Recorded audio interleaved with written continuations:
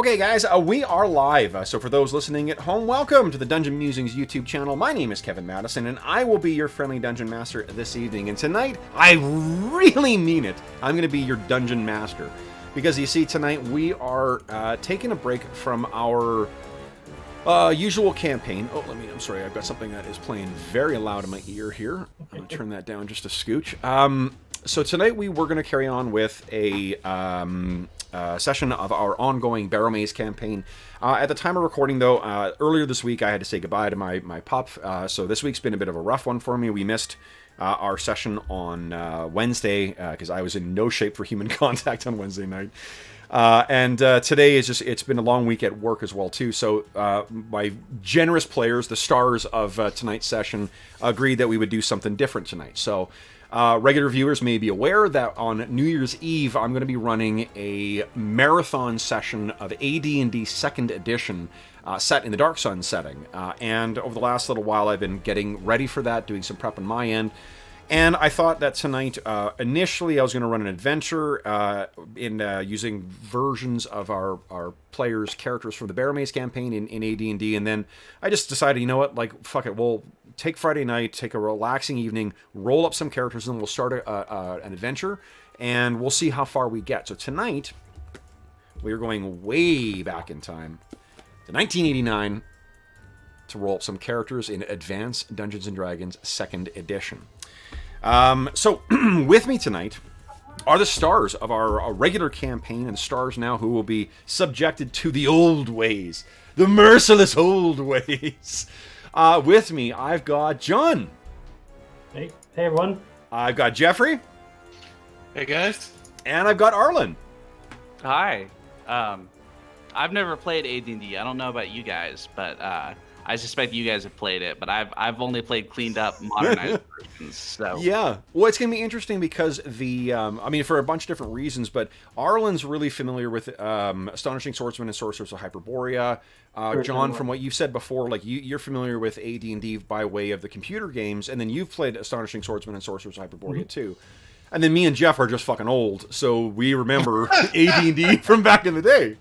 I can tell you that, like, this week, the only bright spot from the week is that I had previously got a copy of the revised edition as print on demand from Drive-Thru RPG, which is great, but this was my copy. This was my player's handbook, and Noble Knight Games had a copy first printing, so this is genuinely the same print run as my original copy of the player's handbook, so I'm very excited for this. Now, there are a bunch of different ways that AD&D differs from modern editions in terms of, like, big picture assumptions about what the game's about. And AD&D 2nd Edition occupies a really interesting, like, spot in history where the game itself was transitioning from one type of play in towards a second type of play that basically is what carried forward, you know, to reckon that to be kind of what the kind of D&D we play now is, where it's very story focused. You know, there's a lot of fairness, although AD&D 2nd certainly didn't have a lot of the fairness concerns in it. But in particular, the idea of AD&D being a following through a preset story, as opposed to playing through modular adventures where there was emergent story, that really can be tracked to around this period. Just before this is when Dragonlance, the first Dragonlance modules came out, and before that, the first Ravenloft module. And those were really the things that started D&D off in this direction. So, however, there are also some really interesting elements in it that you can recognize, especially from later in the life cycle, in the mid-90s, where you can see elements of what became 3rd edition in that game. So, it'll be interesting to see what... I guess the one thing that is particularly interesting about AD&D 2nd Edition is how modular it is. There's so many optional rules that you can choose to incorporate or choose to ignore that you can really dial the game into the specific type of experience that you want. It uses different experience points tables, just like Ash or other older versions of D&D. So depending on your level, it requires different amounts of experience points to get to next levels. And let's just first talk about the characters that we're going to make tonight. So we talked beforehand about kind of what everyone had an idea of what kind of characters what characters they might want to play. John was talking about maybe playing a multi-class character. So multi-classing is a thing in AD&D. However, only demi-humans, only non-humans can actually be multi-class characters. Humans have access to a type of multi-classing called dual classing, but you can't start off as a dual class character. You have to advance into it in the same way that like kind of more modern versions of D&D allow for it.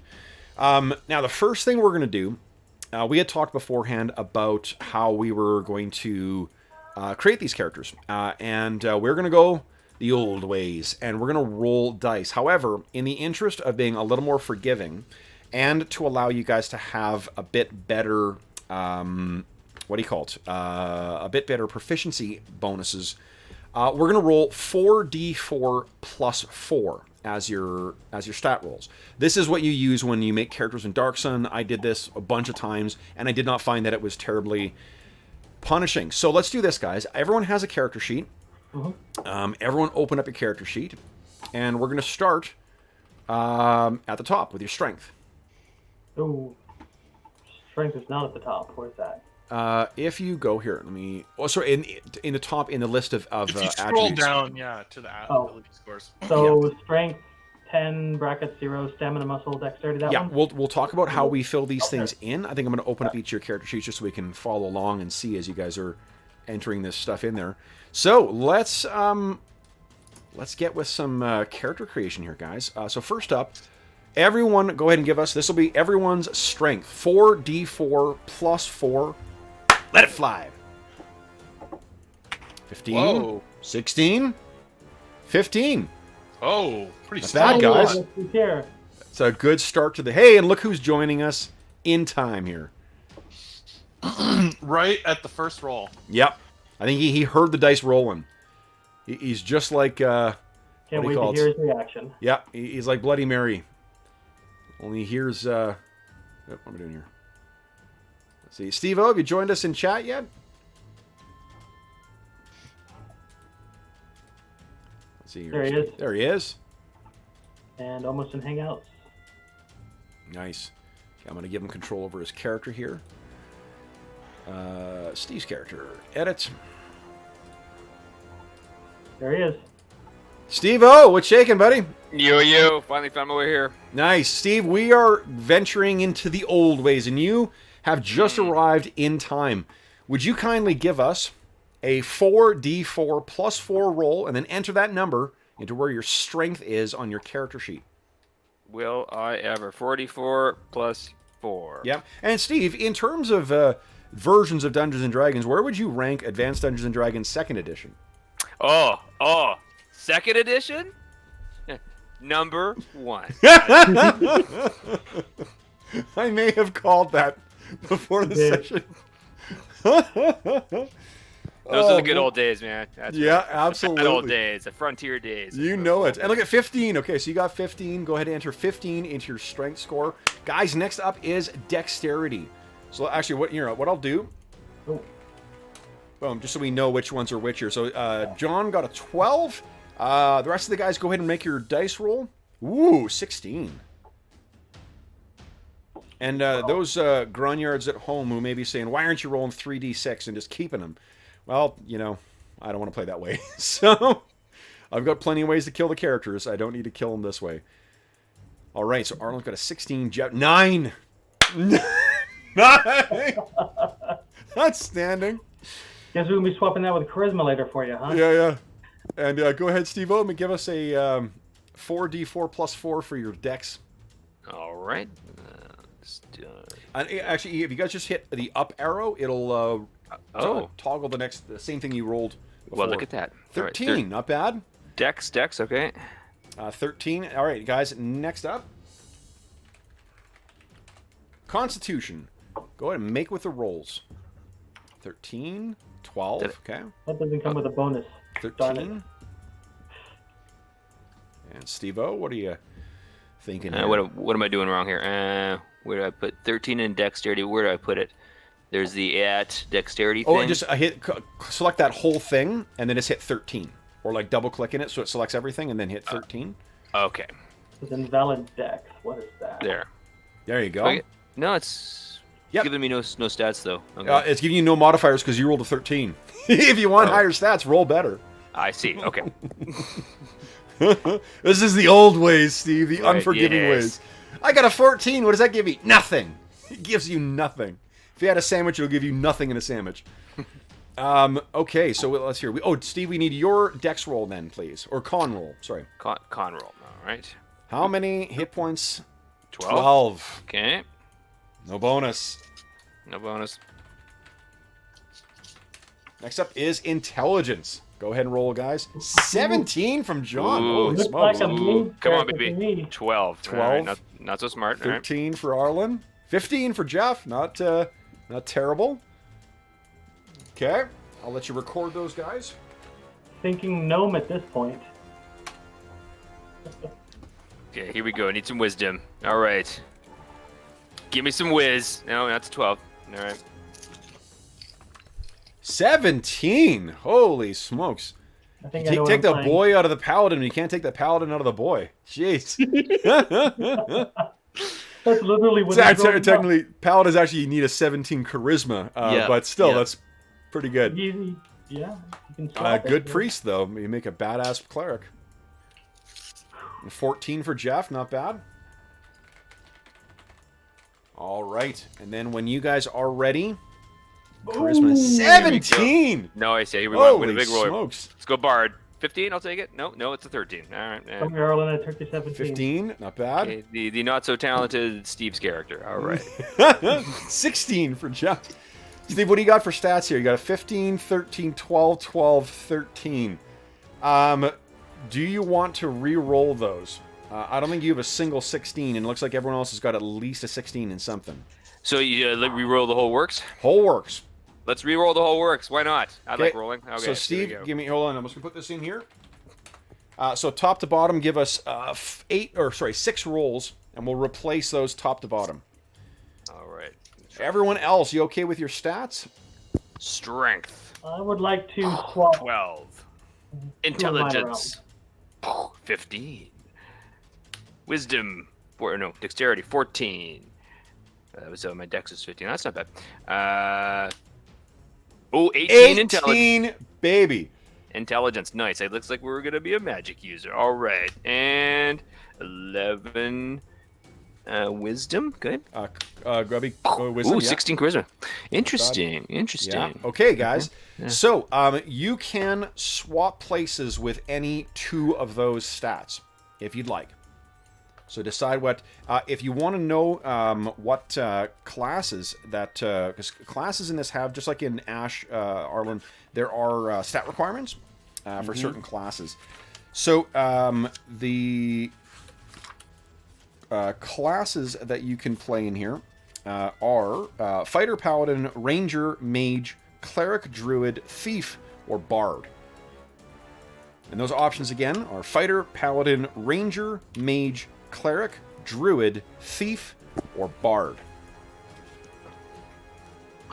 The stat minimums... actually, I don't know what... It's in the player's handbook. I'm trying to see what version, what page it is for you guys. Page... Oh, they're also... That's an interesting... Page bit of 35. eugenics. Racial ability requirements. Yes, because you have to have your stats fit within a certain range. So I guess that's the other consideration, is what race you want to play. If you want to play a human, you can play any class. Other classes, unlike modern editions, you are restricted to certain things. There is no dwarven wizards in AD&D. Boo. There are, because of your long history of playing dwarven wizards there, John. Not in this game. Not in this game for sure. So the races you guys can play are dwarf, elf, gnome, halfling, or half elf. If you really want to play a half-orc as well, to take a dip into AD&D, I do have the complete book of humanoids, so we can do that, but I don't want you to feel obliged. So, what are we thinking, guys? Are we happy with our human, or are we... I decided I'm going to swap my dexterity with my charisma, because I think I want to play like a rogue or something, not a Not a thing? Okay. charisma-based character. Okay. Okay. How about everybody else? Everyone else okay with the way their stats panned out?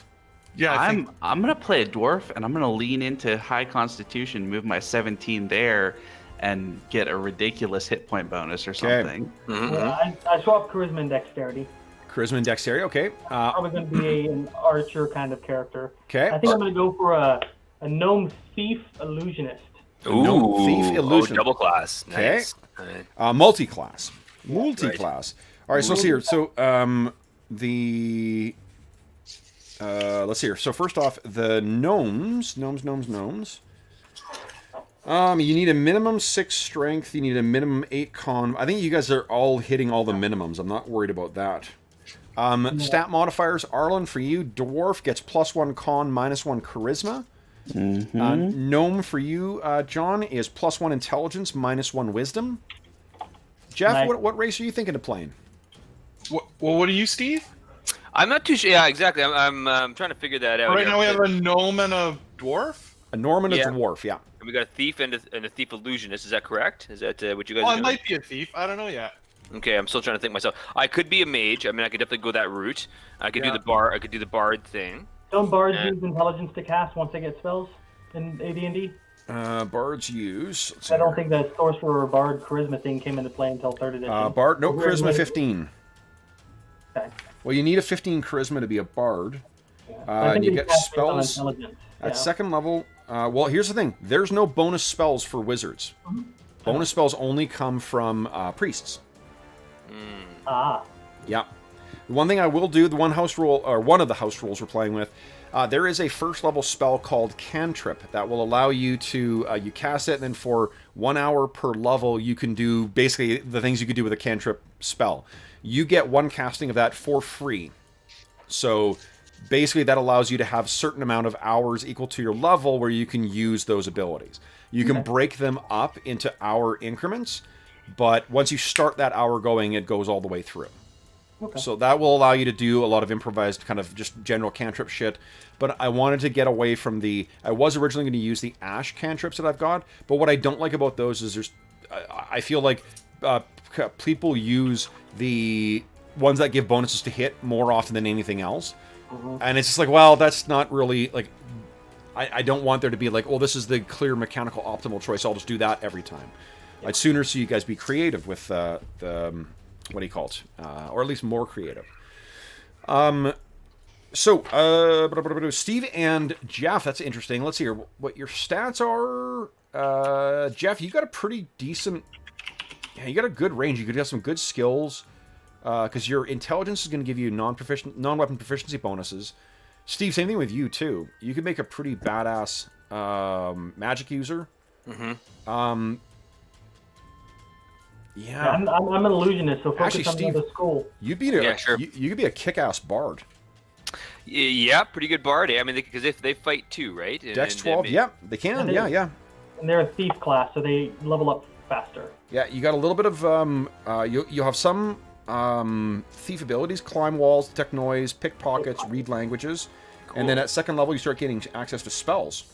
Well, I always like playing bards. Those are pretty fun. Maybe I should switch a couple things here. Maybe I should switch my... So when you say switch, you don't mean switch No, to I mean sword. you can take from one and another one, you can switch places. That's it. That's it. Yeah. So you, the things that are helpful for you, well, first off, to qualify as a bard, you need a Dex 12, Intelligence 13, and Charisma 15, and you have to be human or half-elf. Sorry, intelligence what? Oh, yeah, so 12, and then, okay. Intelligence 13, Charisma. Jeff, what are you thinking here? I'm gonna go with elf. I never play elves. Nice! I'm gonna play an elf. Well, you know this why? time. Because you play with Brent, and Brent always plays elves. I know. So then I never choose elf. So we're not just a bunch of elves. Yeah, cool. So elves get +1 dexterity and -1 con. And elves can also do multi-class as well, too. Cool. So See where that goes. What elves can do... Fighter mage, fighter thief, mage thief, and fighter mage thief. Yeah. So if you never want to see second level, definitely go with one of the triple. Let's hear elves. Fighter mage, fighter thief, fighter mage thief, or mage thief. We got an illusionist thief in the party right now. But we can focus on different skills. So. Yeah, and this is where your proficiencies will also make a differentiation between you guys. I'm thinking about playing a ranged character that'll sneak up and stab somebody in the back when nobody's looking, Yeah. and then using illusion to hide myself or others. Nice. And then if somebody wants to make more of a brute thief, they can do that. Like just up front and fight a thief. I would also strongly encourage you guys to think of non-combat stuff as well too, because remember, like combat is generally something that you want to only undertake after careful preparation in AD&D, because it can be really lethal. Okay, Steve, how you feeling about your stats? Yeah, I said, trying to think here. 18 intelligence is fine. Does it actually affect my spellcasting as a bard?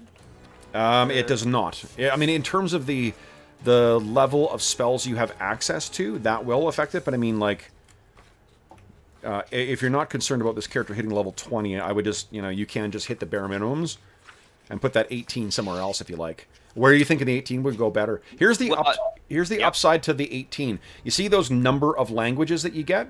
Yeah. Those are extra non-weapon proficiency slots, so you could have a shit ton of skills. That's true. Would I be better off switching my intelligence and my charisma? So my charisma is 18 as a bard.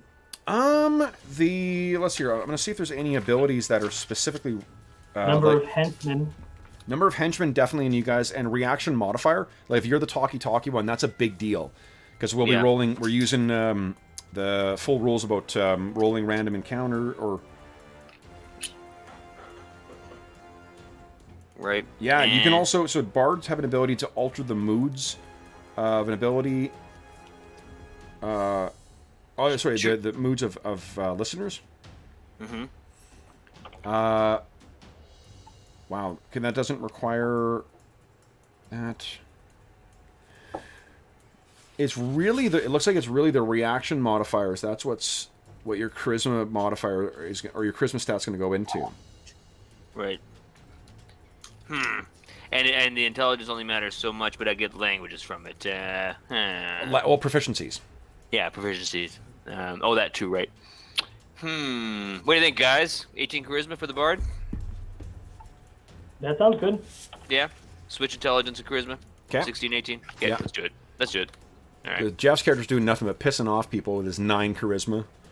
Okay, there we go. Nice reaction adjustments. So you can see what the other elf abilities are on where is it here? Page 28. And Arlen, did you record your Constitution or your modifier? Saving throw bonus. Yeah. I think so. Okay. I went up to saving throws and put +5 for rod, staff, wand, or wand. And then I put poison +5 as notes on the poison one. Perfect. Okay, so Arlen, you are also able to multi-class if you choose to. You could be, I think it's a fighter cleric, a fighter thief, or maybe a cleric thief. I can't remember. Nope, you can be a fighter cleric or you can be a fighter thief, or you can just be a regular, just a fighter. Just a fighter. Excellent.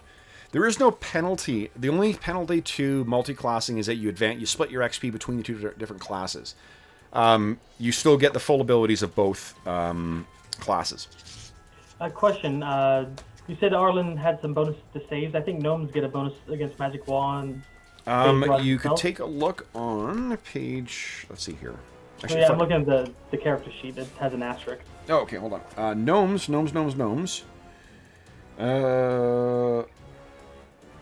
You get to speak another language. Yeah, 7 of those.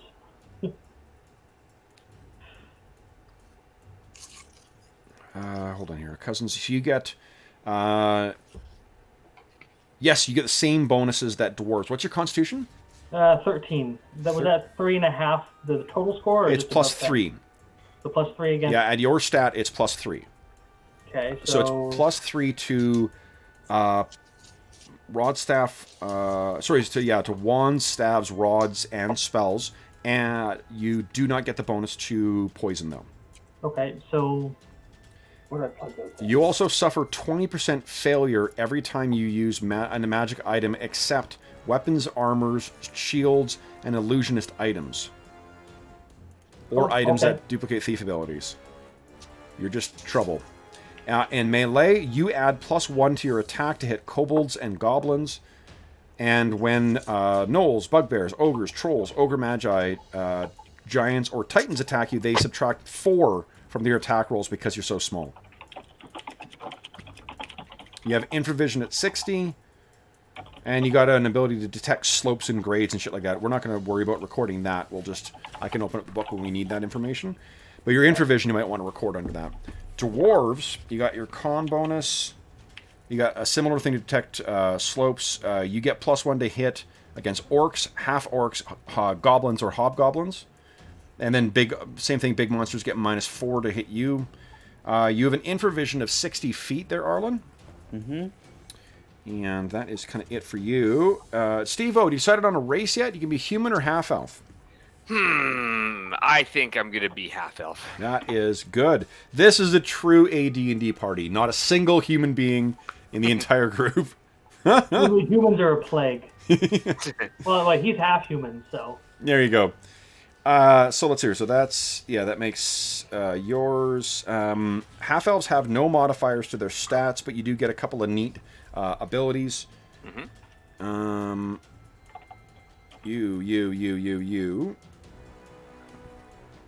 You have 30% resistance to sleep and all charm-related spells, and you have infravision to 60 feet. Mm-hmm. And you got a minor ability to detect secret doors. Got it. All right. And then for the elves, 90% resistance to sleep and charm. Jeff, so that is pretty good.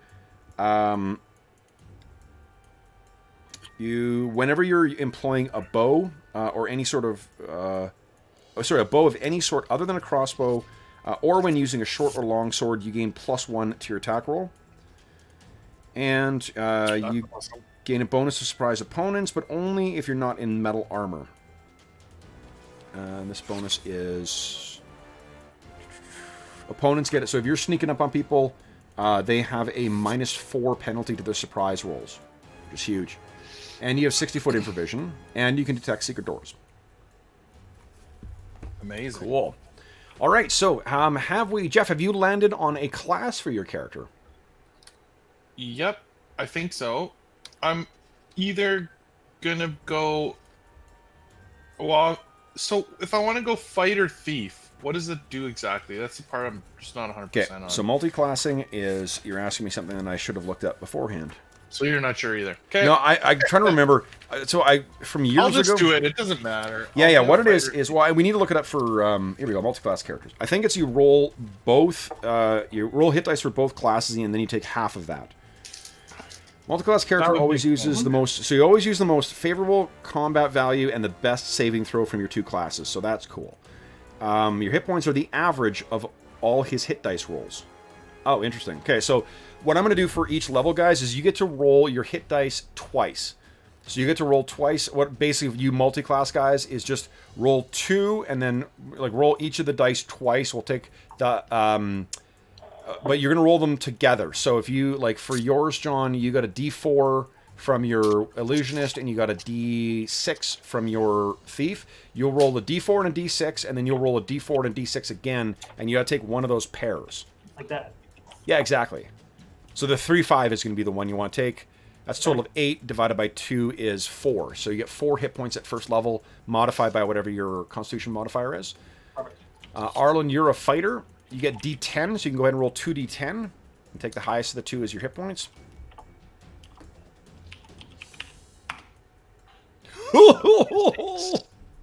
Oh boy, 6 hit points. Okay. Steve-O, you are a bard, which means you can roll 2d6. 2d6. Take the highest. Oh, 2d6 and take the highest. Okay, so roll 2d6, and it's a 5. I'll take a 5. So 5's the highest. You have 5 plus your con modifier. Arlen, you get to add your +1 con modifier to... Oh, no, you got more than that, don't you? +2. +2, yeah. Yeah, dwarves. However, you are... you said you're going to go fighter, right? Yes. Yeah, so here's the thing. Fighters get more bang for their buck with their constitution. Because you're a fighter, now, is there an option to change your con to being a fighter? There is not. So your actual con modifier, 18 as a fighter, is +4. So you can add +2 more to your hit points there. Okay. You'll be 10.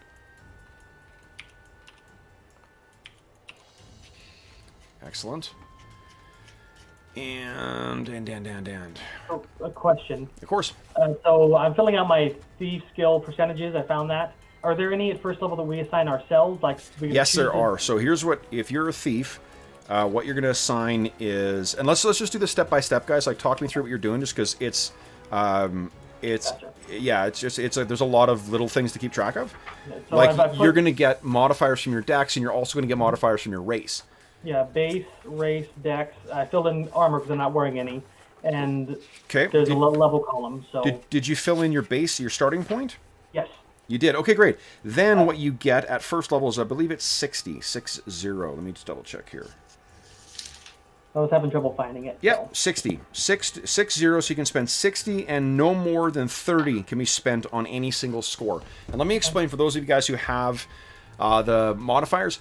The way that I run the thief skills in these old school games, and Arlen already knows this from playing before, is that your thief skill is not just like a normal person hiding. This is the uncanny ability you have from your specific training to vanish, right? Like to not be seen whatsoever.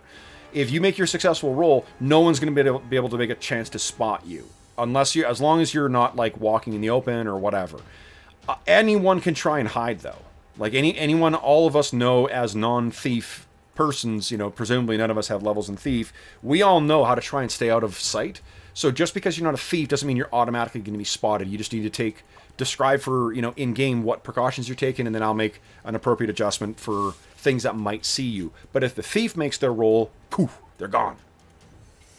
And you vanish. Yeah, exactly. Let's see here. Where are we, guys? Everyone's THAC0 is going to be 20, but you record that with your weapon, so we'll worry about that when you buy your weapons. What else do we need to know here? Steve-O, you're, as a bard, you have, under the, if you scroll down, there are thief abilities there. I'm going to close down some of these character sheets because I don't need them all open right now. I've already inputted those. Oh, you've inputted your bard abilities? Yep, most of the thief ones I have. And So you got 50, okay, and then did you apply your race and dexterity modifiers? No. Okay, if you go to a couple pages beforehand, you'll see there are, for half-elf, you get plus 10% to pickpockets, which I don't think you have. Oh, yes I do. Oh, you do? Yeah. So you get plus 10% to pickpockets, and Nice. plus 5% to hide in shadows, which you don't have. Okay, so that means I can't use it, or I can use it? That means you cannot use it. Okay. Okay, and then what's your dexterity? The 15? Is it 15? Okay, no modifiers. Okay. Okay, and then depending on your armor, there may be modifiers as well, too. Right. And then, John, you got your dex and your racial modifiers in there? Yes. Yeah. I was wondering, the saving throws. I got the +3 for my thing, gnome. How do I fill those in? I'll tell you. Your two classes are rogue and wizard, right? Yes. Okay. So your paralysis one, the better one is 13. So target is 13? Yep. Okay. Rod staff 1, the better one is 14. 14, and since I get that... Oh, save, sorry, hold on. Yeah, that's right. No, the better one is 11, forgive me. Okay. And since I have that +3 for the gnome, I can just turn that into an 8? Yes, you can. Okay. Petrification, polymorph, your better one is a 12. Okay. Breath weapon, your better one is a 15. Okay. And spell, your better one is a 12. 12, okay. Works for me. Okay. Arlen, you're going to be a fighter? Mm-hmm. Do you want your saving throws? Yes, that would Yeah. be great. Paralysis is 14. Rod staff wand is 16. Petrification polymorph is 15. And then both breath weapon and spell are 17.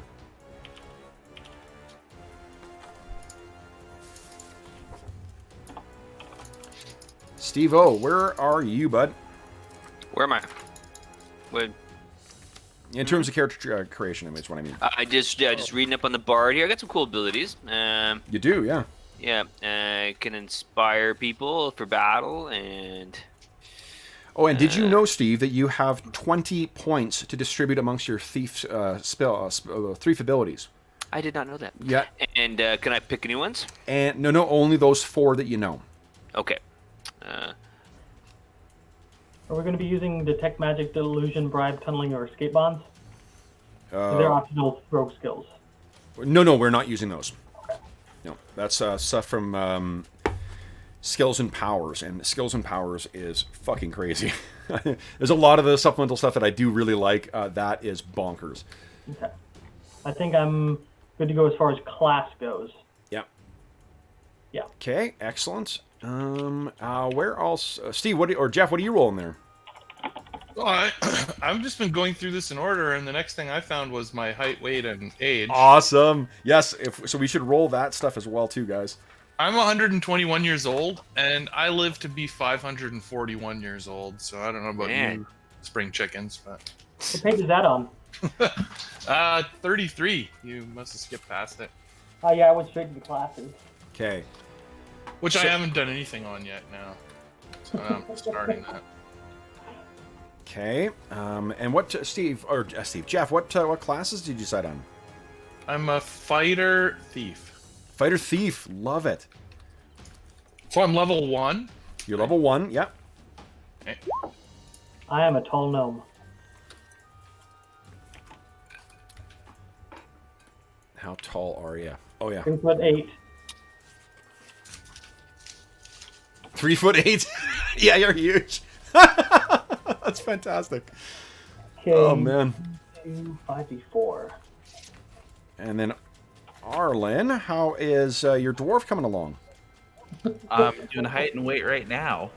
So here's one thing I am going to say, though. So I love the non-weapon proficiency rules. I am not a fan of the weapon proficiency rules. So what instead I'm going to say is that you have... I'm going to say that you guys are proficient with all the weapons that your class gives you. And then what you can choose to do, Arlen, only you can do this for specialization. You can spend up to 2 of your non-weapon proficiencies to specialize in weapons. What is your intelligence language modifier bonus? I get... Oh, it changed because I... No, it didn't change. Number 3 languages. 3, okay. That means you have a total of 6 non-weapon proficiency slots. And then you'll find in the proficiency section, you can choose from the warrior or the general pages for proficiencies. Those are on page 76 when you guys are ready. And then for the bard, gets to pick from pretty much any proficiency thing. So that's another advantage having a high dex. You get a shit ton of different proficiencies. John, you get to pick from either the illusionist or... Oh, how do proficiencies work with multi-class? I wonder. Probably an average and go from both. So my gnome is 88 pounds. He's a bit of a rotund gnome. He's a chubby gnome. He's had a soft life, that gnome. That's hilarious. Gotta find me a fat illusionist picture now. Okay, let's see here. Alright, proficiencies. Okay, so if the optional proficiency system is used, the character starts with the largest number of proficiency slots of the different classes. Thereafter, he gains new proficiency slots at the fastest of the given rates. Okay. And you get the most generous of the character's different classes. So that'd be illusionist for intelligence? Would that be what I use? It is, yes. Yeah. So would that be like a number of 11? I have 18 in intelligence. So. 18 intelligence, so that... what's the bonus languages? 7.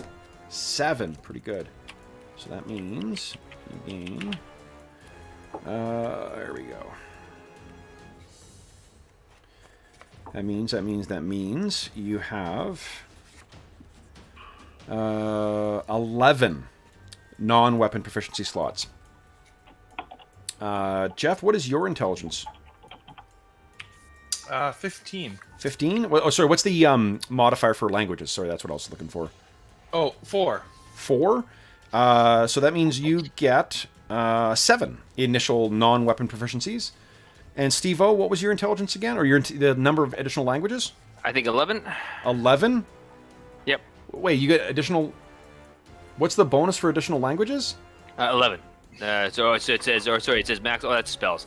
Number of languages 5. 5. That sounds more. Yeah, like I'm like, do you have a 25? What's going on? 11. Okay, so 5. That means you have 8 non-weapon proficiencies. All right, I like it. Okay.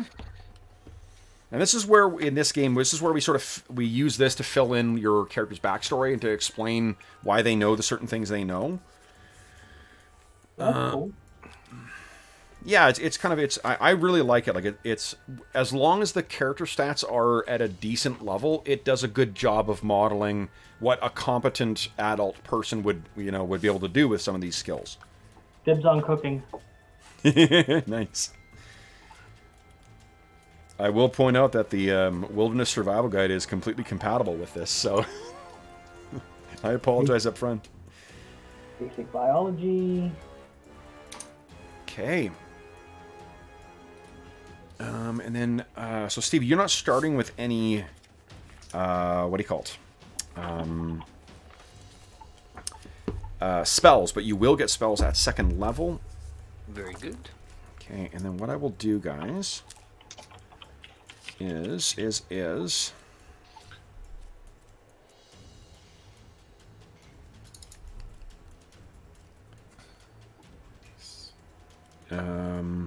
is it here? I'm trying to find the experience. I think what I'll do is I'm going to give you double XP for the 1st level, and then as soon as you hit 2nd level in any of your classes, then you get experience points normally.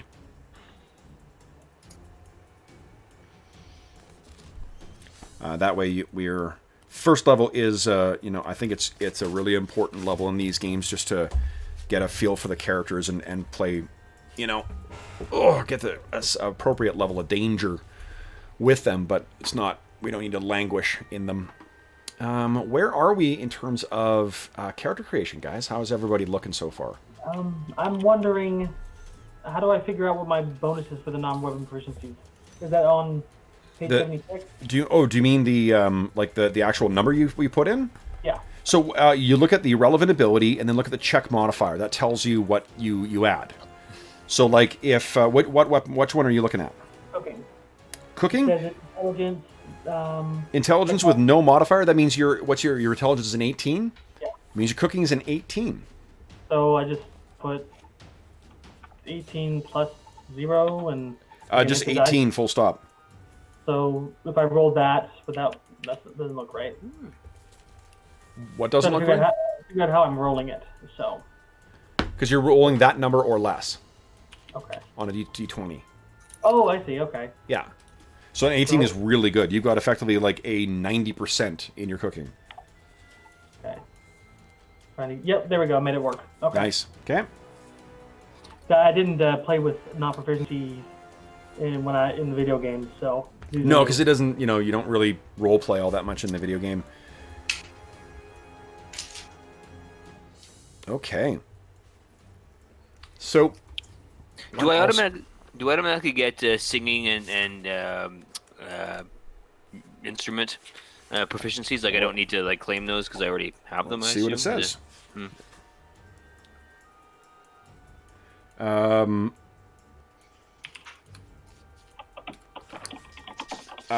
Bards are proficient singers, chanters, or vocalists, and can play a musical instrument of your choice. Okay.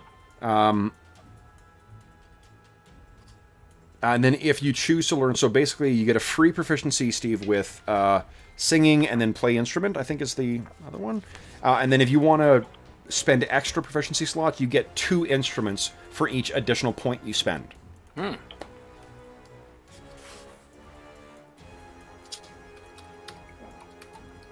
Very good. All right.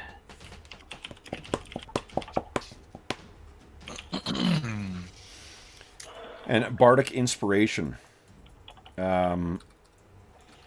If the exact nature of an impending threat is known, you can heroically inspire your comrades, granting +1 bonus to attack rolls, or +1 to saving throws, or +2 to morale for your hirelings. Pretty sweet. At will. I like it. Oh, you must spend at least 3 rounds singing or reciting before the battle begins. Okay. So it's not really... And they got to stay within 10 feet per experience level. Gotta sing one Hall & Oates song, and then they're good to go. Yeah, exactly.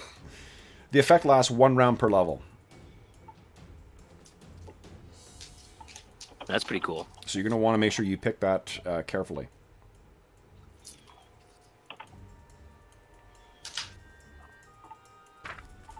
There's a lot of these. All right. How are we with getting... Let me take a look at your character sheets here, guys. I can stop asking. Arlen, how is our resident dwarf coming together? I think it's pretty good. So I've got, going from the top down, I've got saves, I've got age and height and weight and stuff. Holy shit. So here's one thing. Well, actually, no, you can keep it that way. So go ahead. You got age, weight, and stuff done. You got... Obviously, ability scores. I've got some notes about the special things for being a dwarf. And then I've got 2 slots for weapon proficiencies that I haven't picked. And my proficiencies are gaming, so I'm going to steal all your money at dice. Yeah. And then running, because dwarves are natural sprinters, and blacksmithing. Nice. Dwarves are natural splinters. It's fantastic. What I'm also going to do is you're going to start with, because you guys are relatively new into the world, you guys will start with your base number of languages, but the bonus languages that you get, that's something you can pick up in the course of play. So that'll give you, that will reflect your, like, oh, I just need to talk to so-and-so, and if you spend some time in-game meeting with some people and whatever, you'll be able to pick up that weapon, or that language as well, too. It's an optional thing in the player's handbook, but I love it. It's brilliant. It's a brilliant way to allow you to just do that hand wave. You're like, okay, you understand whatever now. John, your character is going to be the one that likely will benefit most from that. So, okay. Arlen, if you've already got all your class stuff down too, we can roll your gold. You know, and start picking your starting equipment. Yeah, 5d4 times 10. Yeah. Languages. So I've got 7 languages and a bonus for being a gnome. Okay.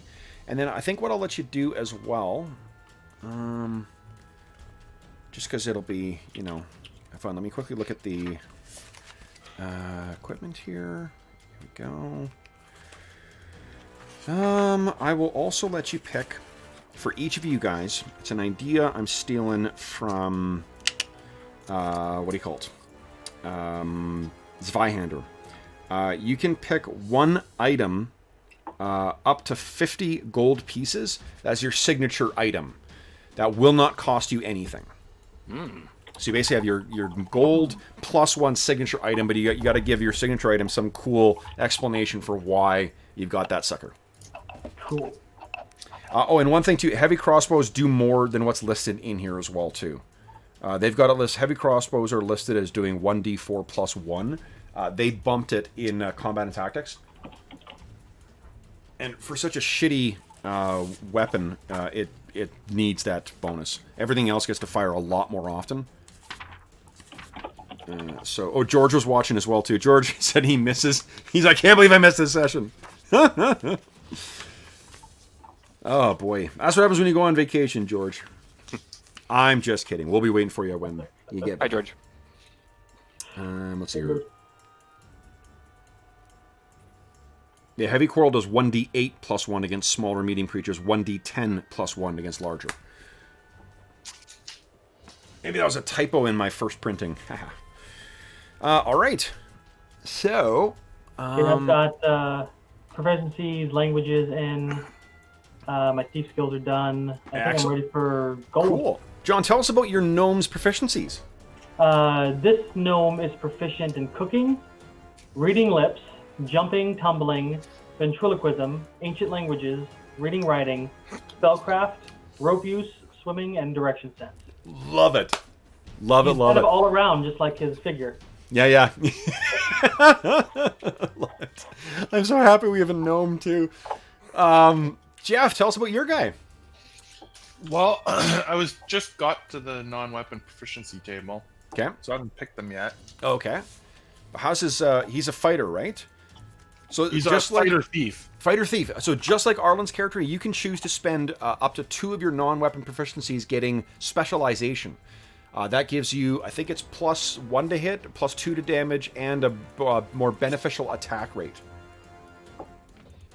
On a specific weapon, kind of thing? You're otherwise trained in all weapons. You just pick a specific weapon, and that's the one that, or 2 weapons. For each, each of the 2, if you spend both of your non-weapon proficiencies specializing, then you'll have 2, but you don't have to. You can just choose 1 if you want right now.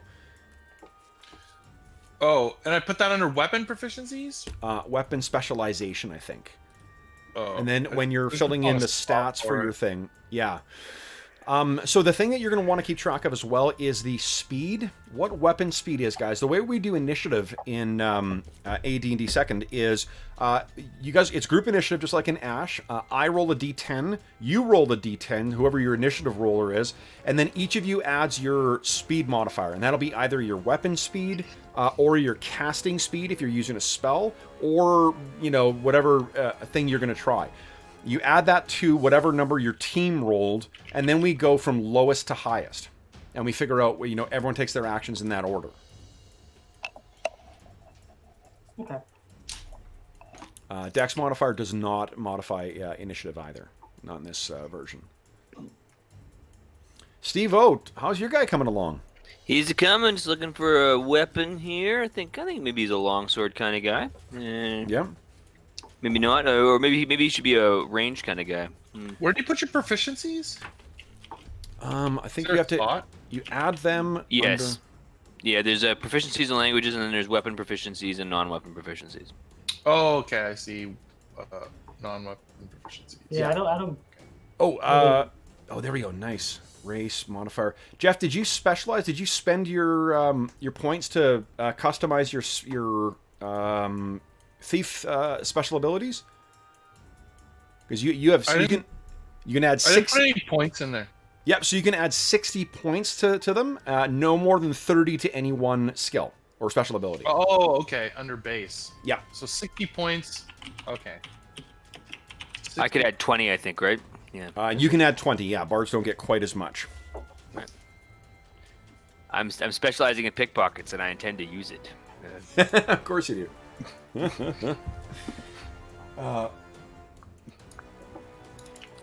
Okay. Where's my? So, oh my goodness. Alrighty, I have a picture. Well, picture. Okay. Oh, Jacobear, it's funny you mentioned Night Below, because guess what we're starting tonight? I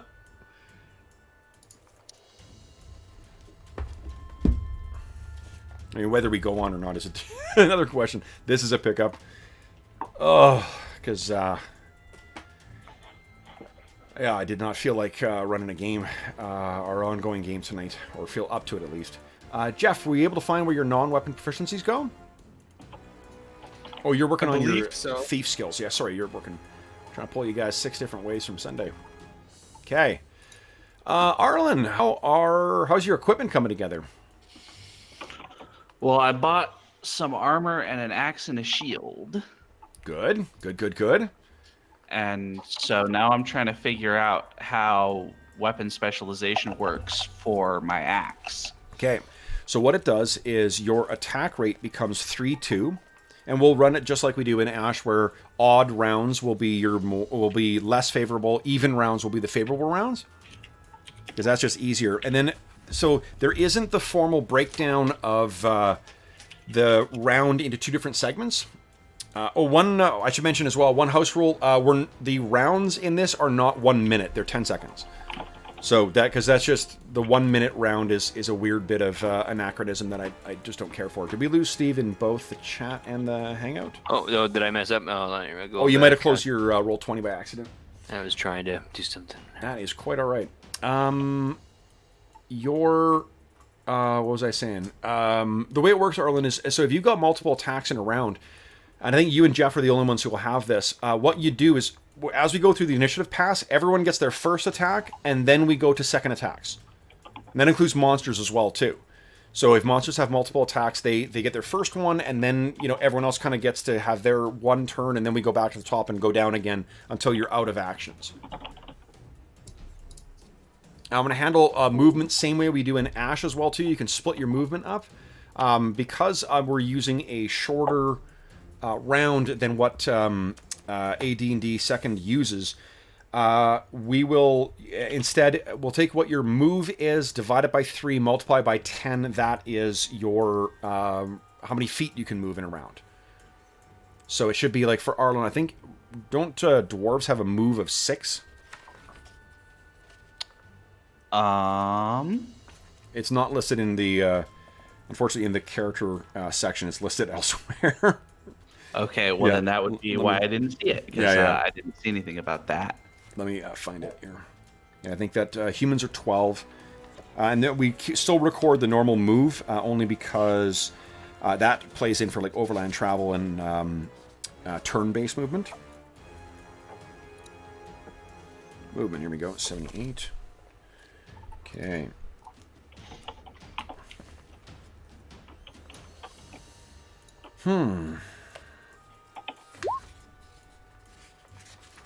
That's encumbrance.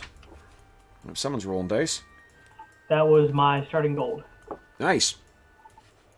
Might as well. Not huge. All right. Remember, you get that one signature item too, though, up to 50 gold. What should it be? What should it be? Yep. Base move for a dwarf is 6. Base move for a gnome is 6. Everyone else is a 12. Oh. Yeah, you are tiny. You have a very small stride. However, so what that'll mean is basically you guys, and then that gets further modified depending on your encumbrance. So I can move 20 feet is what your rule was. That's right. Divide by 3 times 10. Yeah. Just make sure you record your move. Did you say my base speed? What's that, Jeff? Did you say my base speed? 12. 12. So what that'll mean is you are 40 feet per turn. Or per round. Can they start with a riding dog? Can you afford it? Well, I have the 50 gold and then the 90 gold. Is a riding dog 50? I don't know. Like, these all seem like questions you can answer before asking. So. A dog, something. Yeah, I can afford it.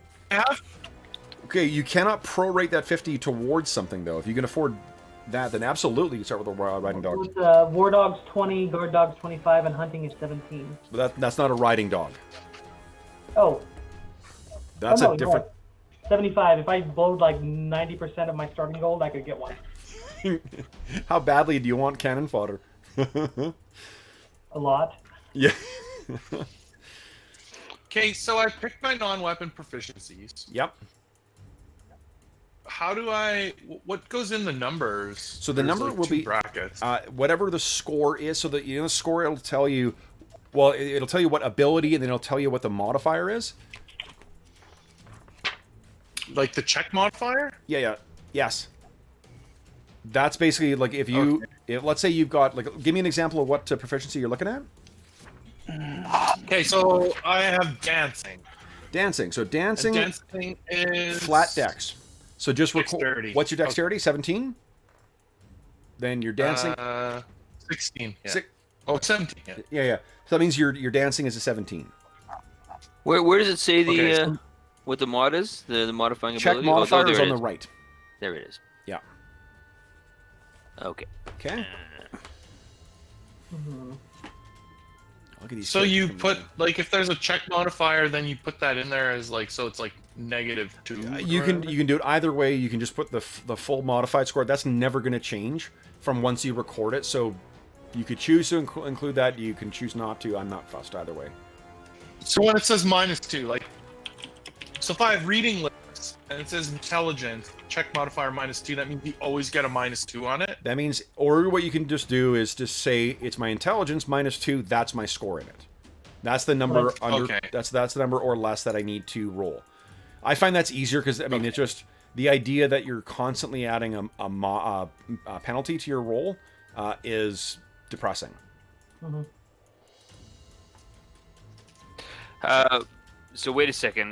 When we do the non-weapon proficiency, so I've got disguise. I use the rogue class modifier list, and then if it's charisma, so the modifier, it's not a class mod. You're throwing a whole bunch of words in there that do not necessarily relate to each other. The rogue is the list of proficiencies, non-weapon proficiencies that the rogue can learn. So that's the only reason that's in there. And because you're a bard, you get to learn from the rogue, the wizard, the priest, or the warrior. And I basically don't get check modifiers. No, you always get check modifiers. Why would... No, you still get check modifiers. Just means that you can select from a wider variety of proficiencies. Can I also select which modifier then? No, you cannot. Why on earth would you be allowed to do that? Well, what if there's two? Like, what if there's one from wizard? If it's a different modifier, then yeah, you can pick the more favorable one. Sorry, Steve, I didn't realize they were different. Yeah. If there are, I don't know. I haven't searched them all, but there's not. I don't think. Now that I'm looking at the numbers, no, I don't think there actually is. Okay. So, you tried to outsmart yourself there, and it did not succeed. No, they seem to be the same across the different things. But it is a valid question, though. All right. Now, with etiquette, for example, my relevant ability is charisma, but do I add any modifiers because of my charisma? No. Let's just go through this one more time. The relevant ability, that is what your score is. So whatever your score in that relevant ability is, that's your starting point. Then apply the check modifier. That tells you what your final score is. Okay. Yeah. And people say this game is too confusing. Come on. You're like me. You've played it since you're a kid, but it's just some of these. It's been a while. Yeah, and I mean, some of these are kind of obtuse concepts, but once it all comes together, I think it's good. Okay. Riligo, is that your character there, Arlen? Riligo, that is me. That's you. Oh, look at you, guys! Check it out. Nice. That's so awesome. All Want to right. share mine? Oh, let's see. Did you get? Yes, I did. Here we go. Here is John's character. Oh, fantastic. Oh, the tubby gnome. That's great. Okay. Steve, I'll enter your save modifiers if you want. Your save numbers here. Okay.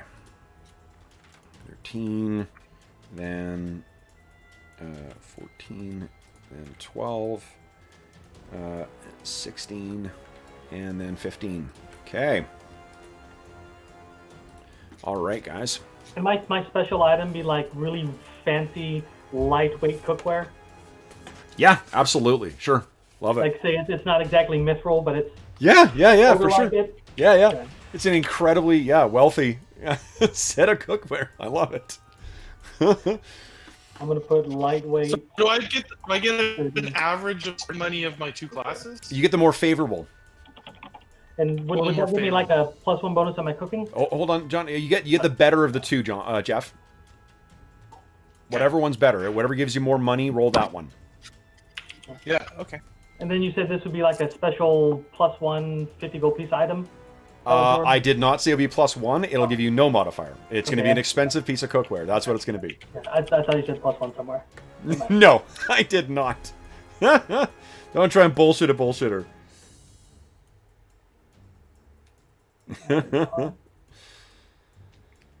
Oh, man. I bought some armor, but I'm probably not going to wear it unless I know we're going into battle, and I don't have any spells left. Okay. So. Oh yeah, I need to buy a weapon. Where's the weapons at? Okay. Holy crap! Hand crossbows, 300 gold pieces. Oh. Arlen, did you get any other equipment for your dude?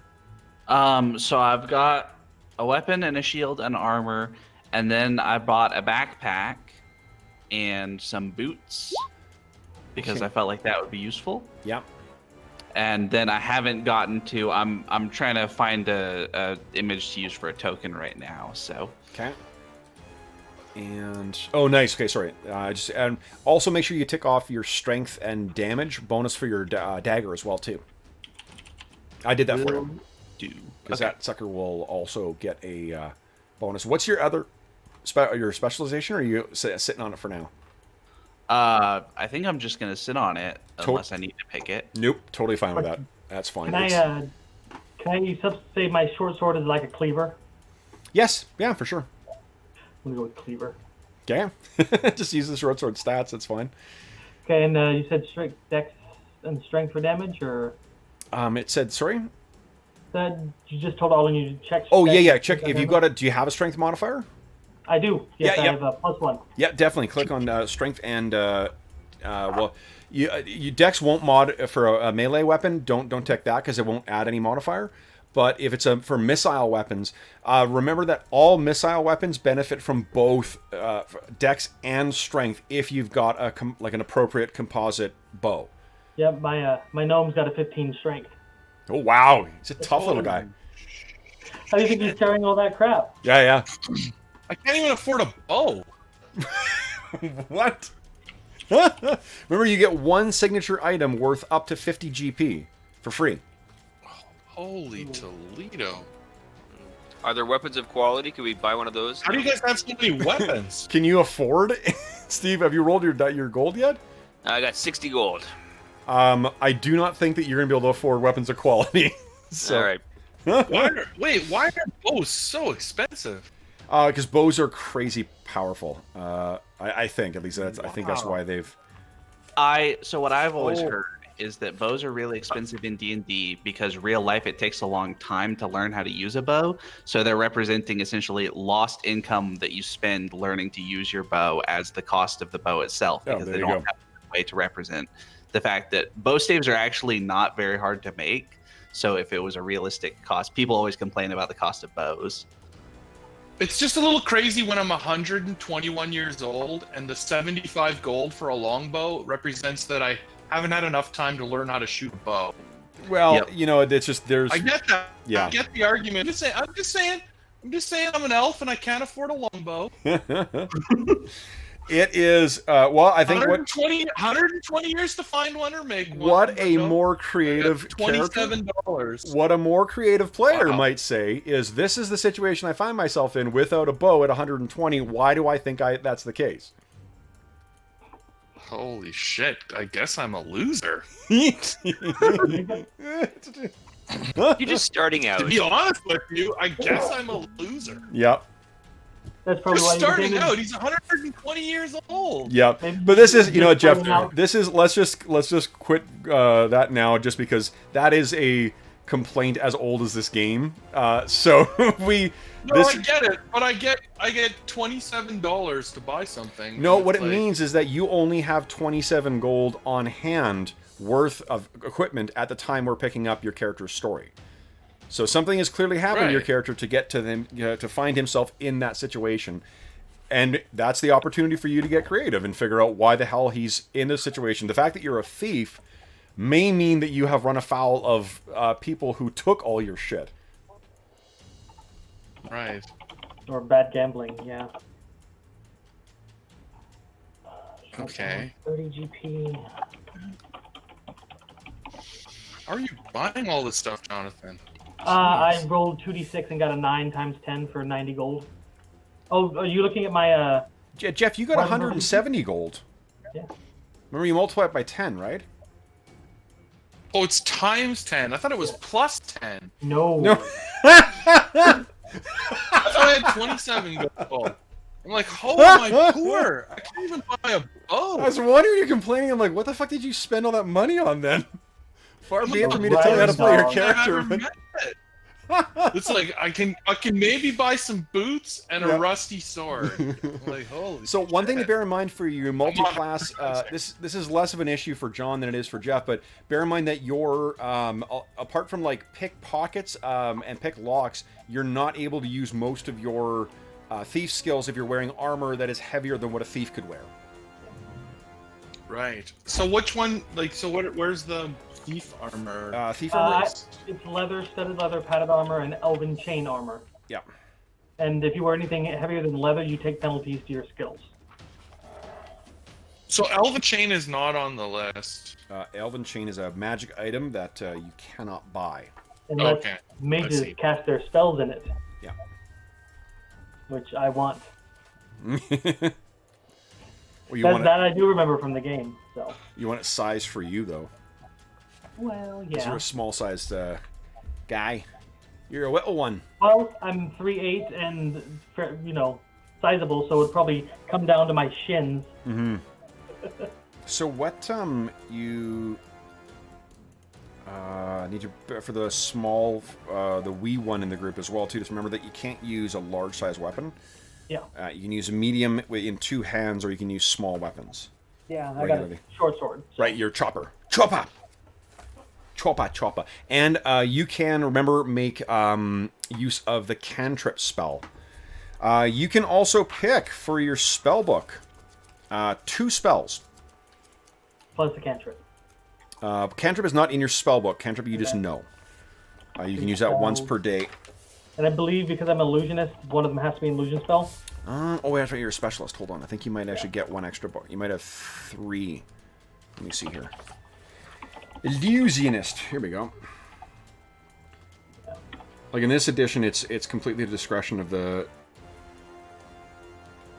Yes, okay. So you can memorize an extra illusionist spell at each spell level.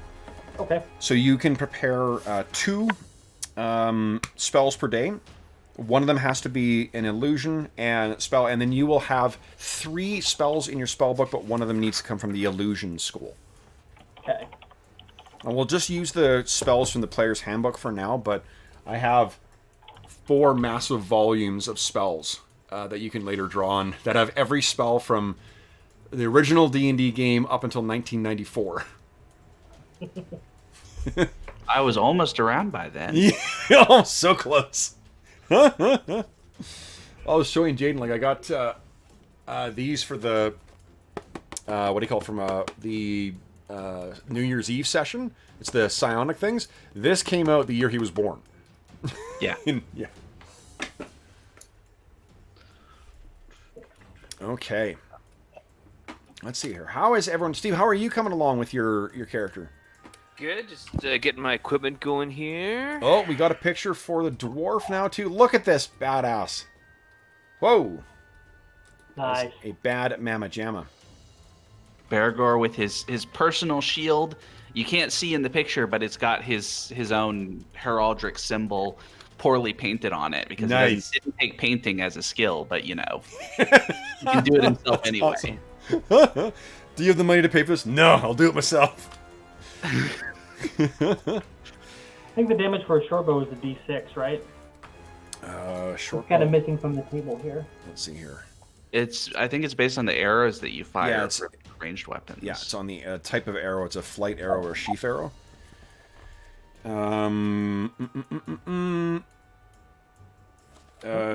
Short bow. Yeah. The flight arrows do 1d6. The sheath arrows do 1d8. The difference. Difference is one is called flight and one is called sheath. No, I don't know. Let's see. Probably the distance you can fire them. Yeah, I don't know if I'm just gonna take a look here. Oh, that's your stats. Man, I really want to get a water clock, but they're 1,000 GP. Can we save for that? You can hold on to your money. Guys, you're making me so happy already. That's just exactly why I love these older games. This will do nothing in the game, but I want it. Okay, sheath arrow is an ancient English military arrow having a long and heavy steel full fletching and an arrowhead with or without barbs. So it's just a heavier arrow. Yeah, so sheath flight arrows have longer range and are normally used in hunting. Sheath arrows have stronger metal head, but with reduced range. Okay. So, I suppose my character is a hunter, so he's not going to have the heavier ones. yeah, so it's probably the flight arrows, which are 1d6. And you get to add your strength modifier. Well, you don't have a composite bow, though, do you? No, that's a little bit too far up my price range. Yeah, no problem. For now. Oh, well, I've got 28 left, but 28 and 30 don't make 75. No. And, yeah, there's cost of living, too. Oh, yeah. I'm going to save the rest of my 28 gold. Well, no, I should buy clothes and stuff first, right? Yep. Oh, it's the set of clothing. Do not worry about spending for that. You have clothing. Your traveling gear, though, I would like to see you spend money for that. And I think the character sheet takes care of encumbrance for you as well, too. So excellent. All right, so let's see here. Arlen, Bergour, is he good to go then now? I'm trying to figure out from the list of Buying a hunting special dog. miscellaneous equipment what might be useful for us. Awesome. Nope, then I will not interrupt that. And feel free to talk with the group. So if you guys don't want to double up on gear or stuff like that, Okay. I'm fine with that. You know, and I'll get a handout ready here for us. Where Ration. is that Where are- dragon? Just kidding. Don't you put that evil on us. I do love dragons in AD&D. They are badass. And wyverns. I love wyverns full stop. The wyverns are probably my favorite monster. Yeah, even a little more than owlbears. That owlbear was terrifying. Yeah, actually, an owlbear that Sir Yvain almost had his guts gnawed out by an owlbear. You ate my horse. Oh, that's right. I forgot about that. Pony, yes. Okay, let's get some firewood. Oh, for Pete's sake.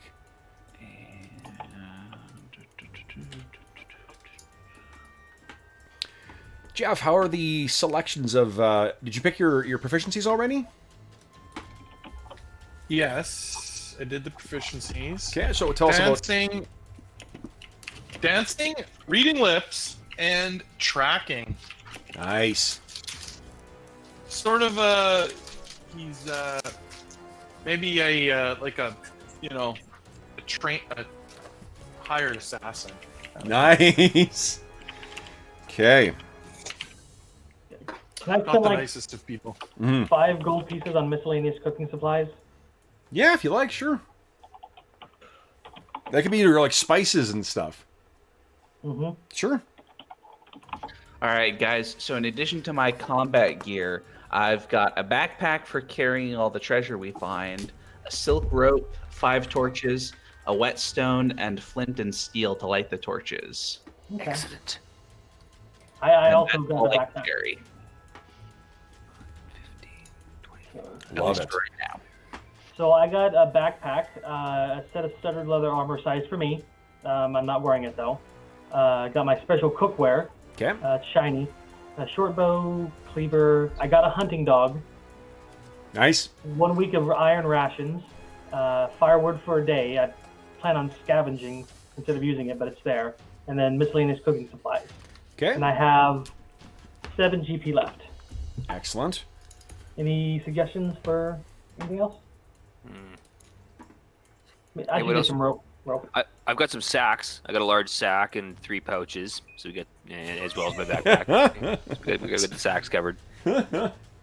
Yeah, and to talk about old editions of D&D, I was playing BX with Hobbs earlier this week, and they have like specifically, here's how many coins you can carry in each tier of different thing.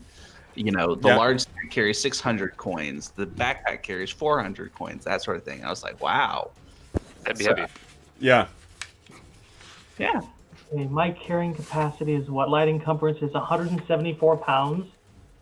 Wow. I only weigh 88. I can carry them over twice my weight before I get lightly encumbered. You're a tough little guy. Noise. So that picture is not inaccurate. Now, hold on. Encumbrance. Let's see here. If I bought a bucket, could I wear it as a helmet? You could absolutely wear it as a helmet. It a is couple not holes wearing a helmet, but you can definitely wear it. 20. Okay, let's see. Carrying 53.7 pounds. Oh, yep, that's right. Where's my sword? Mm-hmm. I really like this character already. And that's so good. How's everyone else feeling about their characters? Mine's interesting. He's got potential. He's the social dude. Yeah. And I'm gonna make my sword weigh a little bit more because I'm thinking it's a cleaver. So. Okay. Oh, here you go, Arlen. It's in the. I knew it was gonna be in here somewhere. There's your list of what you can fit in each type of package. Nice. So, small sack holds 15 pounds, large sack holds 30 pounds, and the volume is listed as well too. If you need. I doubt we're gonna dive into that level of detail, but the height or the weight definitely, because that's just fun. The Sophie's choice of 10,000 copper pieces is far too tempting. All right, John, you need to get your guy a name. Yes, I do. What is a good gnome name? You want me to grab Xanthar's Guide and do a random one, or you want to pick one? Let's see. I'm thinking here. How about we call him Dorwin? Not Dorwin. No. It's too close to Darwin. Too close to Dwarven.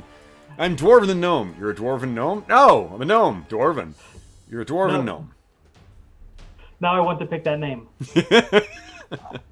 I'm picking that name. If you, it would not be one of my campaigns without someone having a character's name that I'm inevitably going to fuck up. So, at least you guys don't have rhyming names. Let's see here. I am Dorman Kettleborn. Dwarven Kettleborn. Love it. Dorman. Okay, yeah, that makes sense. Rilgo, Bergour. Awesome. Awesome. Let's see here. Okay, actually, I can set some stuff up here, too, while we're waiting. Kev, quit fucking around. You got time to kill here. Does anyone have any questions about their character while they're putting everything together? Steve-O, did you get all your proficiencies? I believe I did, yes. Because I have universal weapon proficiencies as well, so... You do. You just don't have weapon specialization is all. Right. Yeah. You have 20 THAC0 to start with, right? Yes, you do. Yeah, everyone does. Okay, and then... What is my AC base? Your AC boy is a 10, minus your dexterity reaction modifier if you got any. Yep. Okay, so 8. Or defensive adjustment, not reaction modifier, defensive adjustment, sorry. 7 then. Okay. It is like decimals for weight, hey? It doesn't like or does? It doesn't like decimals for weight, let's round up. Do not know. Yeah. Works fine for me. What do you... Well, so John, what are you doing that Steve's not doing? It just turns red. The box turns red when I use a decimal. Oh, well, I just typed mine in. So. Okay. Let's see, Steve, where are you? So I'll go like that, and then I'll go like this. Where are you? If we select a valid variable, it says now, yeah, it doesn't like that. So I'm just going to round them off. Under which one here? Gear. It's not red for me. You had 1.5? I had 1.5 for my small pouches and 1.5 for my instrument, but then I just changed. So see, it turns red there. And does it look red on yours? Nope. No. Nope. Okay. No, it's fine, and it's calculating it properly too. Yeah, now I get a note that says, please select a valid value. The 2 nearest valid values are 1 and 2. Doesn't like it. It's showing up nonetheless. Try closing your character sheet, opening up again. Okay. It is showing up, but it's giving me that note though. Ignore that. Okay. Yeah. I will ignore it. I didn't see spellbooks listed anywhere for weight. I know I have one though. For which? A spellbook? How heavy your spellbook is? Oh, I do not know. Is it in? Let's see here. Under equipment. Didn't see it. Transport, miscellaneous, household. Let's see. Is it a sheep? Are you looking for a sheep? No? No spellbook. I found a sheep. Okay. Let me do a quick search with my Also Okay, provisions. so It's catchy. but it doesn't tell me a weight anymore. Let me take a look in Okay. the complete wizard. It might have it in there. So they have like subsections in a bunch of different things. Go. Then I need to pick spells. All right, complete wizard says that. Let's see here. Schools of Magic wizard kits. Casting under new spells. Advanced procedures. Casting spells underwater. Wizard role playing. I cannot find it in here. Oh, cantrip is a first level spell. Yep, and that's the one I'm saying that you can use for free Okay. once per day. So that's automatically in my spellbook then. Yes, Like yep. a racial. Well, you can put it in your spellbook as well too, and not count it as a. So if you choose to prepare it a second time, you're free to do that. I just want to have you have at least one opportunity to use that kind of magical stuff. I think Grease would be excellent spell choice for this character, considering he's a cook. Cool. Color spray and illusion? Yes. We'll pick that one. Okay, so you're a cook. What is Bergour? What is Bergour kind of up to at the start of our campaign? I'm assuming you guys will all know each other, so we can talk about how you guys came to know each other and how you've come together. What are you guys thinking? I'm thinking that I'm trying to start a tavern or something, and I'm working as a cook in the tavern that we all frequent, and they keep coming back as my food. Okay. What are you guys thinking? I think I'm probably like apprenticing with the town blacksmith, or kind of one of those like the guy who's kind of second in command, but he knows that when the main guy dies, it's going to his son, not to him. So he's kind of jaded about the potential for advancement. Yeah. He's also a pretty capable fighter, as far like in comparison He's to the also pretty average. capable. He can handle himself into dust up. you know? Yeah. Okay. Jeff, what about where are you in your character creation right now? I was just gonna pick a name, Okay. and then I need to do. Oh, your weapons. On a lot of stuff, I need weapons, and I need armor and saves. I think where Arlen, I saw you had them. Where did you put your weapon specialization? I just put them under weapon proficiencies. Oh, perfect. Okay.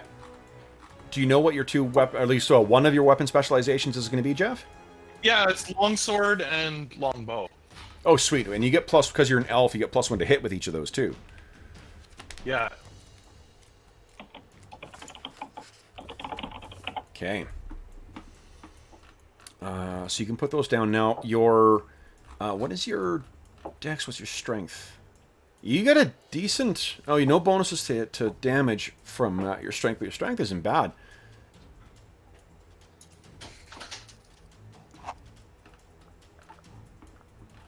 Okay.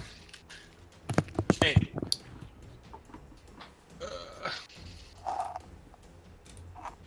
Okay. Well, I'll stop screwing around with that and finish what I was starting here.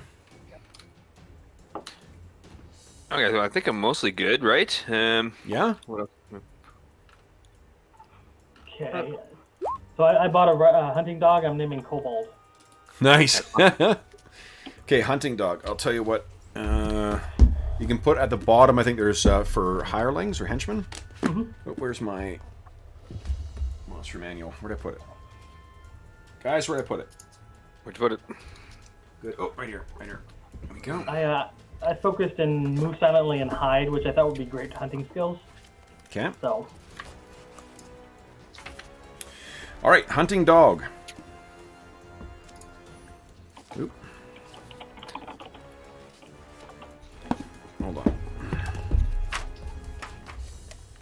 So how do you enter weapons into this sucker? It it's is under your stats. just under your stats, yeah.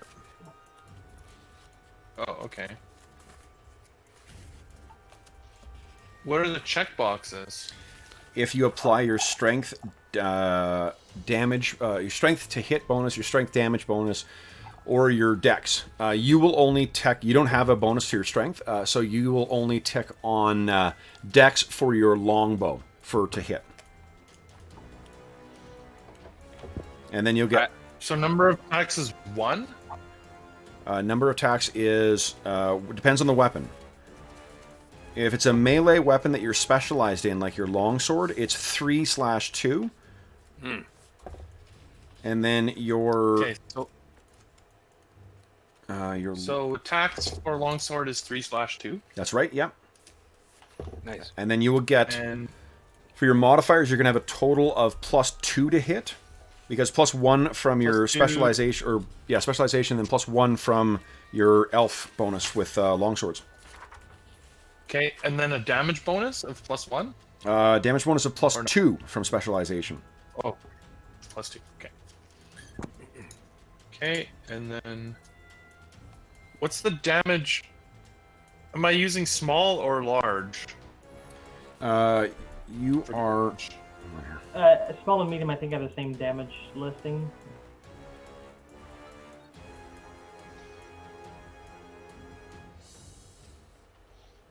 Like, does that mean I'm using a small or a large longsword? No, that's the target. Small or medium is against a small or medium target. A large target is a large size or larger creature.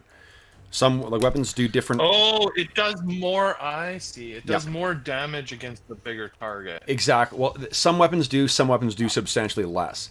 Like a dagger is next to useless against large creatures, whereas like a long two-handed sword or a greatsword is really effective. You also want to make sure you include or note the weapon speed too, Jeff, because that's going to be your initiative modifier. So type and speed. Yeah. So speed is S? No, type is S, speed is 5. Type is S, speed is 5. And then when you're ready for your longbow, I can tell you what goes on there. And size is M. Okay, and I will finish. Okay, add longbow. Okay. Okay, so what do I do for longbow? So the damage will be based on your... So I chose the heavy arrow, the sheaf arrows. sheaf arrows. Damage will be 1d8 then. It's trying to kill people. Guys, can you remember if is it 1d8 for both large and small creatures? Yeah, it's the same. It's the same. Okay. I can see the chart, Then yeah. your attack, your rate of fire is going to be 2, regardless. So it means you can attack twice per round. Does that work for anybody who uses a bow? Anyone who uses a bow, yeah. Bows are pretty awesome. Cool. And you said I click the dex box on longbow? Yes, you do. And then your bonus to hit will be likewise +2 on top of that. So put +2 for your modifier, and it's +2 to damage as well, because your specialization. In addition, and you're not going to write this down, you'll just remember this, you have a new range modifier for a point-blank range. If you're within 30 feet of a target, you get another +1 to hit. That's because you're specialized. Okay. Okay. Within 30 feet is another +1. Yeah. Okay. Type. No, sorry. Yeah. Type. Piercing. Type piercing speed. Okay. Let's see here. 8 for a longbow. Okay, I think that's right. Excellent. Tink a tink. Good, And then the two things I don't know are saves. I don't know. You told everybody their saves, Yep. but I don't know where that came from. I think did I enter yours already or not? Hold on here. Calidor is your character's name? No. Yep. Calidor. Nice. Okay. You are a rogue warrior. Okay. No, better of thief. Yeah. No. Yeah. Okay. Yeah, rogue warrior. Yeah. Yeah. So I can enter these for you. Rod, staff, Sure. wand. Better is the rogue one. Yeah, you certainly you gain levels slower, but it's pretty freaking cool. getting to cherry pick the best things as a multi-class character. Well, and I figure if we're just fooling around, like, we'll probably not play this infinitely, so... Yeah. Might as well try. I've never played a multi-class character. So, Nice. or a dual class, whatever they call it. So. My gnome is It's interesting to left-handed. see. Okay, so that's all entered. You're good with your saving throws now? The only thing I need now is you were looking up hunting dog for me. Hunting dog, yes, I was. Sorry. Got distracted by something shiny. And then whenever you're done hunting dog, the last thing I'm missing is AC. I have no idea. It's 10, and then you subtract your dex reaction adjustment, or defense adjustment, and then if you have armor, you subtract that armor value from it as well. No, it gives you a starting. What armor are you wearing there, Jeff? Oh, that's right. It lowers Leather. Leather? Okay, that means you have your starting AC rating is an 8 minus your defensive adjustment. which is under dexterity. Yeah, because you got a 17 dex, so I think you're gonna have a pretty good modifier. Okay, so yeah, it's 8 minus 3, so it's 5 is my AC. Awesome. Okay. And AC surprise would be just without that dex, that modifier? You don't need to worry about that stuff for now. It's okay. like it includes everything for optional rules in here. And so how do I so what about Thaco? Do I put something in there? That you put underneath, it's 20 for each of your weapons. You have a Thaco of 20. There isn't a standardized place to put it. Yeah. That would be nice on the sheet, but for whatever reason, it ain't there. No, there is, right by HP and AC. Is there? Oh, there is! Awesome! Does it automatically... Yeah. Oh, and it automatically populates, too. Oh, that's fucking great. Love it. Yeah. Okay. So now if I swing my sword... Strength bonus. Okay. Okay. Oh, it just shows you each of the bonuses as you... Okay. Now, hold on. Oh.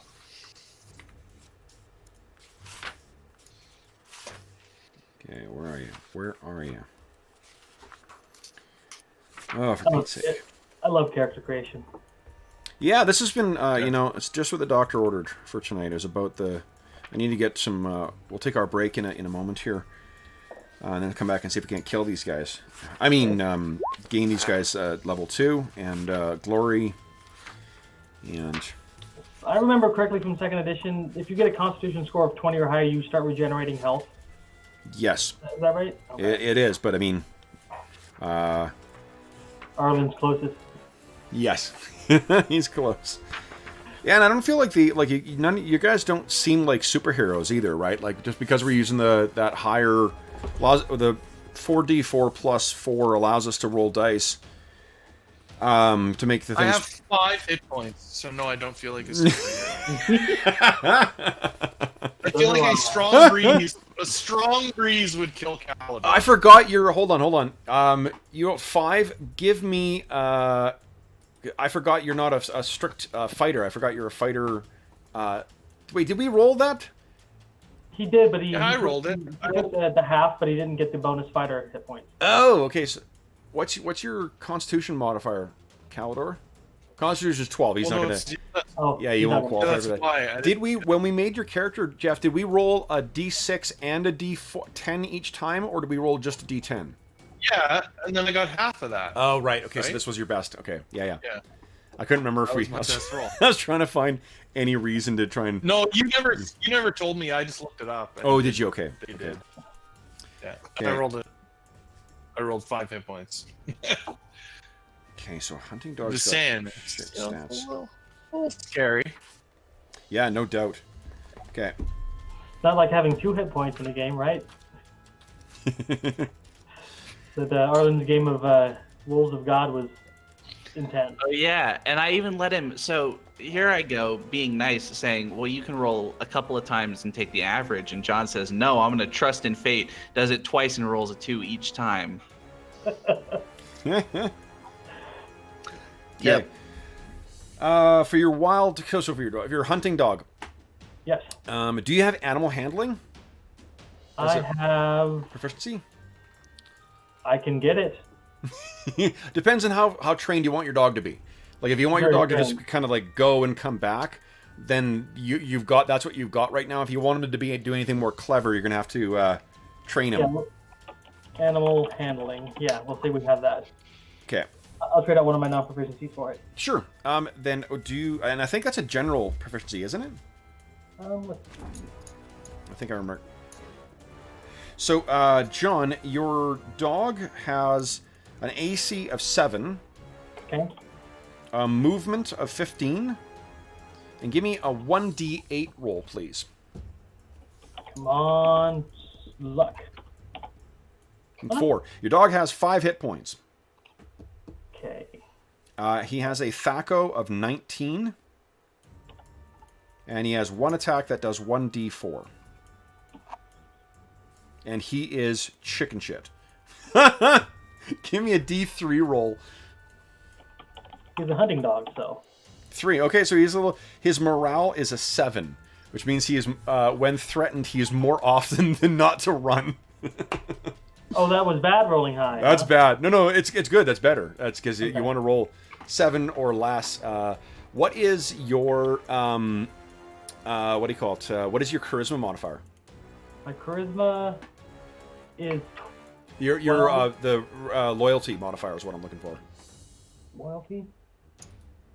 What is the? Oh, okay, gotcha. Yeah. Loyalty, base loyalty is 0. 0. Okay, so yeah, you're not any more charming than anyone else. You should have got Rilgo to keep your war dog. He'd be given a big bonus. I did have 17 in charisma, but I swapped it for dex. Oh, that figures. Well, for hunting he should be fine, but like straight up battle, maybe not. No, and this is the thing that that I like about Ash and that I like about these things is that like combat's dangerous, right? You need to have a good plan. You need to have some luck, especially at these low levels, and sometimes you need to run away. Got it. And by sometimes I mean most times. So are you telling me I should prepare like expeditious retreat? Pray for Mojo. Let's see here. I got a path. Guys, I don't want to freak you out here, but I got a path. Hot diggity damn. Okay, let me set this sucker up here, and then we will get with playing. Steve, how is your guy? Is he all together now? I think so. Yep. I think he's pretty much together. Got his stuff going on. Yep. Excellent. Okay. It's good. So let's while I'm just finishing setting this one thing up here, guys, let's talk about how our heroes came together. So Arlen was saying that he thinks that Bergour was working as like an apprentice blacksmith. You guys can picture that you're in some kind of like a mid-sized town. It's on a road to places, but like it's on a road to different places, but it's not a place that anyone goes to. So you've each been able to sort of find some employment. If Dorman has been working as a cook, and Bergour has been working as a blacksmith. What do we think, Calidor and Rilgo? How do you guys enter into this situation? Well, Rilho has been sort of, he's a talented bard, although he's chaotic neutrally. He doesn't really love the court life, but he likes hobnobbing. And he's sort of been a bit of a wanderer and a traveler. And, and now he's and he's found some travel companions here that he thinks he can. So I think then you guys have likely. Am I correct in thinking then that in the inn that Dorman's been hanging out at, that you guys have been both like you've been sitting and kind of playing there? Yeah. Okay.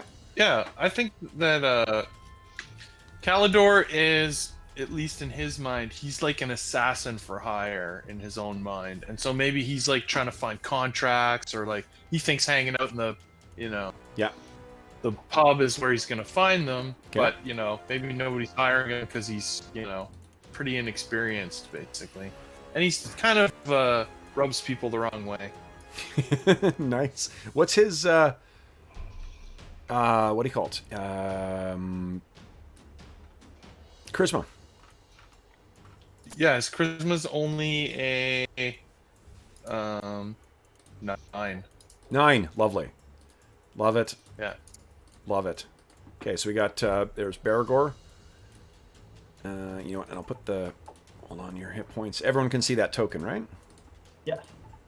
Excellent. It downloaded a picture, but it didn't. Is it, so the one problem that happens sometimes is if it is a, it's a JPEG, like JPEG, or it's either whether it's a JPG or JPEG. One of those is a format it doesn't accept. PNGs you can load, and JPEGs of the correct variety you can load up. Yeah, there's a picture with JPEGs. You can. I can't remember which. There's one of those two that it doesn't accept that you get wonky results on. I just don't remember which of the two is. for his token. It was most likely a transparent PNG or web something file that was converted into a JPEG. Oh. That's got the background things. Okay, got it. There you go. Oh. 5 hit points for old Rilgo. Look at you. You're taking point, buddy. Wait. Oh, we're okay. So other optional rules. What kind of armor is Bergour wearing? He's got a Brigandine. Brigandine. That's medium armor, right? I think so. I think so. So Alright. let's see here. So I think then you got a DR1 Nice. against Is weapon it, attacks. yes, it is. I think medium because it's metal, not like leather or cloth or something. Yeah, if you start taking basically like movement penalties from it, that's where. Not to the dwarf. Yeah. I don't remember if dwarves in this suffer. You know. Yeah, I think the dwarf thing has been. That's a forever. 3rd edition thing. I know it came in 3rd edition, but I can't remember if it was from 2nd. Actually, if someone could check, maybe see it, like if that's. Yeah, let's see, dwarves.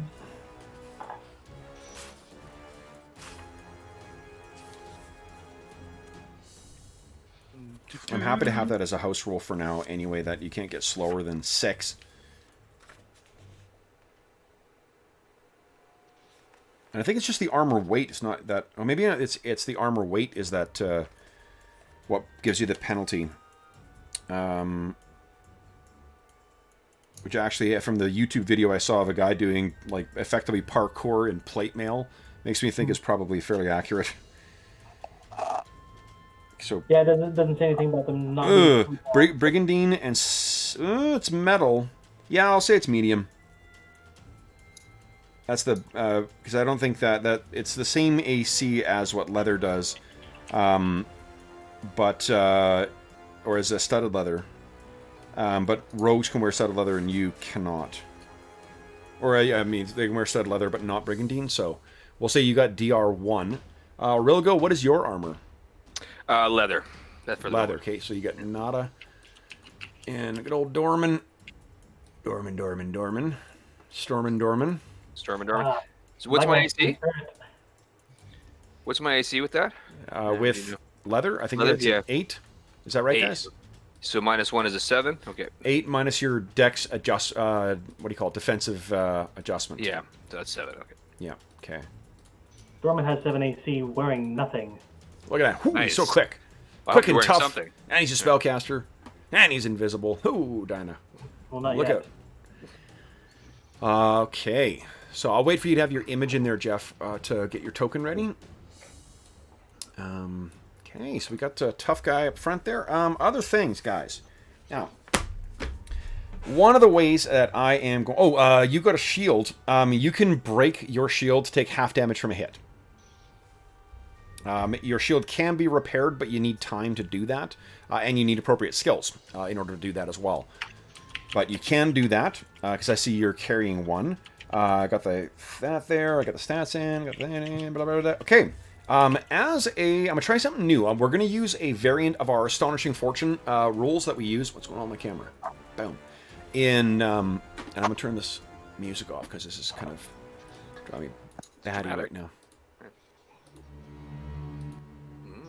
That sounds a little better. Moody. What do you call it? The Astonishing Fortune is going to work this way, guys. We are going to have a pool, an Astonishing Fortune pool. And what this will be is equal to the number of characters you have. You can use it to not die, and you can use it to re-roll a dice roll. You cannot use it to get an auto success on a save. So that's one thing I'm going to change from the previous one, and we're going to keep it as a pool, so you guys can all, draw from that pool. For XP, I am going to take care of all like the discretionary XP spends, but what I want to do to try and give a little more, investment for you guys, something that I like a lot about Blades in the Dark is I'm going to have you guys track your individual class rewards. So, and I think because you're multi-class, you're eligible, some of you guys are eligible for a lot of these. So those of you who are warriors, in addition to the regular XP you get from defeating enemies, you also get 10 XP per level per hit die of a creature defeated. So when you defeat creatures, you get 10 XP, your first level, so it'll be 10 XP per hit dice for all warriors. So that's Calidor and Bergour. For wizards, and that is only Dorman, I think. If you cast a spell to overcome foes or problems, you get 50 XP per spell level. Enemy or problem. Yep, from overcoming foes or problems. And then there's also XP you gain from researching spells or making potions or making permanent magic items, but that ain't happening this session. Okay, what is it just for reference?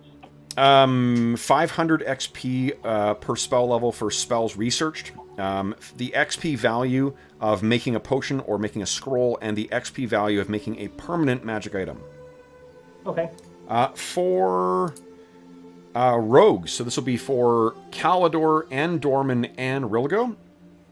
You guys get, per successful use of a special ability, 100 XP. Per gold piece value of treasure obtained, 2 XP. So on top of regular, and the variant I'm using, we'll talk about how you gain XP from gold in a moment, but per gold of value... What was that, Jeff? What was the first one you said? Sorry, I was getting pictures. 10 XP per monster? 10 XP per hit dice of monster. And that's for warriors, right? Yeah, per hit dice per monster. Yeah. So if you fight, say, an ogre that has 4 hit dice, you would get 40 XP. And that's in addition to the XP you'll get from defeating the monster normally. Warriors just get situational bonuses. And what you guys will do is keep track of that, and when we're awarding XP at the end of the session, you'll tell us what other ones you should be entitled to. So for clarification, when you say per successful use of special ability, is that our rogue skills? Like those are rogues, yeah. Special abilities are the rogue skills. And there has to be a dramatic circumstance to it, too. It's got to be, like, if it is interesting, so this is a very broad definition of this, of how I'm going to interpret this, but I think you all will make sense of this. If it's interesting. If it's you clearly trying to, like, churn out or, like, farm for XP, then no, you're not going to get XP. It's got to mean something, guys. Exactly, okay. That's just it. So, I mean, and then I'm going to be generous otherwise with that.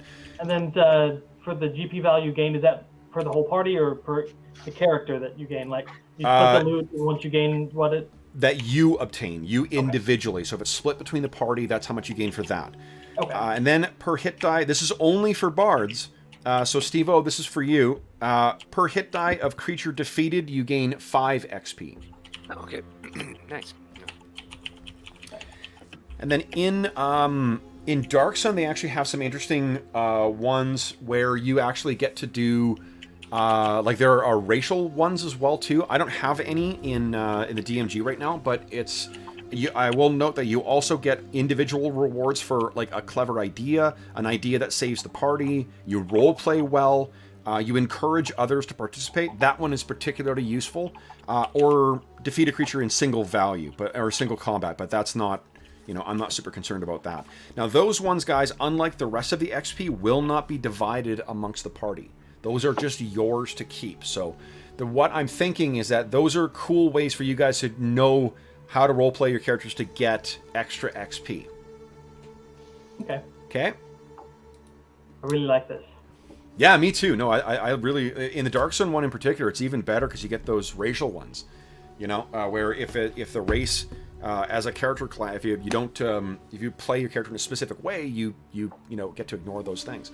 And let's quickly do a tally for when you're going to hit your next levels, guys, just so we know where we're sitting at. So, those of you who are multi-classed, you're going to split your XP between the two things. So, but 4,000 experience. But I think it'll be 3,000 when I first level up. okay, 3,000 is for which one? It's Thief. It's 1,500 for Thief, but it's got to go half again to Wizard. So. Right, and that's where, like, when you hit your first, second level, that's when you stop getting the bonus XP. Yeah. Okay, so, and then Calidor, you need 2,000 to hit level 2 as a fighter, and you need 1,250 to hit second level in Thief. So you'll be splitting your XP between those two classes. Bergour, you only need 2,000 to hit level 2. Mm-hmm. And Rilgo, as a bard... Yo, they're pretty tough. Yeah, same thing, 1,200. Nice. 1,250 to hit level 2, so you're going to hit level 2 pretty quick.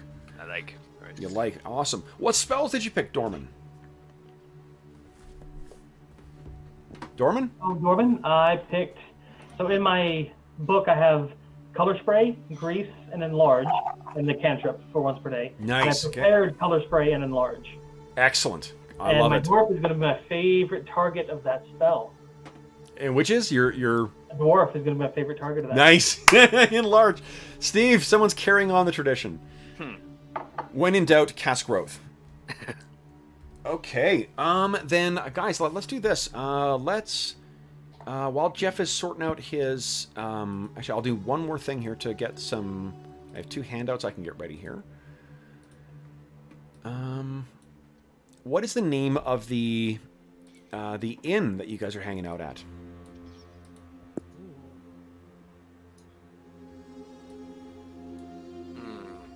Can we call it Where Sleeping Dogs Lie? Of course, yeah. What was that? Where Sleeping Dogs Lie. We're going to have to keep the dog references to a minimum tonight just to avoid me weeping ugly. So... No, that's totally fine. I'm not... I'm better today than I was before, but we're going to keep any cute dog references to a minimum tonight. That nerve is still a little raw. Yeah, I wasn't thinking. No, I'm just playing it for laughs more than anything, but all the same. All the same. Okay, here we go. Boom. Okay, I literally can't upload an image. It takes a second. It's a bit of a slow upload. So if you see... I don't know, something's wrong. Like I tried to attach it to an email and send it to Kev so he could upload it, but I can't even upload it to Gmail. What was the Google search that you did? Well, here's the link I put in the chat. If the picture's over 8 megabytes, you'll have problems. It's like 100. It's tiny. Oh. Okay, here. Copy link. I can get it up for you, Jeff. Just give me a sec here. Oh, motherfucker. Hold up. I know what I gotta do. Oh, give me 2 seconds here. I can get that, and then we'll take a break. According to my properties, the image is 112 kilobytes. That's weird. Yeah. I don't know. It's weird. It never. If I try and upload it, it loads like the first line, and then it never goes any farther. That is awesome. That's a great image. Yeah, I liked it, but Yeah. I've been trying to upload it for like half an hour, and it's not going anywhere. No problem. I got you covered. I don't know why. Give me a sec here. Just give me 2 moments. Although, I've heard a rumor that Yep. my internet service provider is going to run fiber in my town at the start in the first quarter. Hell of next year. yeah. Going to love it. About time. Oh, absolutely. I've been waiting for 20 years for better internet. Let's see here. Okay, here we go. Let's see if it causes me problems as well. Probably And- not. I think it's something to do with something I uploaded. Boom, got it. Okay, give me a sec here. Give me un momento. It's not a very big image according to the... No, like it's not. I don't know what's. It's I don't know. Some kind of curse. Yeah. Boom. Calidor has a face, guys. Beauty. There we go. Okay, so let's see here. Did it upload for me to... Look at that. Perfect. Boom, Caldor. Badass. He does look pretty badass. He does look pretty badass. Wow. Okay. That's probably more how he looks in his own mind than how he really looks. I've seen that picture somewhere. Oh, probably. It's totally stolen from the internet. Yeah, if you zoom out in the picture, like the whole thing, he's sitting on top of a rock while a whole bunch of warriors are killing undead around him. Badass. Okay. But John, quit spoiling things. Come on. How am I ever going to introduce my, giant horde of killer zombies now? Don't you throw undead at me when I have an illusionist? That's mean. All right. Okay, and I think so you need to get names displayed here. Dorman Kettleborn. I love how much you guys have dove into the backstory based on the proficiencies too.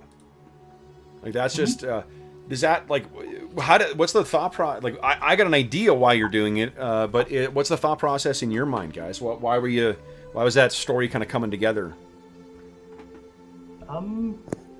I don't know. It just felt like it needed to. That's exactly what I thought. Because I mean, it just clicked. I mean, you were building it, and all of a sudden they just lined up. Yeah. Well, the fact you said that it needed to makes me, because you don't have a bunch of other shit cluttering your character sheet, right?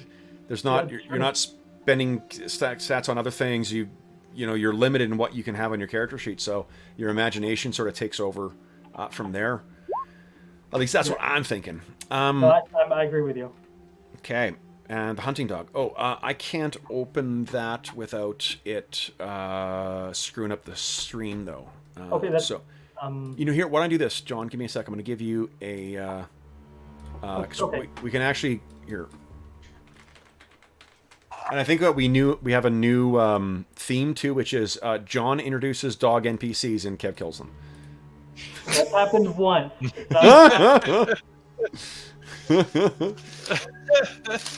So character sheet, and I'll put it down as monster sheet. Boom. Okay. And then all you need to do is just enter... Oh, hold on. Oh, it does. Yeah, it's got the stats on there. Cool. So there you go. Dog. His name is Kobold. His name is Kobold. Love it. Kobold the Hound. Arrgh. Look at him. He's got five Same hit points. size as Kettle born as well, too. Kobold. I'll fill out his stuff. All right. Once you've got the hit points added to... Oh, I think I can just display it. Let's see. Where is the hit points? It's a third column over, I think. Where I saw briefly there. I see hit dice, but not HP. Is there not for hit points? I don't see it. So I'll save it there. If not, then what we'll do... Hit dice 1. Oh, yeah, there isn't. Huh. Interesting. Well, let's see, what is it? We go to the character sheet. I can put it in there. Yeah, what's his hit points? 5? 5, yeah. Great. Okay. So then let me, I think I can display that in there now. Oop. Hit points. Boom. There we go. Can This everyone music see? is very Dune. I like it. Yeah, totally, eh? Yeah. Totally. Okay, see that. All right, guys. I think we have our... Oh, I put the wrong spot. I think we've got everyone together here. Let's take our break now. A little late. I am parched as hell. Me too. Yeah, I need some more ice cubes. Yeah, and then we'll be back in a moment. Alrighty.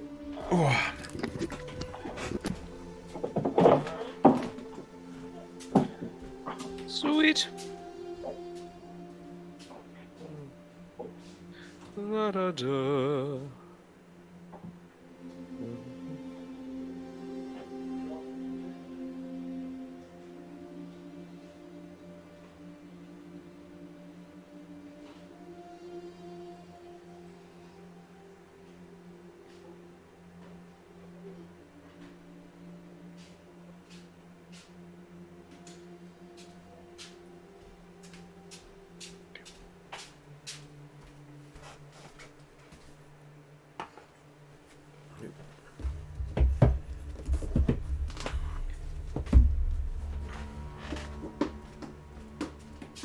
All right, just going to the store. Be right back.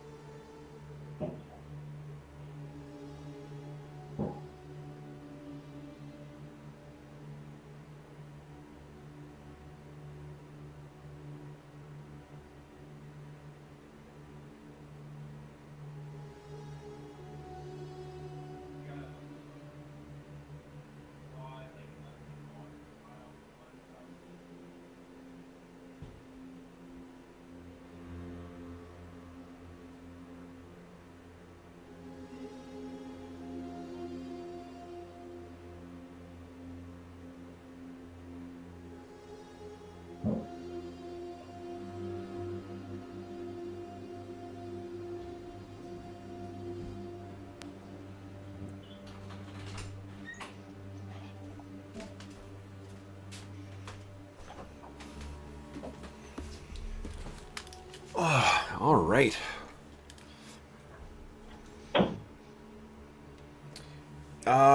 Bought the new Game Master Guide. I've pre-ordered. Mode asked in chat if I'd got the new Game Master Guide. I've pre-ordered it, but I don't think it comes out till January. January is when the new PF2 one comes out. Too bad. Oh, thanks, Mode. Thanks so much. Yeah, it's it sucks that she's gone, but it's just they unfortunately are not with us forever, and we know that going in, and I've been saying to everybody that it's a sign of how much joy that they bring that it leaves such an absence when they're gone. I just I wouldn't trade how shitty I've been feeling this week for giving up any seconds with her. She's just such a great dog.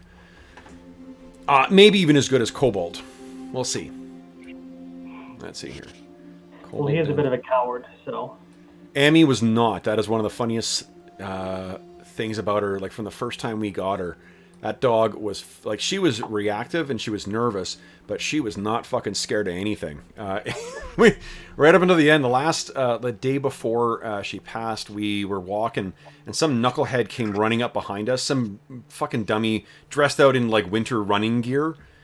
Just a piece of shit. And it came running up to the dog from behind, and she got startled, and she couldn't bark because her lymph nodes were so swollen, but she turned and was just like, she'd never bit anybody, but turned around and scared the bejesus out of this guy. It was so great. Gotcha. Anybody else? Kevin? He's kind of like blank on my screen. You're blank on my screen right now. Let me hit refresh. Yeah, I'm going to try. Reconnect. Let's hear. Boom, reconnect. See what we got here. I have me. There we go. John, I got everybody. Yeah, I'm going to say Cobalt's still somewhat of a pup. He's not fully grown yet, but close. Nice. And I get to crack out, guys. My AD&D DM screen. Nice. Pretty awesome. Something also that I bought when I was a kid, right when the second edition came out. And the second edition DM's Guide is the first DM's Guide I owned. I had the first edition Player's Guide before, but I never owned the DMG for first until much later. I used to have a poster, the like advertisement poster they had with this big thing on it, hanging on my wall for years. Because again, I was a giant nerd. You would never thought that I got someone pregnant in high school.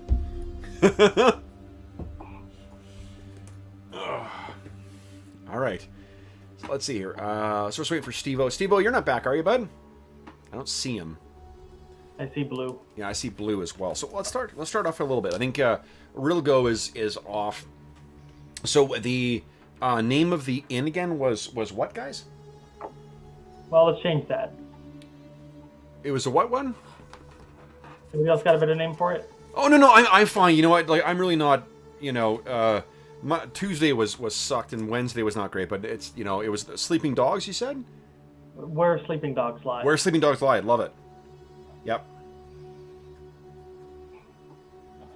No, if the owner has a dog named Emmy Lou, I can't think of a better tribute. Well, I can, but it's a good tribute, a good starting point at least. Alrighty.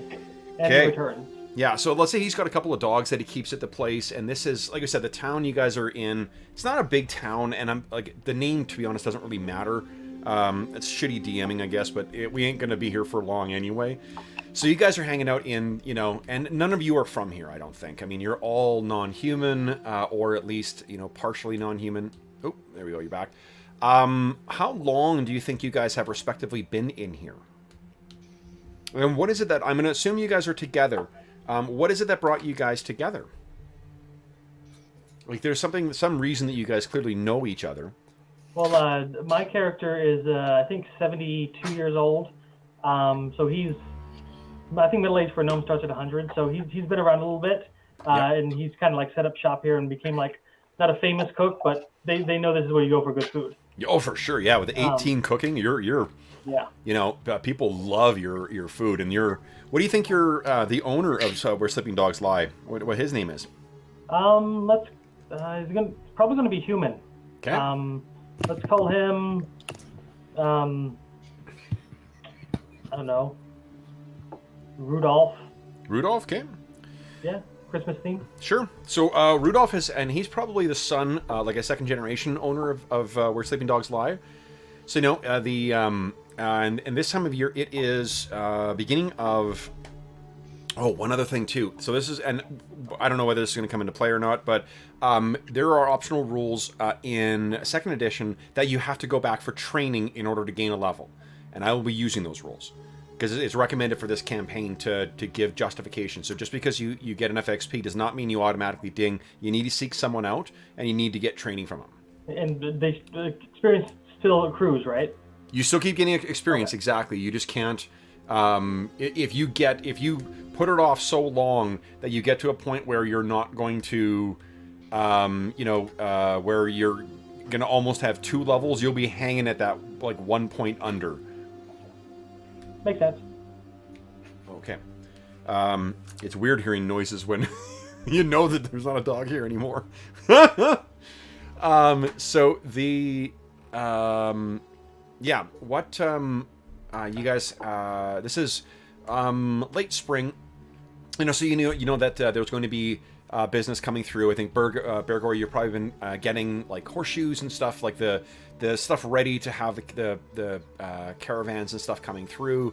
Calidor, what I know you fancy yourself as an assassin, but obviously that's an illegal profession, so you're not necessarily going around doing that. What do you think your day-to-day is sort of made up? Because you are quite old as well too. I think of everybody, you've definitely been around the longest. Yeah, maybe his official job would just be sort of like, sword for hire or whatever kind of thing. Sure, like a mercenary? Mercenary, yeah. Sword? Sure. Okay, Rilgo, how old are you again?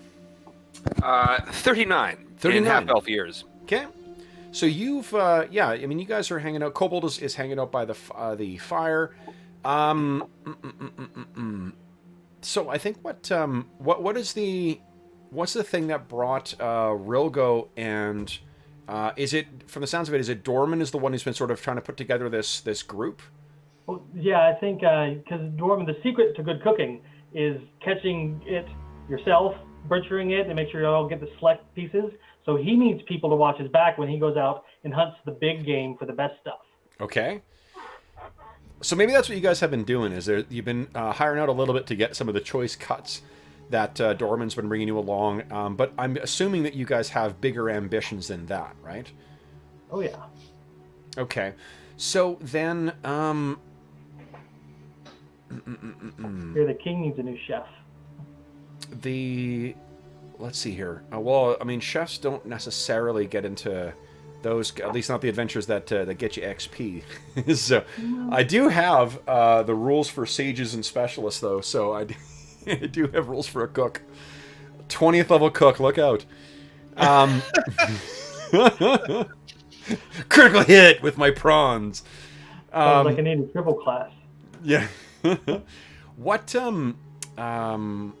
so what I think happens, guys, is what is the motivator? Like, what's going to be the thing that, why do you want to get out of here? Beyond, like, there's a reason that you guys are wanting to go on an adventure here, and I'm leaving it, the onus is on you. What's your buy-in for why this group of guys want to, you know, give up what they've been doing right now?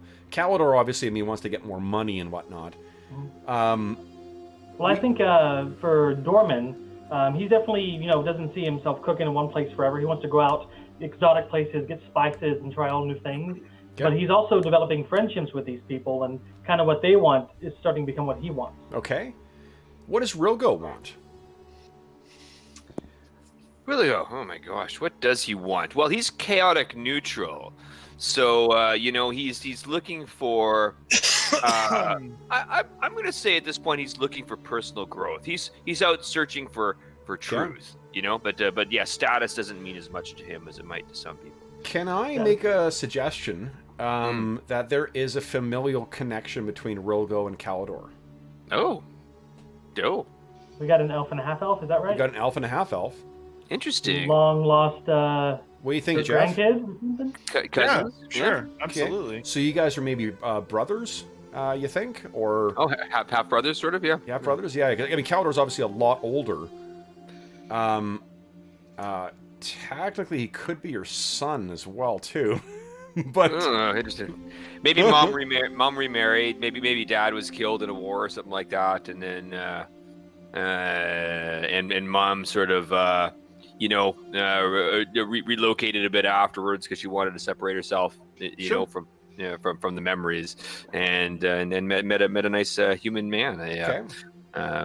So Jeff, you okay with Rilgo being your younger brother? Yeah, I like it. Yeah. I don't think you can conceivably play any old version of D&D without a brother. So. No, I think that's like the way that things go. Okay, so then the two of you guys, that's how you two are connected. What about Bergour?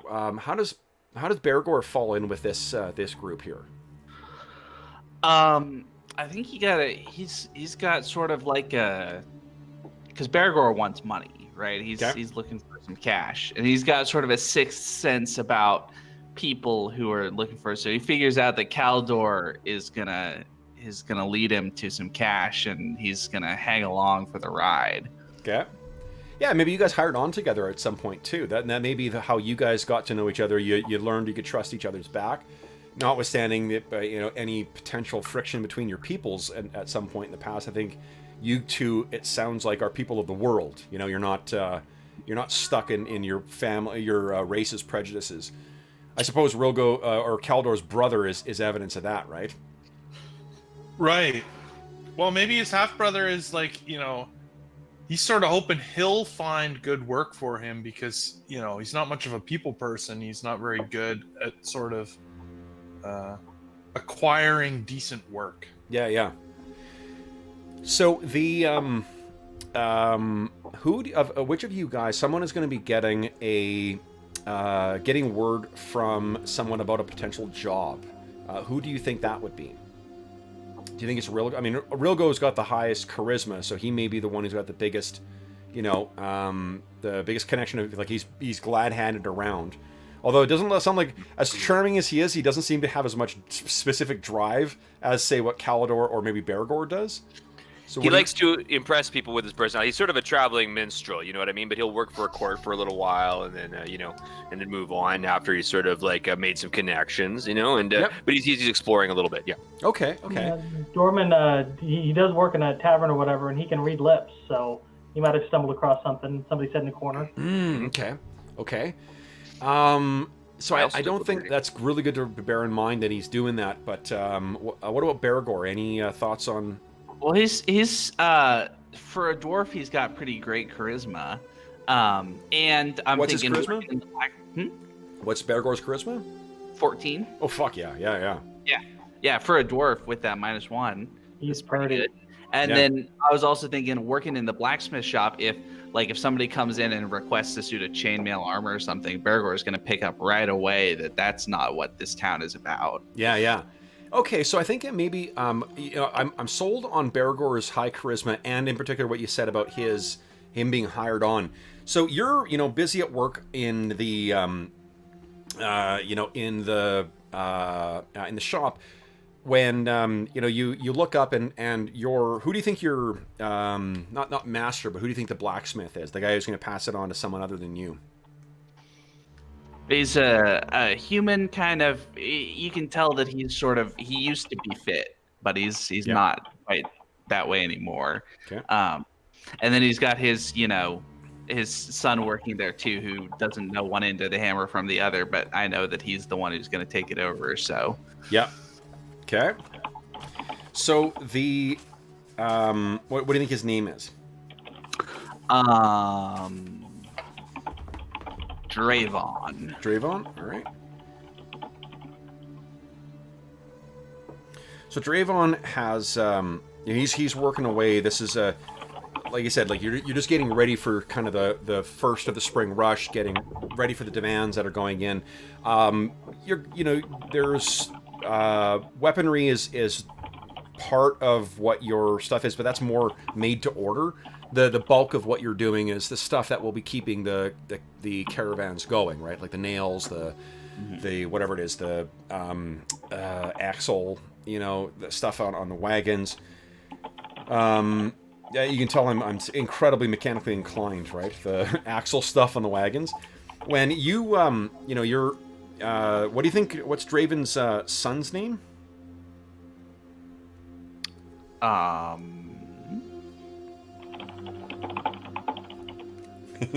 Bergour. Bergour. Okay. So Bergour is, Dravon says, all right, Bergour, I've got to get to that florist if I'm going to get there before he closes. You'll take care of the rest of the day, yes? I can do that. Okay, and he stops by Dragon as he's on his way out, and it says, and don't make sure you get those finished up. And he's maybe bending, the what do you call it? On the end of anvil, you see he's bending a bunch of horseshoes. And he says, all right. And then it's basically as soon as Dad is out of sight, he starts doing the big stretches and goes and takes his seat. And then brings his hat down over his eyes and proceeds to start on a nap. Yep. So you're, busy getting your work done, and you know that he's not going to get his work done, so you're going to have to get, to that. So I guess that's sort of what's, running through your mind. When you hear from the door, this kind of like, and you look over, and what you see standing there is this guy. He doesn't have a flame in his hand, but he is dressed otherwise like that. He's an older fellow dressed in a big long robe. He has gems in the top of the staff. And having lived here for so many years now, Bergour. How old is Bergour again? Is 62. Oh, he's young. He's a baby. Yep. As far as dwarves go. Yep. Do you know, how long do you think you've been in town? Less than 5 years. Yeah. So maybe you don't know. I mean, why don't we do this? Do you have any proficiencies that would apply? About knowing people around town? If not, I'll just unless he's a gambler, in which case I might. Interesting. I'm going to leave it to chance.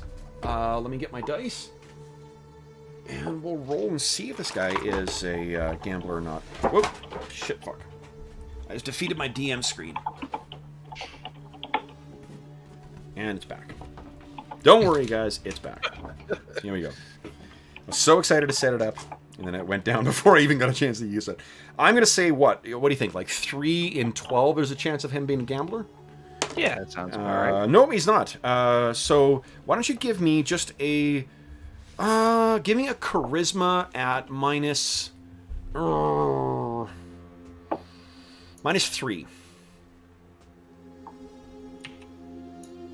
So just a D20, and you want to roll your charisma. So one like kind of catch-all check in this is gonna be proficiency checks or ability checks. Those are just roll a D20, roll under your stat.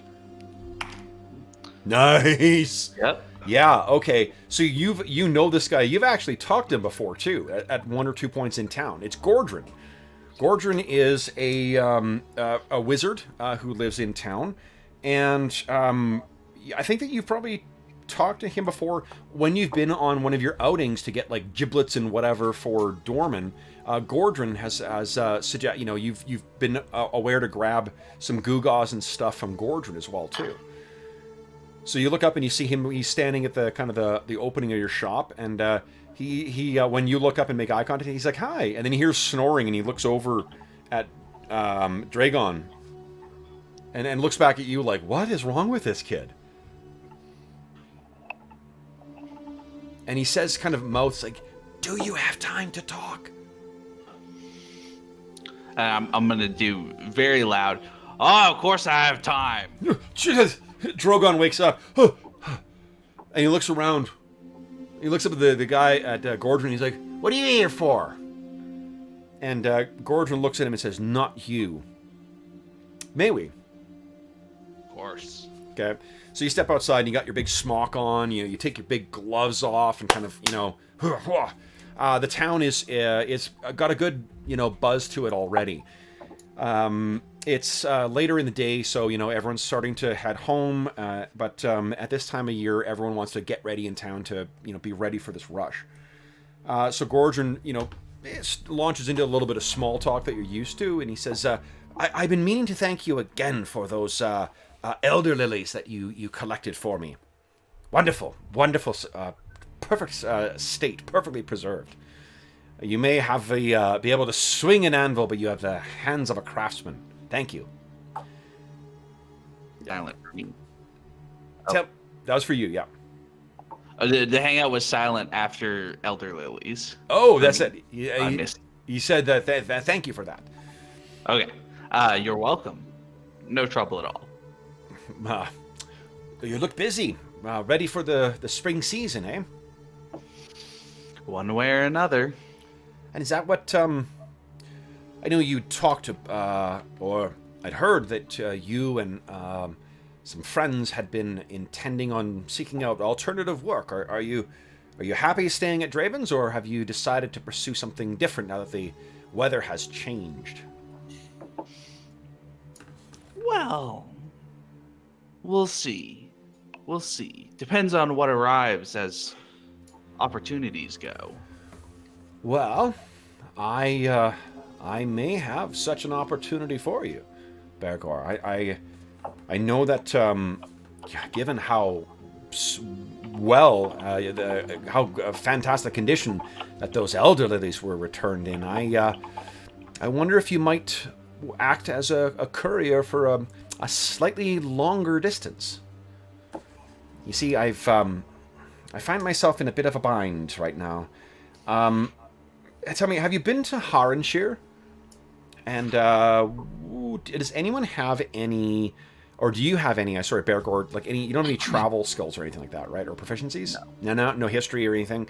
Then let's just do this. Why don't you give me a intelligence check at -4. So I just roll d20, and you want to roll under. Look at that again. Yep. Yeah, you're aware of Heron. So Harenshire is a sort of a region not far from here. A couple small communities in there. It's to be honest, very similar to this. It's kind of like it's a nowhere that's on the way to everywhere.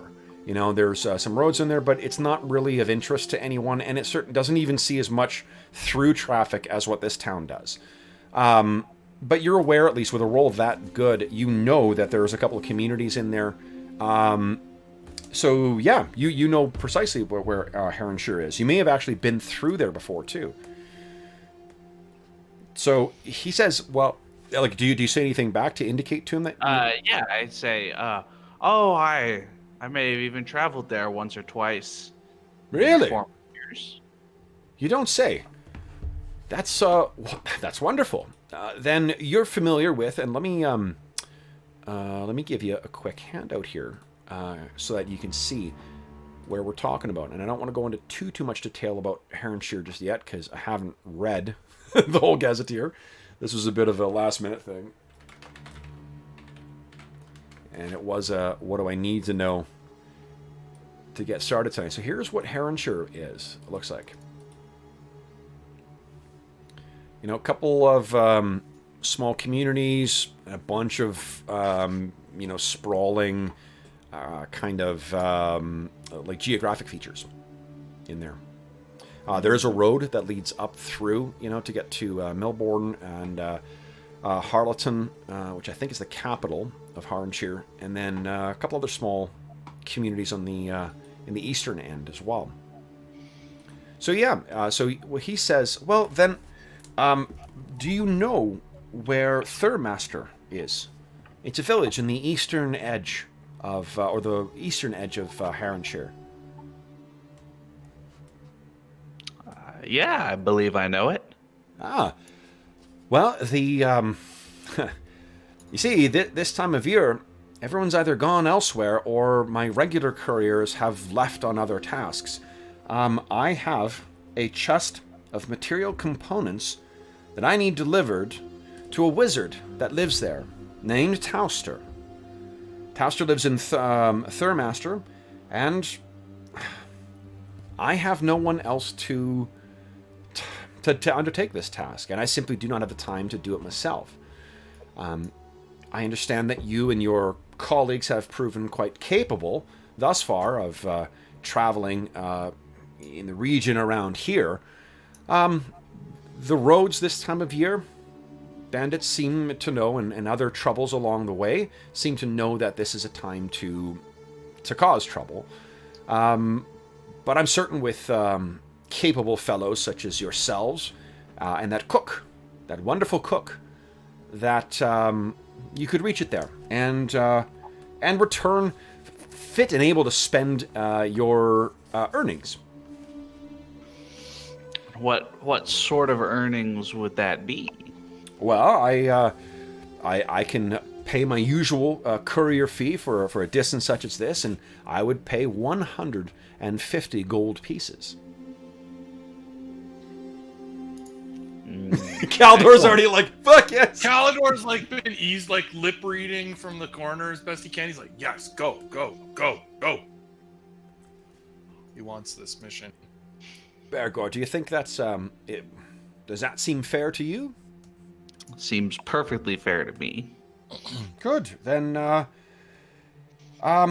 when you are ready, I will have you know how to reach my tower.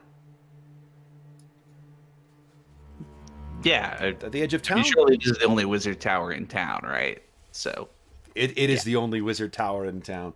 Yes, I suppose if you find yourself lost, just look up. I will prepare the former contract that sets the terms, and when you are ready, give me a second. I need to look at one thing. Oh, I don't. I'm going to say once you have that prepared, we will attend to the Church of attend with your companions. That we will all sign the contract. We will have it notarized at the Church of St. Cuthbert, and then you will. I will deliver the box containing the supplies that, and I will leave it to you to do what it is that you and your colleagues do best.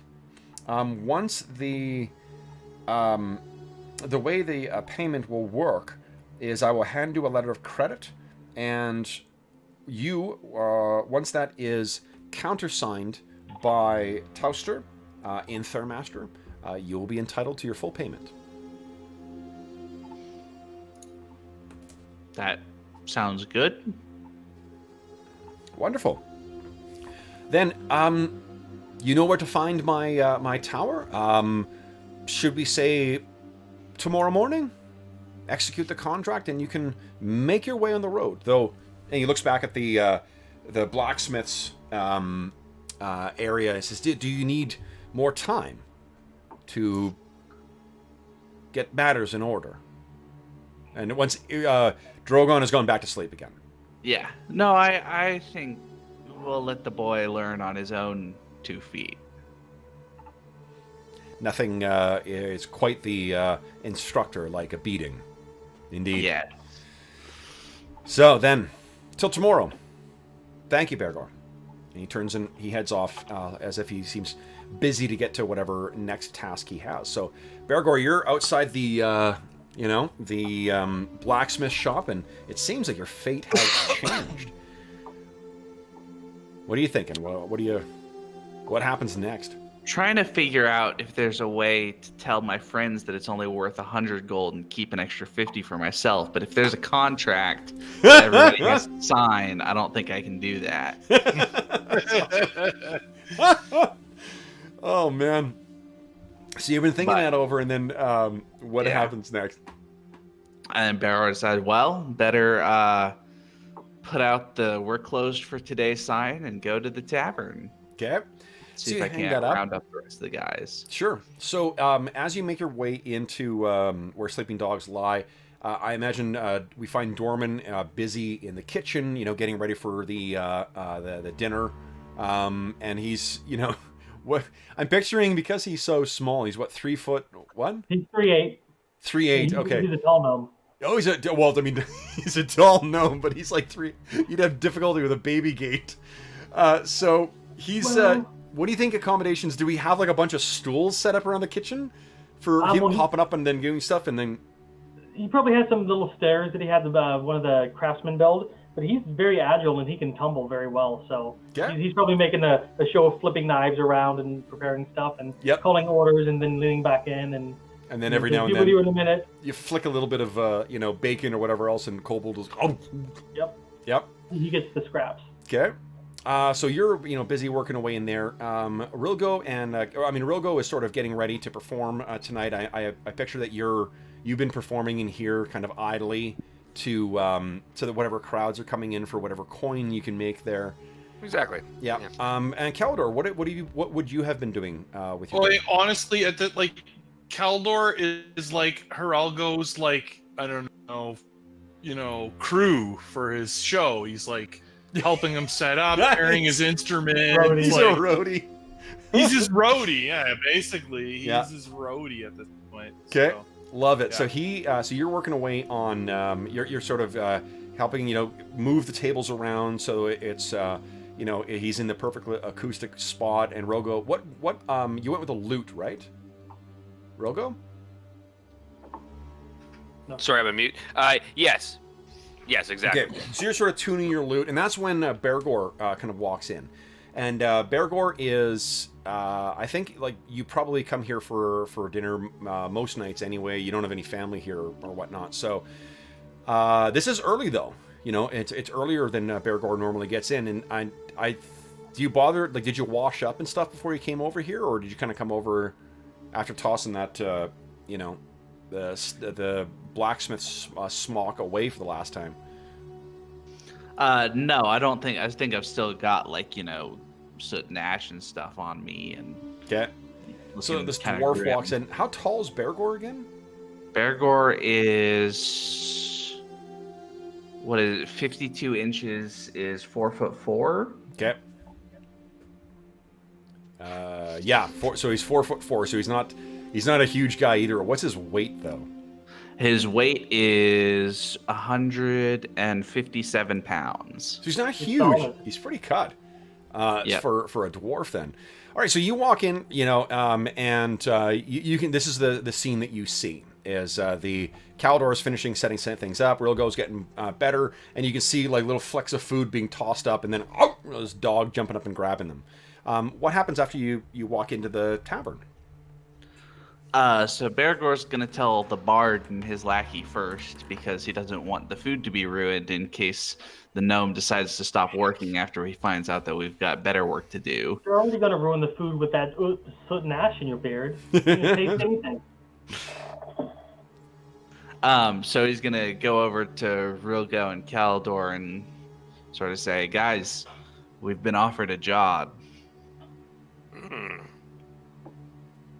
What kind of work? Courier work. Excellent. What kind of pay? Pays pretty good.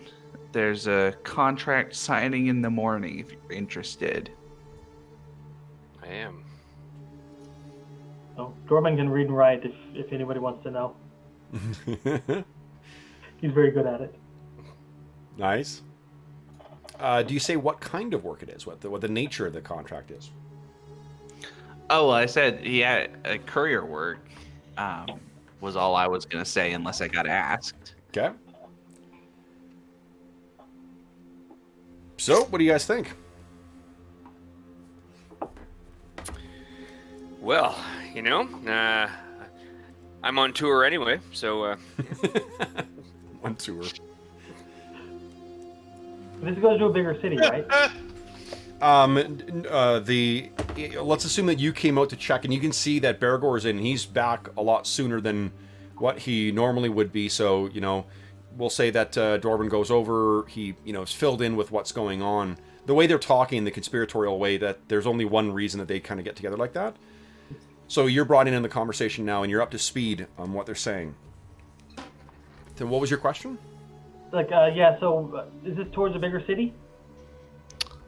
Not exactly. No. Smaller city? Milbourne is about the same size as what the town is. What your town? Oh, wrong thing, Kev. Here we go. If you take a look on the map here, boom. Milbourne is along the way. It's about the same size as this, but Thurmaster is actually smaller. Okay. Well, Dorman will say, well, at least a change of face. I mean, getting tired of looking at the mugs in here. We're in Harleton, right?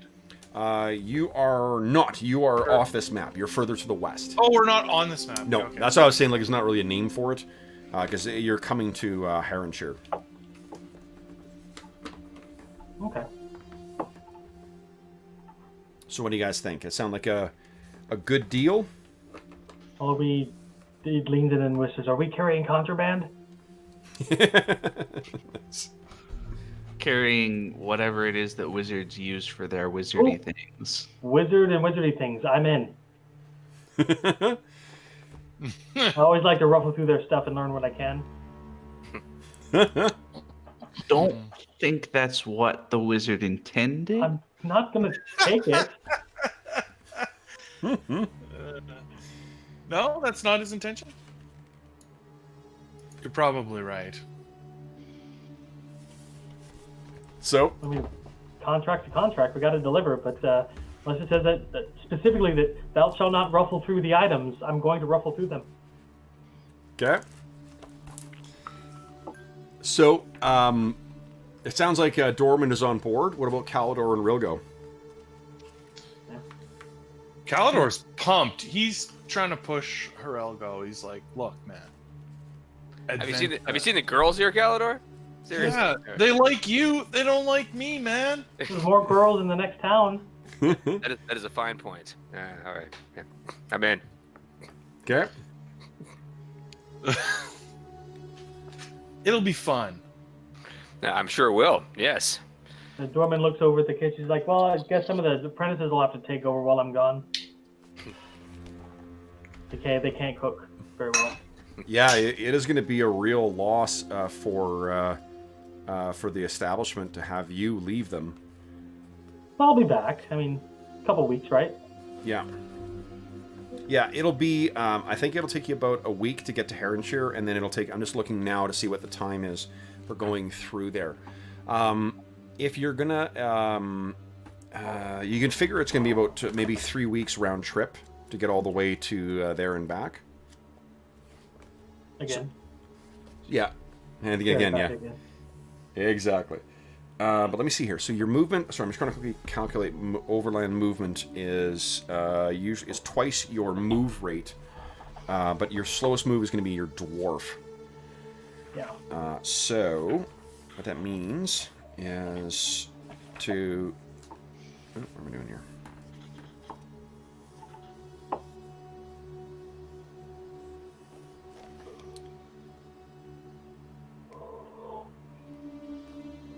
Sorry, it's in the player say, oh, sorry, folks. That's a loud noise. Is there anything you guys wish to take care of before you head out too? Anything you need to pick up, or like food, for instance? No. Well, I've been preparing these rations for a while now, in the next hope of a job. So Yeah. I've got a week's worth of iron rations. Perfect. Plus whatever we can kill on the way. Yeah, I think Caldor needs to pick up some rations. He only buys them fresh, so. Yeah, and I think standard rations stay good for a week, don't they? Yeah. Okay. What's that? Sorry, does anyone have the price? I closed the PDF for a dumb-headed reason. Equipment. Rations. Okay, so it is. You guys are traveling roughly. If you're following a road, it'll be about 24 miles per day. 3 GP. Oh no, it won't be, because it'll be 12 miles per day because of the 3 dwarf. GP is for how many? For a week's worth of standard rations. Okay, a week's worth. Yeah. Okay. So then, what that means is, okay, 1, 2, 3, 4. So once you reach Heronshire, figure you're going to be traveling for at least, until you reach Heronshire, you will, you don't need to get iron rations. You'll be able to hit another settlement along the way to get fresh rations, so you don't need to spend the extra money for iron. But I did. Oh, you already did. Okay, so then figure that it will take an extra, at the rate that you guys are able to travel. Basically, it'll be about 10 days to get to Milbourne, and then you'll be able to, get more supplies again, and then head on to Thurmaster, which will be potentially, if you take the river, maybe 2 days downriver, maybe less if you travel, or maybe more if you travel over land. So, go ahead and spend your gold appropriately for that. And whatever the cost is, let Steve know for when he gets back. And then, anything else happen in town before you guys head out? Make sure you get food. I'm going to say something to Drayvon before we go about, Sure. what, I know what position this puts you in, but, sorry, what is your approach with Drayvon going to be?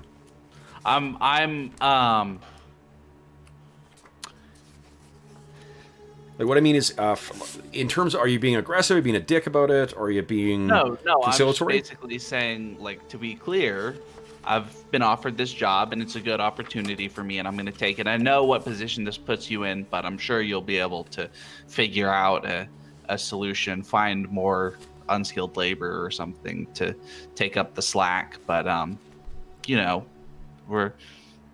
I'll be back in a couple of weeks, and then I can, take over again if you feel like that's helpful. But otherwise, it has been good working for you, sir. Okay. Why don't you give me, on your character sheet, is there a way to roll a reaction check near where your charisma is? No, there's just the number. What's the reaction modifier? Is +2. +2. Give me a 2d10 +2 reaction. You want to roll... Wait, it's +2? Or -2? That's what it says. But would it be like a charisma check, but at 16 for him, since it's charisma's 14? No, it's different. Okay. Oh, Hilrogo? Calidor bought rations for you.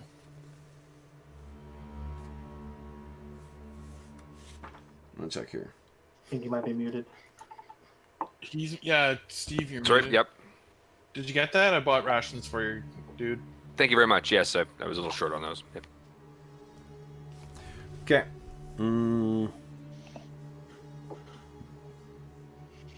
Okay, so that's fine. 2d10 -3. This is one of the many little fucked up mini mini systems or subsystems in the game. 2d10 -2 or -3? 2d... Modifier -2. Oh, -2 then, please.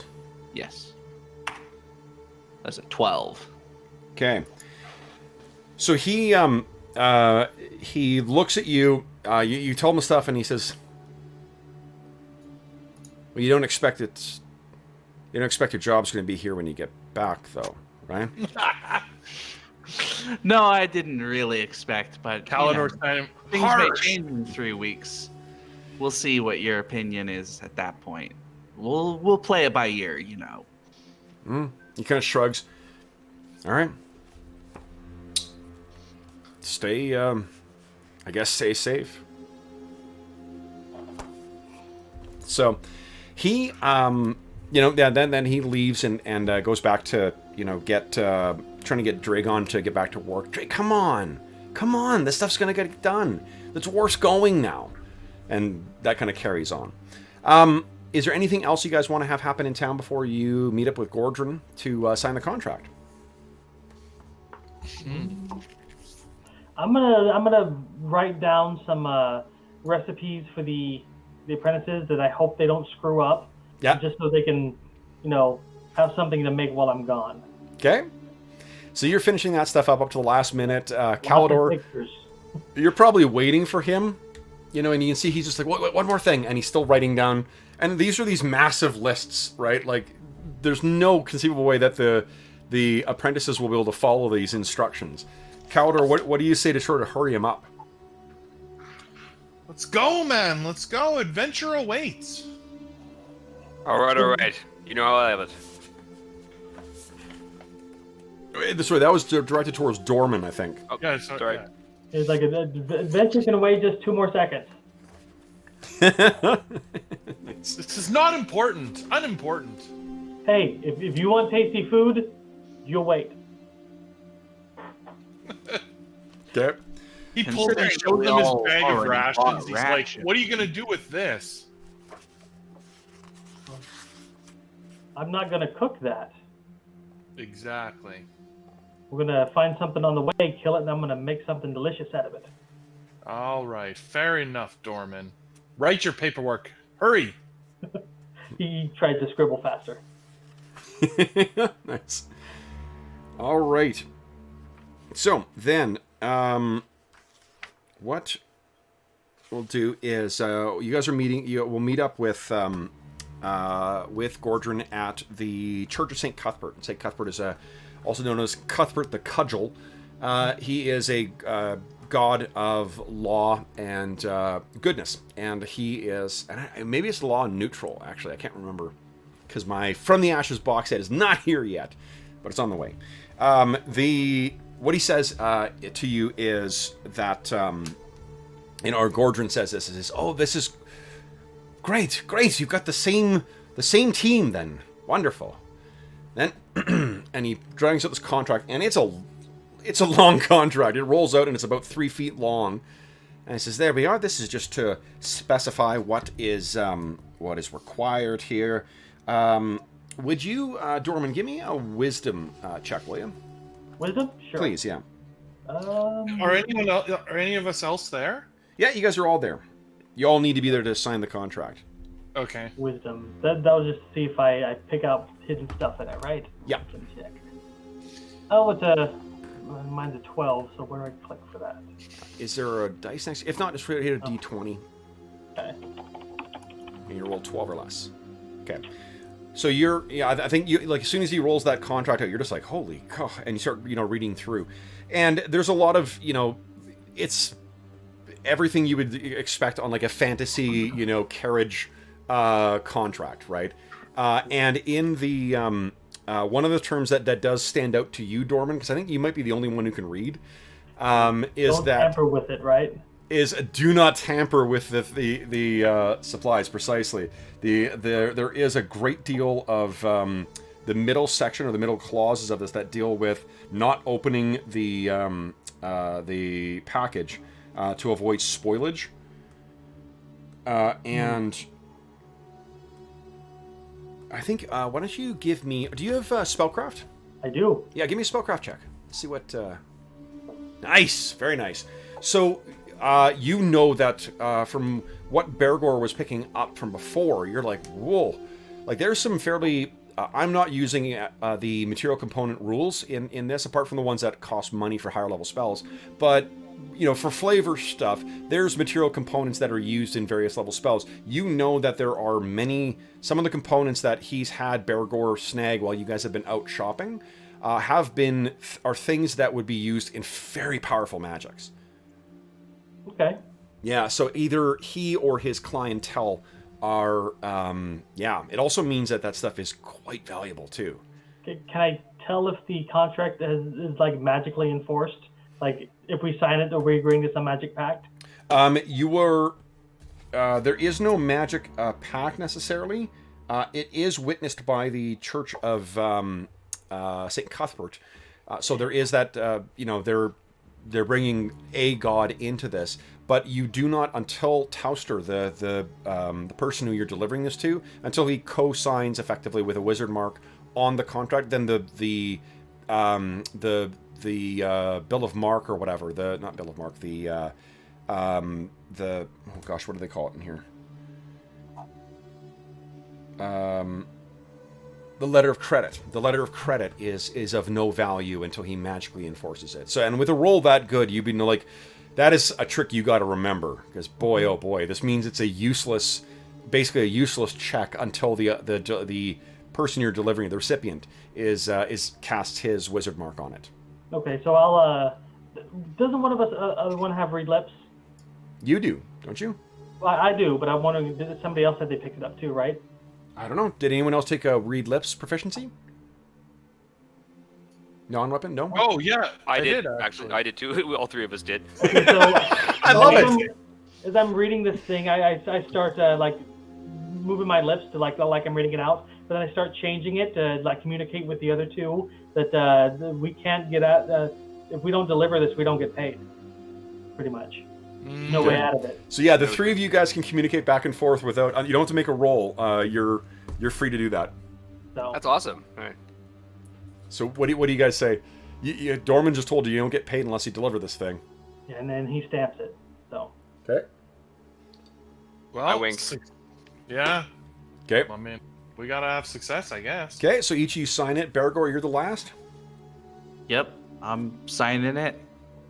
Wonderful. Then, and from what I was getting you to roll for, Dorman, you were trying to see where what the package was, and what he pulls out of his robes is a chest that looks like it's got some heft to it.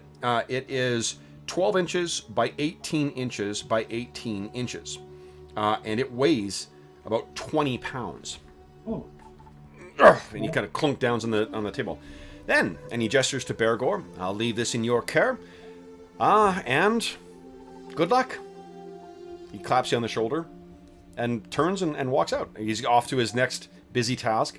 The stern kind of church of, or a priest of St. Cuthbert. He's this, kind of, you can picture is the principal from Back to the Future. Bald guy, a little like just a bundle of angry energy. Mm-hmm. Kind of looks at you guys like. What? You ever seen a gnome before? It's all muscle underneath, man. He doesn't seem impressed by your jibes. Is your business concluded then? I look over at Bergour. We done here? Yeah, let's. Calidor, just before our business is done, he looks at him. He says, "What if we need to kill somebody to protect the cart? Is there any extra pay?" He looks at you. That seems to have been a question better asked of your patron. The contract's not with me, elf. Very well. Touche. All right, Shay. backpack on. Somebody else is carrying the box, and I'm gonna hustle out as fast as I can on my little dwarf legs. Dorman Love it. narrows his eyes and says, he just reaches out and grabs the 20-pound thing and puts it on his back and just walks like it's not even there. Okay. He is surprisingly quick for a dwarf, too. Yeah. Dorman has a very low center of gravity, so you probably think he's half dwarven. Nice. So then, you guys are heading on. Now, one thing to consider before you leave town as well, too, is whether or not you want to retain any hirelings. Because remember, this is an old school game, so the possibility of, or the value of having cannon fodder cannot be overstated. And one of the things they recommend, it's interesting that the classes you guys all picked as well, they suggest that the cannon fodder be fighters and that everyone else play different, more interesting classes. Wow. Whoa. I did that. As the fighter. The reason being is because, especially at low levels, I think, for one, it's cheaper to They're the hire only ones with fighters hit points. than it is to hire some of those other ones. Yeah. What do you call it? So it's cheaper to hire fighters than it is to hire wizards or whatever else too. And also I think it's because a lot of those wizard and like thief activities are they can be solo type stuff, whereas fighters are kind of they're always in the group. So yeah. Yep. But yeah, do you guys? I mean, I don't know how much money you have left, or if that is something that interests you, or do you want to save that for your first town you hit? Yeah, I got 7 GP, so I'm saving that. Okay. What do the rest of you guys think?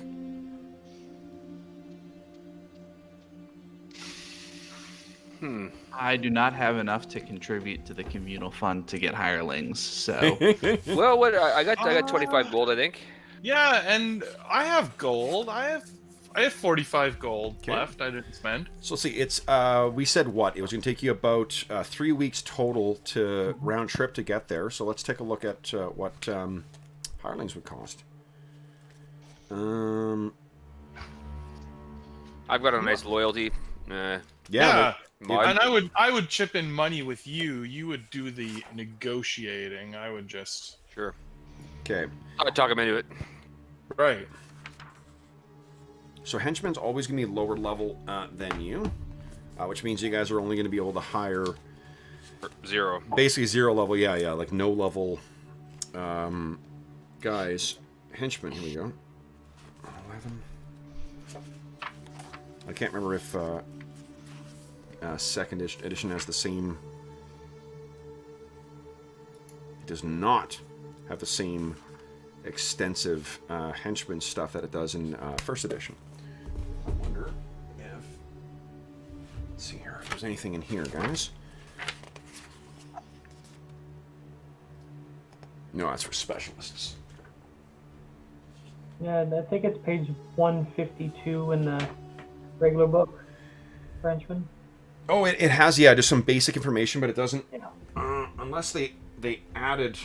Unless they added more in there. Let me just see. If not, I can grab Osric quickly and use the stuff out of that, because it's got some good rules. What was the page number again? 152. Okay, thanks. 152. The pages don't necessarily line up between the two editions, unfortunately. Let's see here.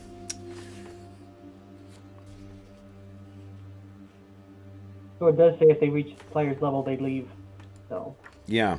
Here's what I'll say, guys, is, I'll just grab Ash quickly. I'm going to say there are available, let's say, 1d6, like 0 level henchmen. Someone give me a d6 roll. Let's see who's in town. 3. 3. Okay, so there are 3 guys that are available. And let me quickly use... Here we go.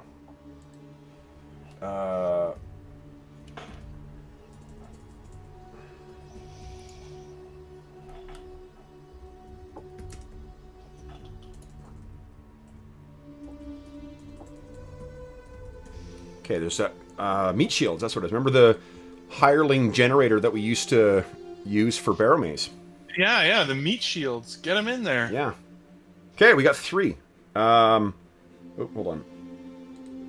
There we go. I mean, even 1 meat shield is good. So you got 3. There are 3 men-at-arms that are available. There's a guy named Herdoon who has a light crossbow and a leather armor and a shield, who always refers to himself in the third person. I'm liking this guy already. Herdoon. You should hire Herdoon. Herdoon will keep you safe. Herdoon will never let any harm come to you. You also have a guy named Unford. Unford follows the omens of a god. Has a club, a leather armor, and a shield. So he is a fairly religious fellow. And then there is Gilak, who is a dwarf. Let's see here. Bergour, would you give me a wisdom check at -2, please?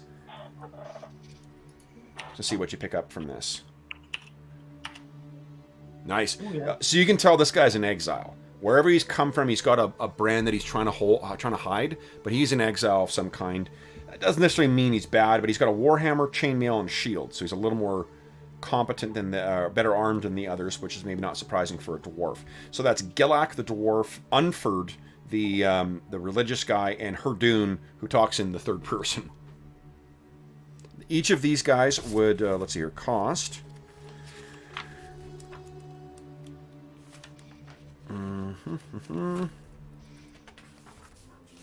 Where are you guys? Equipment. Here we go. Services. Nope. Not animals. Who do you like, Geralgo? Who's got that killer instinct?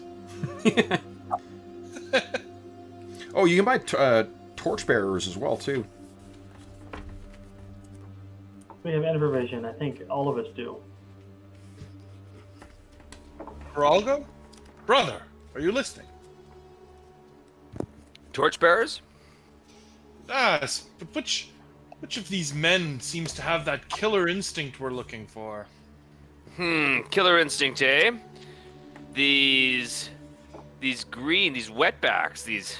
Oh my goodness. I don't know. I don't know if they have it. Easy with the racial slurs there. Did you call them wetbacks? You did. That's what you call a rookie.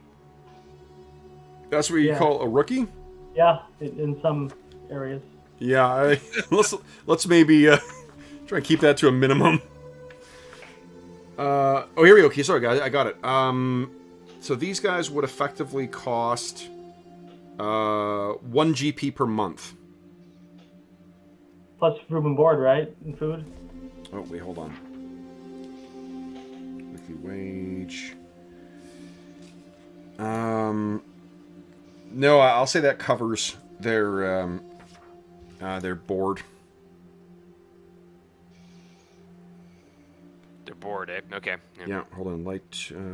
I suppose we can entice them with the notions of glory if we succeed, and maybe a little bonus.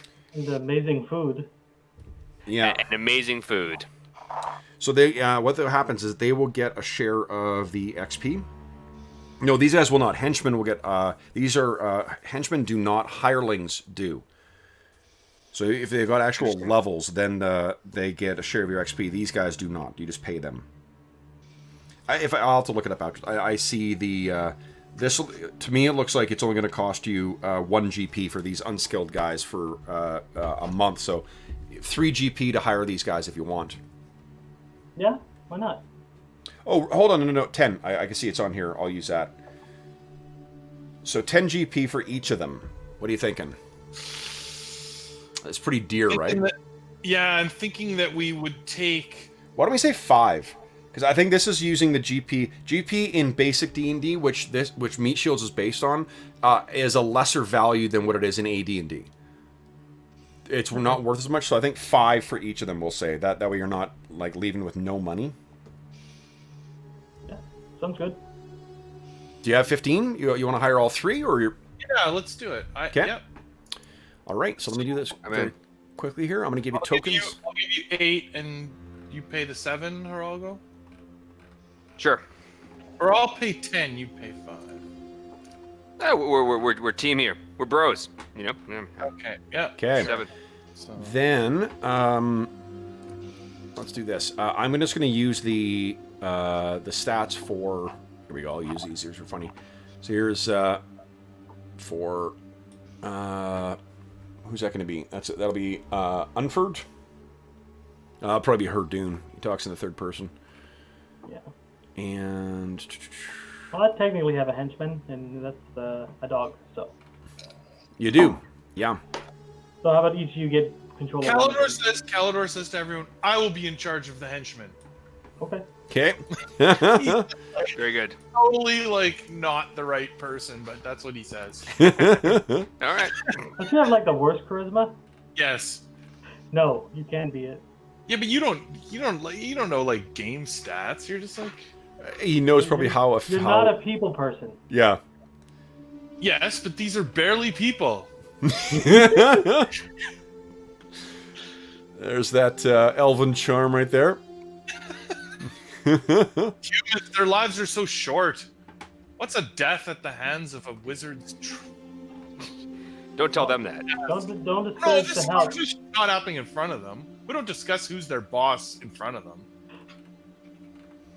Okay. Dorman, would you like to be their boss? No, I have a dog to look after. Exactly. Calidor is the man.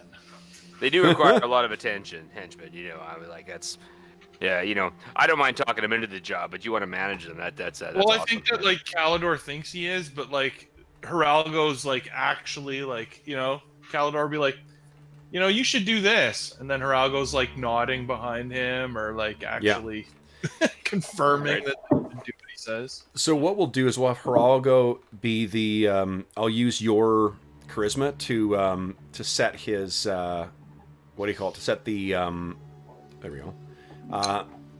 Set the morale of these things, because the way that henchmen work is that they don't necessarily stick around forever.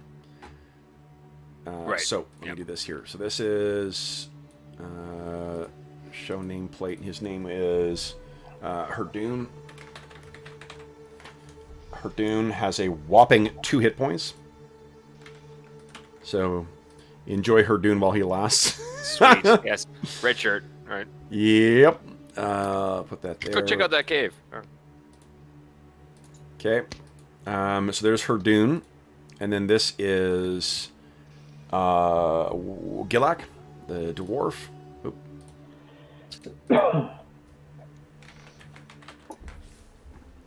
Gilak.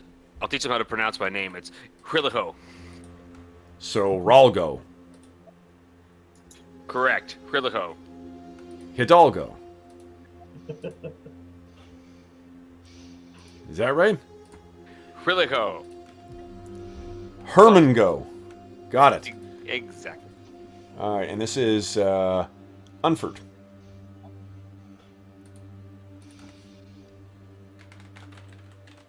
And Unford, brace yourselves, guys. I guess I shouldn't mock them having only 4 or 6 hit points, because you guys only have 4 or 6 hit points.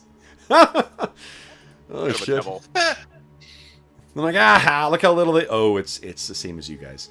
All right, so, all right, so there's your... You got yourself some some henchmen, and they're... I won't tell you what... Steve, what is your... actually, what's your charisma again? Is it 18? Yeah, it's 18. Holy smokes.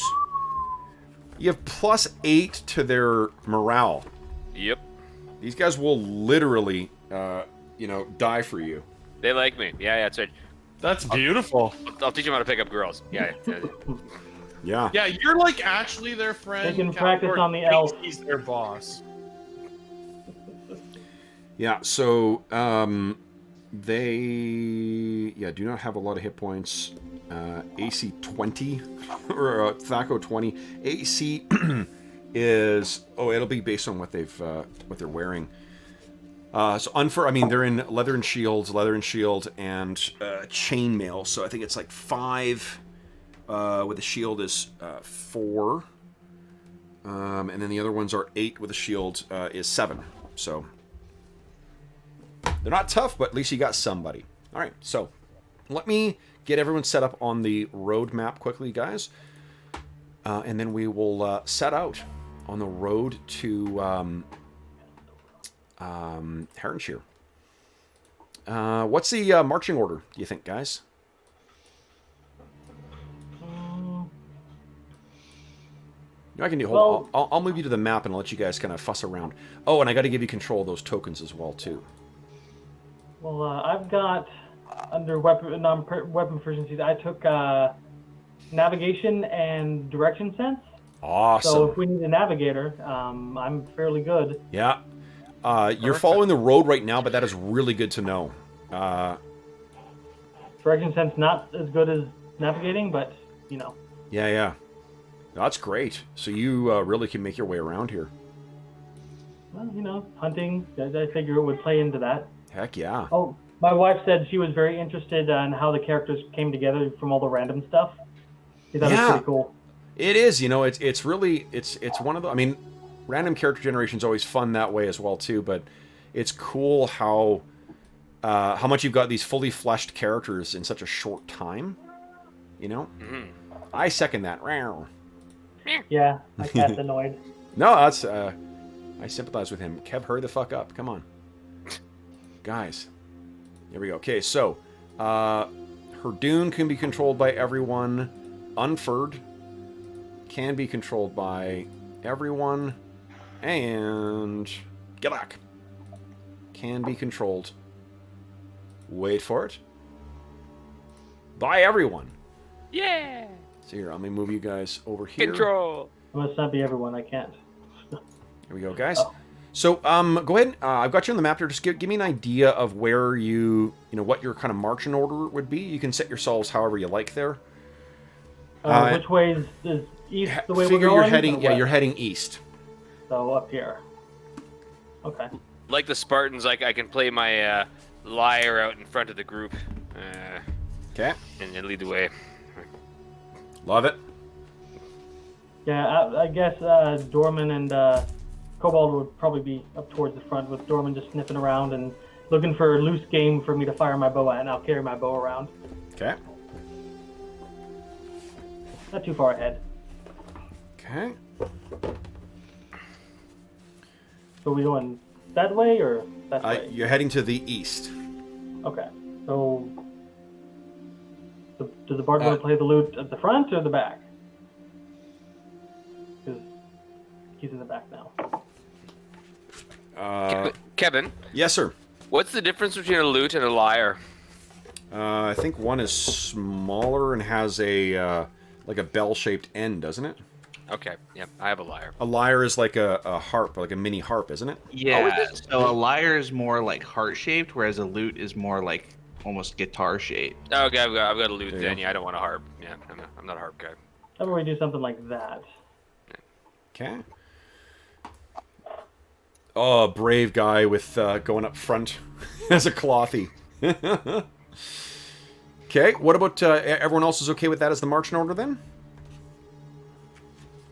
Looking good. Looking good. This ain't Forgotten Realms. I'm not going to go to no wall when I die. I have tumbling, so I will dive out of the way if there's any trouble. That's Got what it. Yep, Yeah. good plan. You're planning ahead. It's good to know.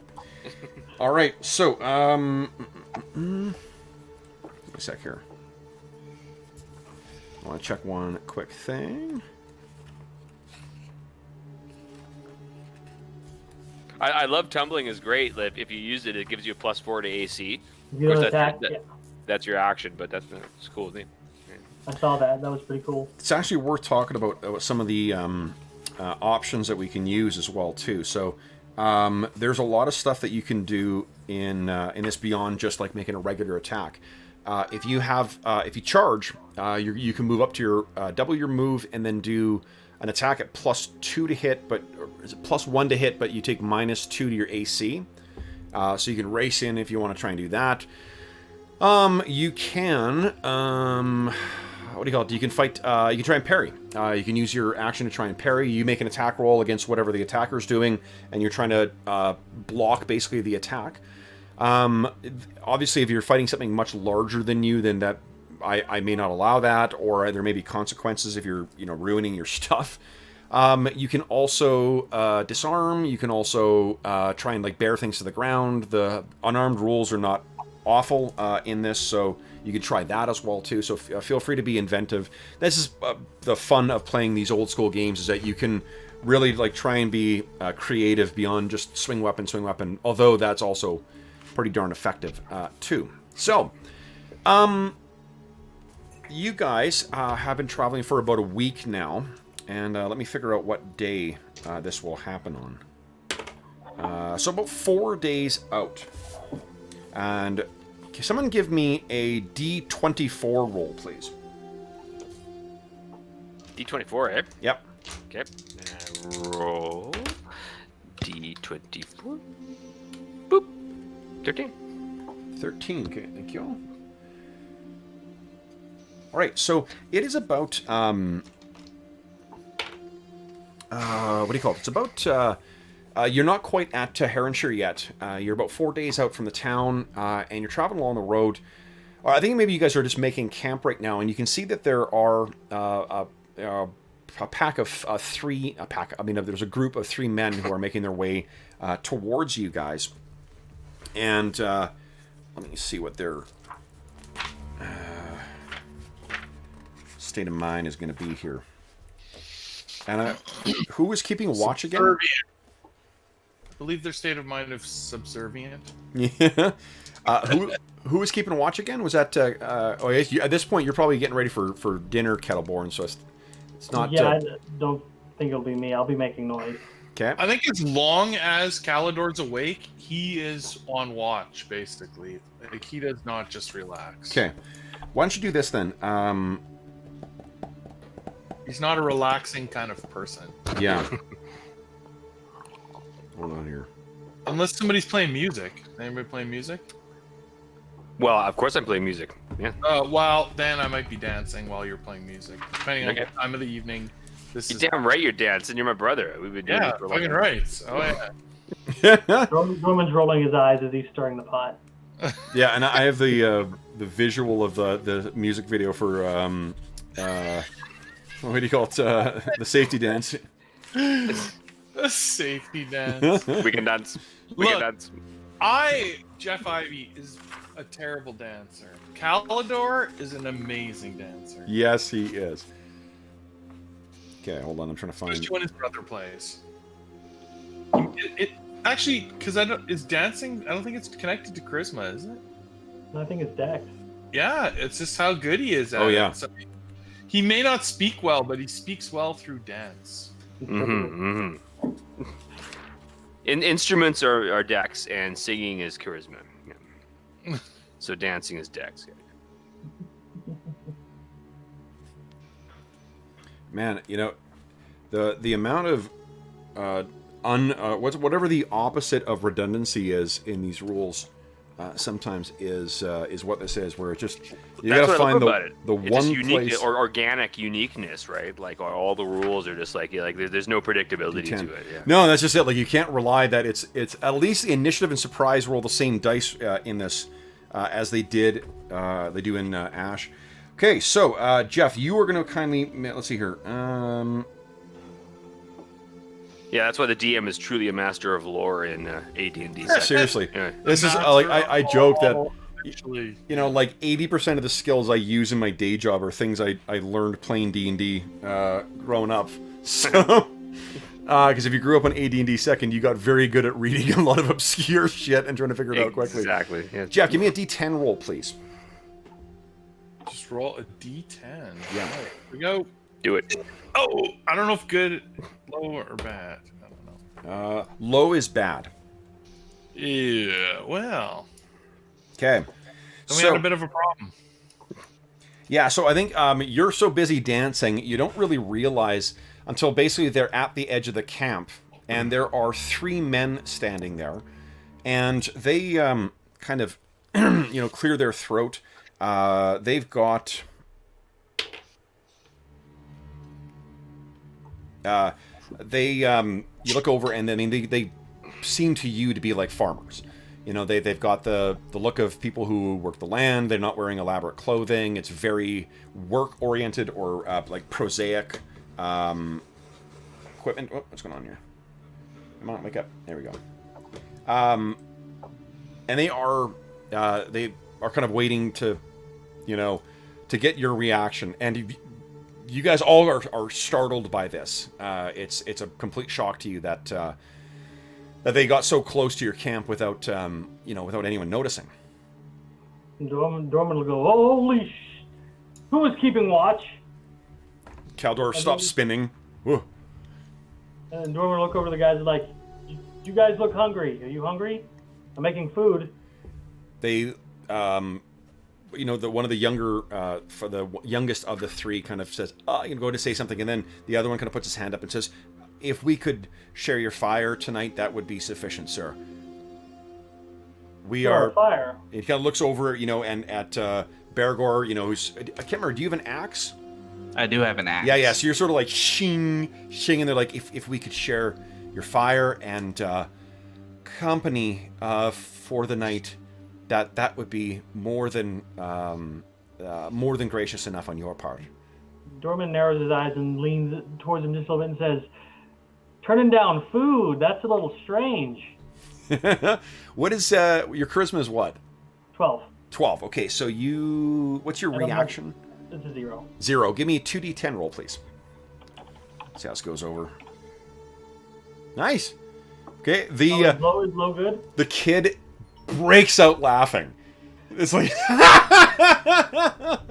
and the older one, who sort of seems to be the leader of the three, kind of looks at him, and he says, "I'll eat some.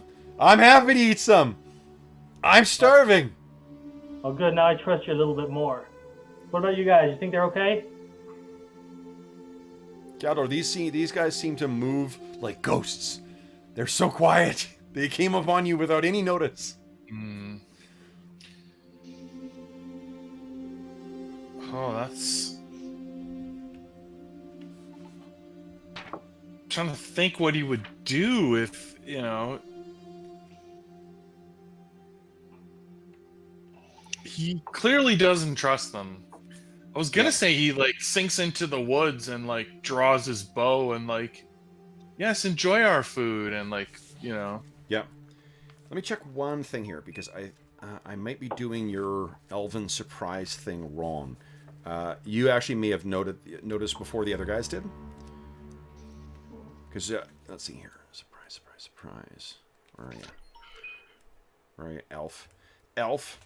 And forgive me for those listening at home for having to look all this stuff up. It has been literally about 25 years since I've run this game. You and everyone else.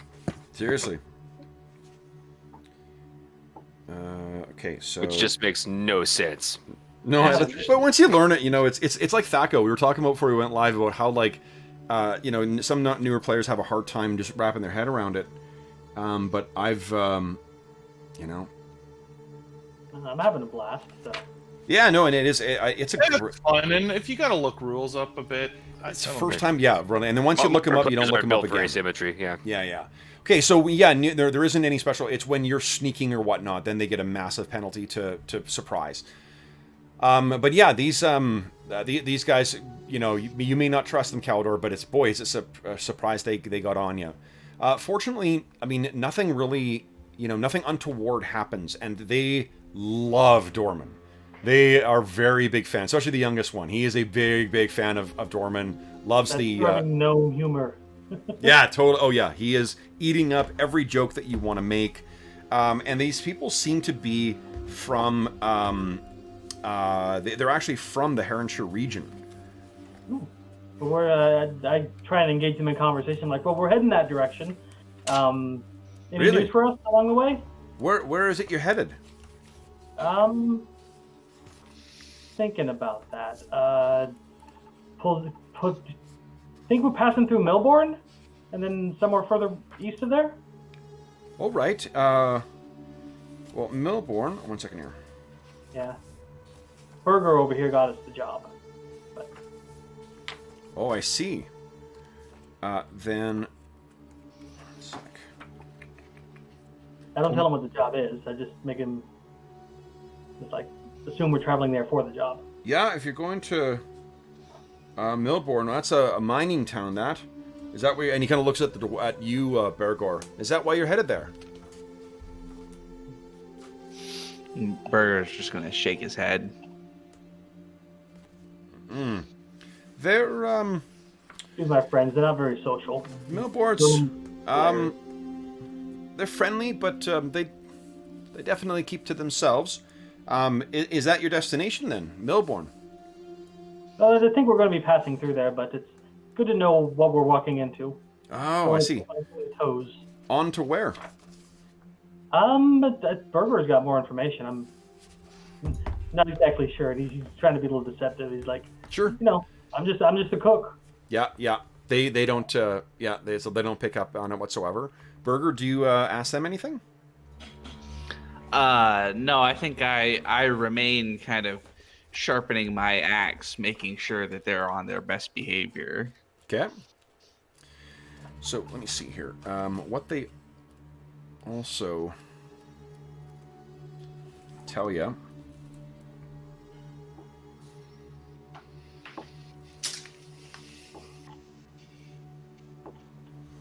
Are you... Oof. Are you making your way... if you're traveling to Milbourne, you're going to want to be careful on the high moor. That moorland's usually used for grazing by shepherds to the south and around the margins of Milbourne, but it's your most safe around there. But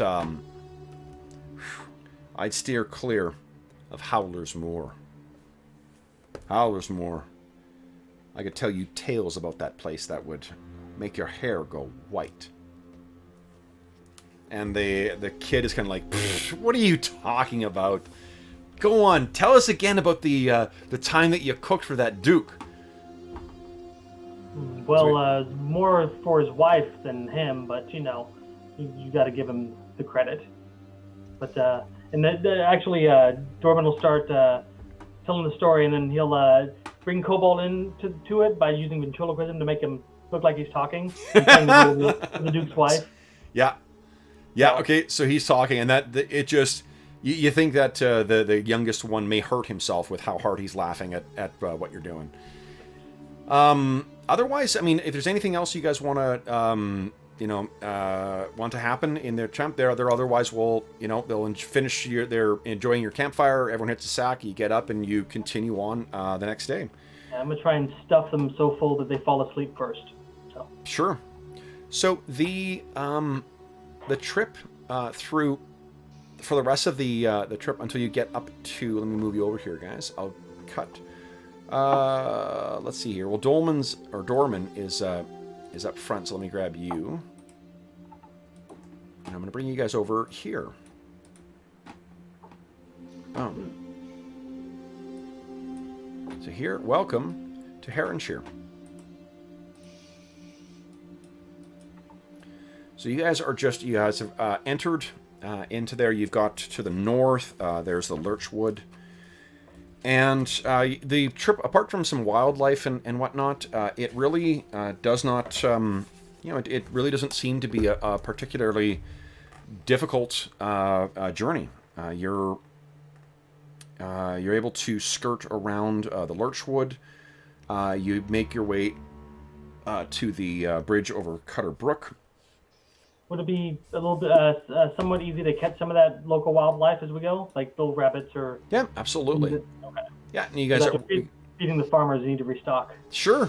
Yeah, and you guys can see like the we see a travel montage of you guys making your way across this, and you're in fact able to make almost all the way up towards where you're only a few hours outside of Milbourne when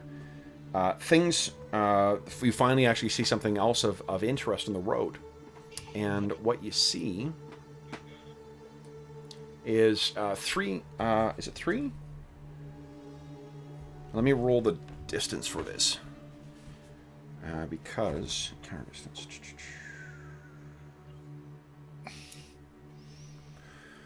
Okay. 10... Oop, is that right? Yep. And yep.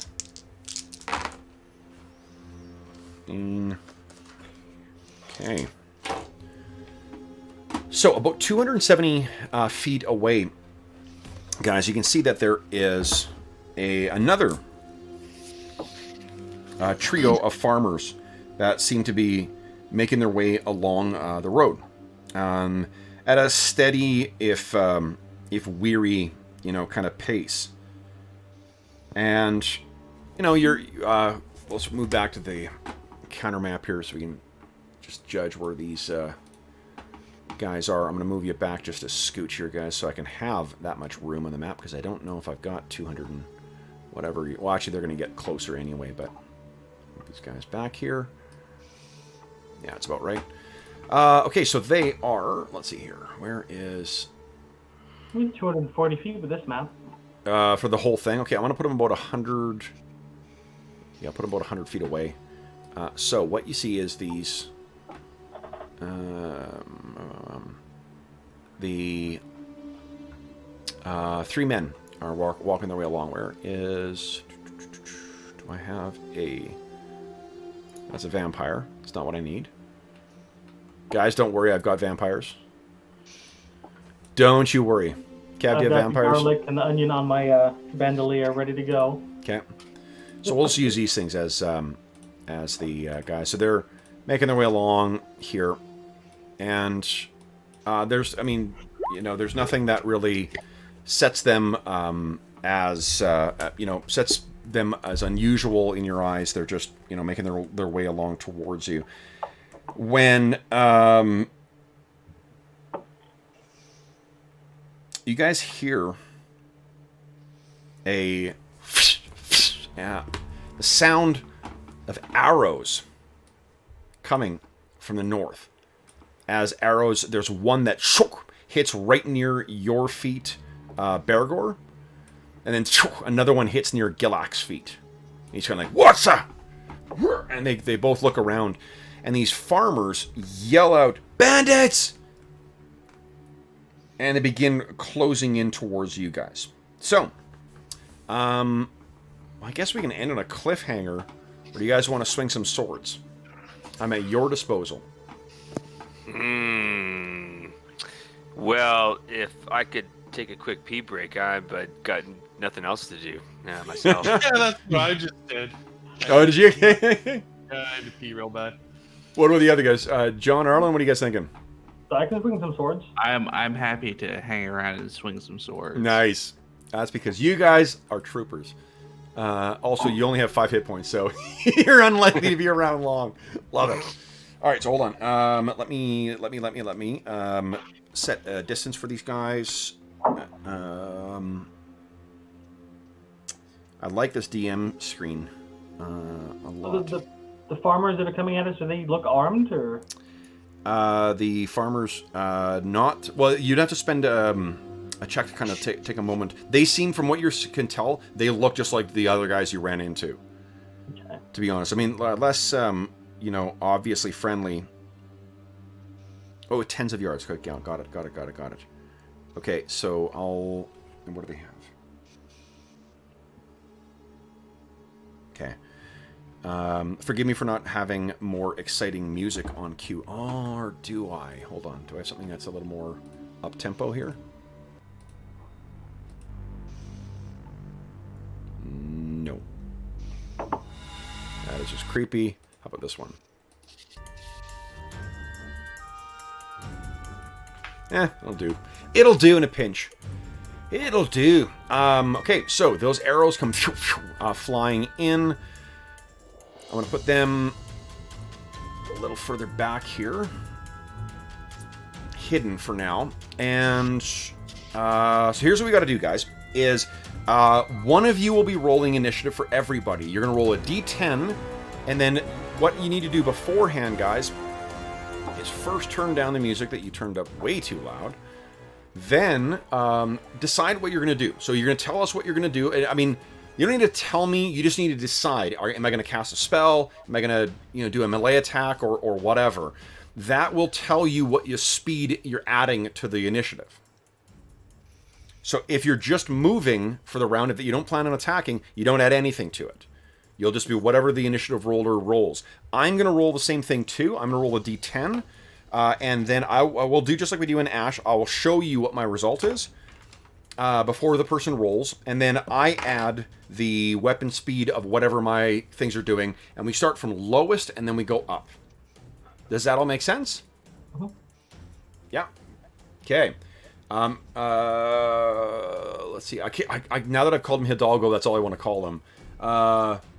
Religo? What did he say? How did he say it should be pronounced? Hidalgo?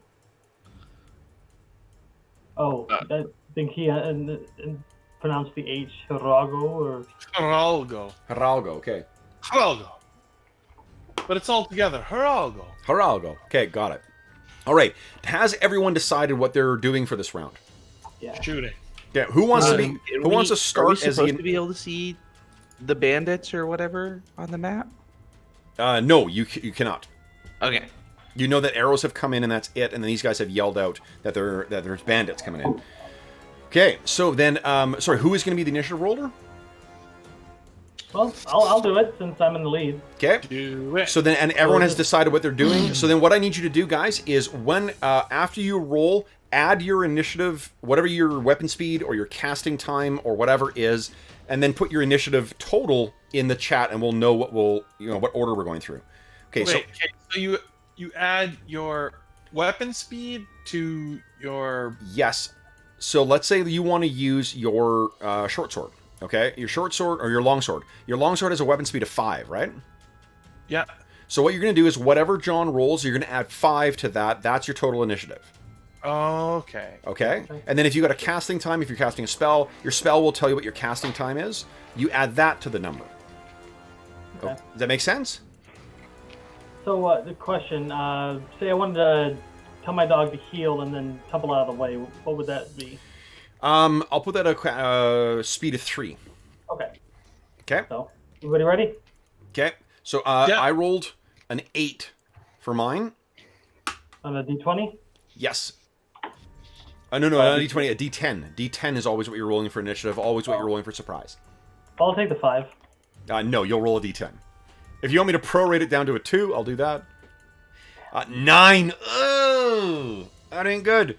So everyone put your total initiative in. Steve, whatever you're choosing to do this round, if it's an attack, if it's a move, add your weapon speed to that total and tell me what you got. 17! Oh my god! You guys! Holy smokes! Well, my longbow's 8 speed, so... Oh my god. Okay, so then... My move is, or my speed is a 12, right? That's what I thought it was. No. This is your weapon speed. Or your... My weapon... Yeah, just my weapon speed? If you're attacking with a weapon, that's why you're recording your weapon speed down. Yeah, okay. That will be a... and it's just the weapon speed, it's not added to anything? You add it to what John rolled, which is a 9. Oh, okay. Right. It's great. Okay. So what I was looking up is modifiers to initiative. Oh, 14. perfect. There we go. Love it. Oh, actually, I can use my blowgun. I, of course, have a blowgun, and I do intend to Well, use you've it. already committed to something that was a 5. So, all right. So Yeah, it's first my up, longsword, guys, let's see here. They are adding.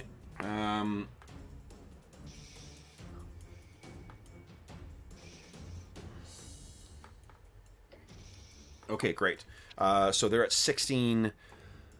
Hey, Dorman's at only 12. All right. And then the others are at 8. Okay, so first thing that happens is these guys begin running in towards you guys, and they're yelling out, "Bandits!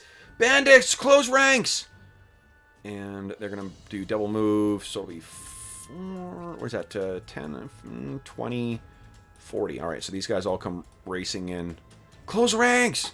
Then we are up to Dorman. You're up next. What are you doing? Okay, he's gonna tell Kobold to heal, and then he's gonna do a full round of just tumbling to get away from the arrows coming in. Yeah, okay. Give me a tumbling check. Sure. Yeah. Try and make yourself a difficult target. Yeah. Yep.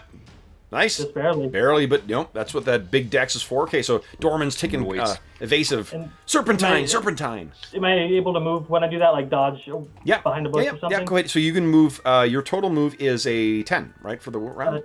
20 feet. 20 feet, that's right. So I'm going to duck over here, and Kobold's going to be right behind me. Okay, So. that sounds good. So you go scampering over there, tumbling your way along. Next up will be... sorry, Steve, how do you pronounce your character's name again? Muted. Sorry, I think you're muted. Oh, Hriliho. Frilico? You're changing it each time, aren't you? So, Frilico, you're up next. What are you doing? All right. I like this. So, what are they wielding again? Are they wielding the projectiles? These guys are just farmers. They're not wielding anything. Oh, they're not wielding anything. There's someone shooting at you from the woods.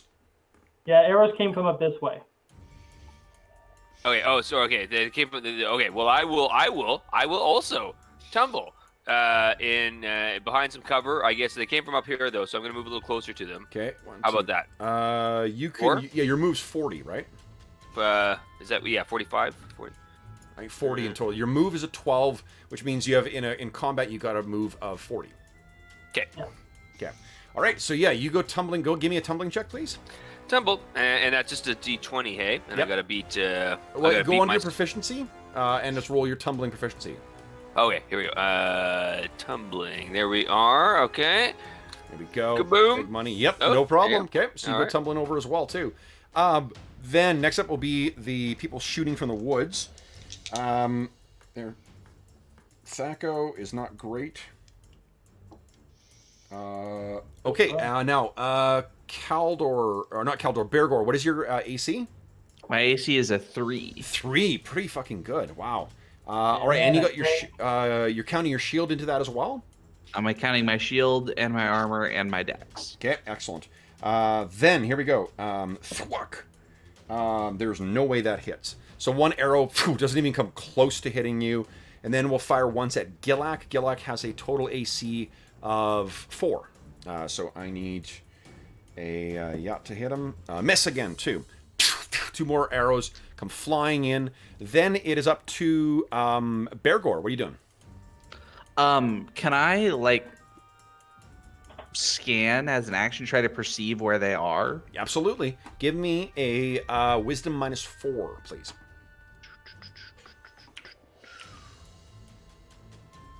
Okay, wisdom is a 12, so this is 8 or less. Yeah. That's Oh, not 19. You're pretty sure you see a dragon in the sky. Pretty good. Pretty good. All right. Then it is Kaldor. What are you doing? Okay, I can move and shoot? Yes. Yep. Yeah, okay. And you have a rate of fire of 2.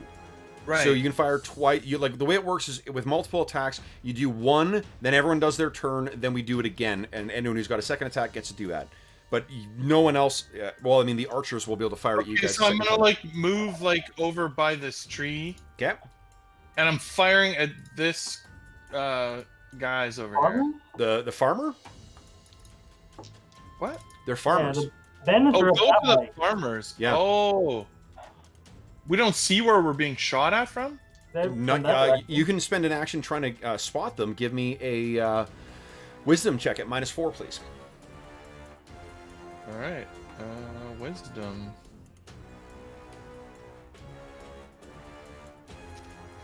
How do you roll wisdom? Just roll D20.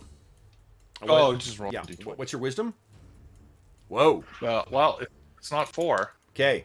So you can see that not only is there 2 guys who are making 2 guys who are firing at you about 70 feet away. There's also another one who is making his way over in this direction, closing in towards where your brother is. So that is your action, and then there, you can picture you ran over there and you're trying to scanning the woods, and you pick out as they get ready. So this is a second shot at you, Bergour, that does not hit, and another one at Gilak, does not hit either. Okay, so then that is the end of that round, guys. Next round, decide what your actions are, and then John, you want to beat my 4. The lower you roll, the better. Okay. Okay. Hoo-yah! 3, nice. So add your weapon speed or casting speed or whatever you're doing to 3, and then put down what your initiative is, guys. What would you say using a rogue skill is? Using a rogue skill is, I'll say 3 as well. Okay. Okay. So Bergour's got a, Dorman's at a 6, wow. He's got a 10. What are you planning on doing there, Religo? Oh man, I'm gonna flank him. I'm going around behind. Here we go. Oh, no, Steve, hold on. Um, Let's just go through this one more time. Every round, Steve, you need to add what John rolled. Add that to the weapon speed of whatever you're choosing to do. If you okay. Yeah, that's why everyone's putting their initiative in there. Got it. So that is in 8. There we go. Okay, excellent. All right, so then first up is Dorman. What are you doing, Dorman? Behind the bush, he's going to try and hide in shadows from these guys and conceal himself. Okay. Yeah, give me a hide in shadows check, please. I think you can click on the skill automatically. It's 50%. Yeah, so not quite good enough. So and then he's gonna try and move That's over here to you know bush. that's gonna be the extent of it. You were trying to you were gonna try and conceal yourself. Okay. That's your action. Okay. Then next up will be the farmers are racing in. They're still yelling, "Bandits, take cover!" Let's see, 1, 2, 3, 4. 1, 2, 3, 4. Okay, they're making their way in. And then it'll be Rodrigo. What are you doing? He's going to flank, so he's got move of 45, so he's going to come around here, I guess. So let's see, that's 1, 5, 10, 15, 20, 25, 30, 35. Okay. Can I see anybody?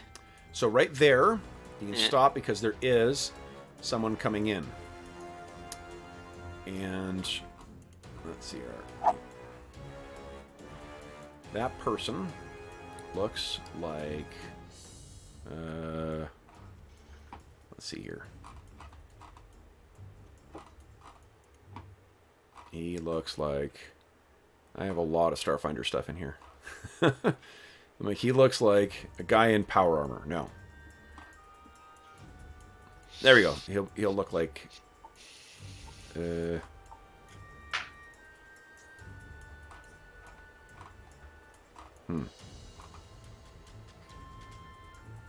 Sorry, guys. Good. He'll look like Sir Yvain. So this guy has come running up, and why don't you, Steve, give me a D10 roll. Let's see if either of you guys. He is surprised. Hello. That's a 10. 10. You are absolutely not. So you come around the corner, and this guy is making his way along. He has a massive club in his hand, as if he's trying to make his way along, and you suddenly come out, and he's like, huh! And you can go ahead and make an attack if you like. Let's rock this.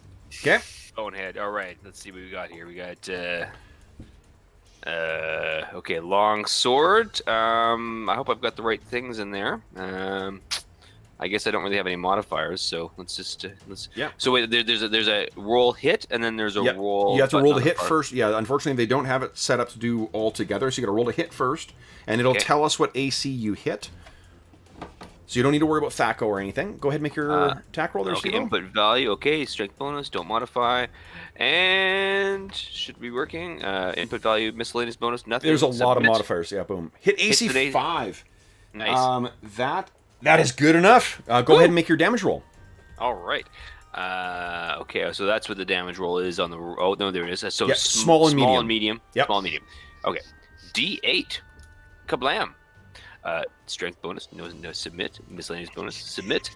3. 3 There you damage. Do I have a Nice. strength bonus to hit? Okay. So you, you stab this guy, and I'll make a little nod on there, or slash at him, and he's completely caught unaware. He clearly thought he was going to be able to get the drop on you. Okay, so that was Religo. Nice. Next up will be Bergour. What are you doing? So what I want to do is move over to Calidor and hold my shield kind of to protect him instead of protecting me, basically to give him that +1 AC bonus. I'm fine with that. Yep, absolutely. All right. Then I'm going to move right here, and I'm kind of holding my shield out, giving him some cover so that he can shoot at the guys. That sounds great. All right, then next up is Calidor. You've spotted these guys now. Oh my gosh, you have to hover over the. So I'll fire at them. Okay. Do they have cover or not? They do have cover, but it's just going to affect their AC. They are within your first range band, so there's no penalties. They're not within point-blank range, so you don't get your extra bonus, but go ahead. So click on roll. It'll prompt a whole bunch of modifier stuff. I did that. Oh, that's terrible. Yeah, Now, that is you terrible. guys have 4 points of Astonishing Fortune sitting in the pool. What's that? Spend it. Yeah, spend it. So you got... Okay, reroll. Okay, you got Can it affect damage, the Astonishing Fortune? No. Well, I mean, if you want, yeah, you could re-roll, but you're spending a... Oh, there we go. That Nice. hits. Go ahead and roll damage against small or medium. Nice. So, one arrow. This kills this guy. What do we see as you take out this ambushing bandit? Whew. I think he just sees him coming around and fires an arrow in a very deadly place, and it feels really good to him. Nice. It cuts the guy right through the cheek and then up through the side of the eye and the back of the head. Yeah, it's kind of vicious. Yeah, Okay, exactly. so that was your first shot. We finished going through the round, and then we go back to you. So that was Calidor for your first one. And we're on more favorable attack rate, too. Unfortunately, Bergour cannot make a second attack. All right, so then the last remaining guy is going to shoot at Calidor instead. Calidor, that's a miss. They're trying to return fire. That is a miss. Gilak, your dwarf companion, yells out. He says, "Where's the cook? Where's the cook? These farmers are armed." I knew it. Dorman, why don't you go ahead and give me another wisdom check. Okay, my wisdom is 12, so I knew it. Okay. Freaking knew it. Yes, you can see all these guys are drawing weapons. They're all drawing clubs as they're coming running in. Okay, so that guy was surprised, so I'm not going to let him act. That's the shots. Calidor, you get a second shot. Okay. Shot 2. Come on, money. Oh, so many submits. Yeah. Whoa, big hit. Oh. Yeah, go ahead and roll damage. Look at all the modifiers on the roll too when you hover over it. Oof. So that is it's a hit. It's a bad, it's a definitely a big injury for this guy, but not enough to take him down. But I will make a morale check for him. Ooh, they're tough. Let's see here. What is his morale? Oh, geez, pretty good. No, he's gonna hold fast. So it sinks into his side, and he gets his bow again. All right, guys, so that is the end of the round. Everyone decide what you're doing. And then John, oh gosh, beat my 2. 5. So everyone add your weapon speed or whatever your action speed is to that. Oh, you got is a dagger a 1? I'm not. I'm. Oh, you're casting. Nice. Okay. What's everyone else doing? Continuing to fire. Yeah, so just enter your 5, 13. Okay, nice. All right, so then first up will be Dorman. What are you doing? Okay. He's gonna like. I knew it. And then he's like, henchman, get ready to beat these farmers down. He's gonna step over here and he's gonna color spray them. Okay. So let's see here. That's a first level wizard spell. Color spray. I 5 like. by 20 by 20 foot wedge. And the saving throw is says special. So what does it say? So so 1d6 it's 1 to preliminary. so yeah. Give me a d6 roll. This is how many creatures are affected. Astonishing fortune if this doesn't give me a good number. Nice 1. Yeah, you won. How Okay. about 3? 3. Yeah. 3 is enough. Saving throw. Creatures are not allowed or let's see here. Yeah, it's right above that. Less than half. Okay, so they are entitled to a saving throw. All creatures above the level of the spellcaster and all those of 6 or level are entitled to a saving throw. These guys will not be then. Oh, Those with hit dice or levels 1 greater. They're struck unconscious for 2d4 rounds. nice. Go ahead and give us a 2d4 roll. Holy shit. So yeah, all these are knocked unconscious, and they drop where they were running. So they are unconscious for 6 rounds, for a full minute. That was Dorman. Yep, Dorman. So next up will be... oh, actually, they did roll quite well, so they're not going to be able to move. The one that's attacking Rilgo, he's going to attack you. He has recovered from being surprised. He swings that big club. What's your AC, Rilgo? Not amazing. Actually, that It is. honestly, I rolled terrible. There's no way it hits. So he swings this big club at you, and you are able to kind of dance back. Then it is the archer's turn. The remaining archer goes before Rilgo. Does not hit. Calidor, he fires his first shot at you. It misses. I take Next, my second shot? next up is Rilgo. Here we go. Time to finish this boy off. Let's do some damage here. Okay, Yeah. come on. Where's my thing? Here it is. Okay. Come on, baby. Come on.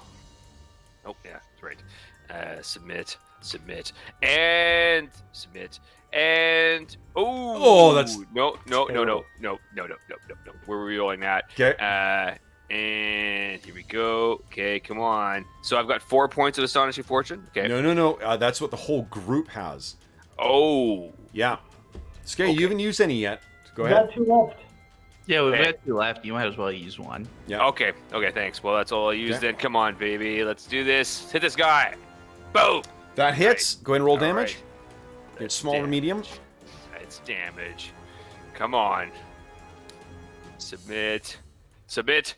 Oh, that's gotta do it, man.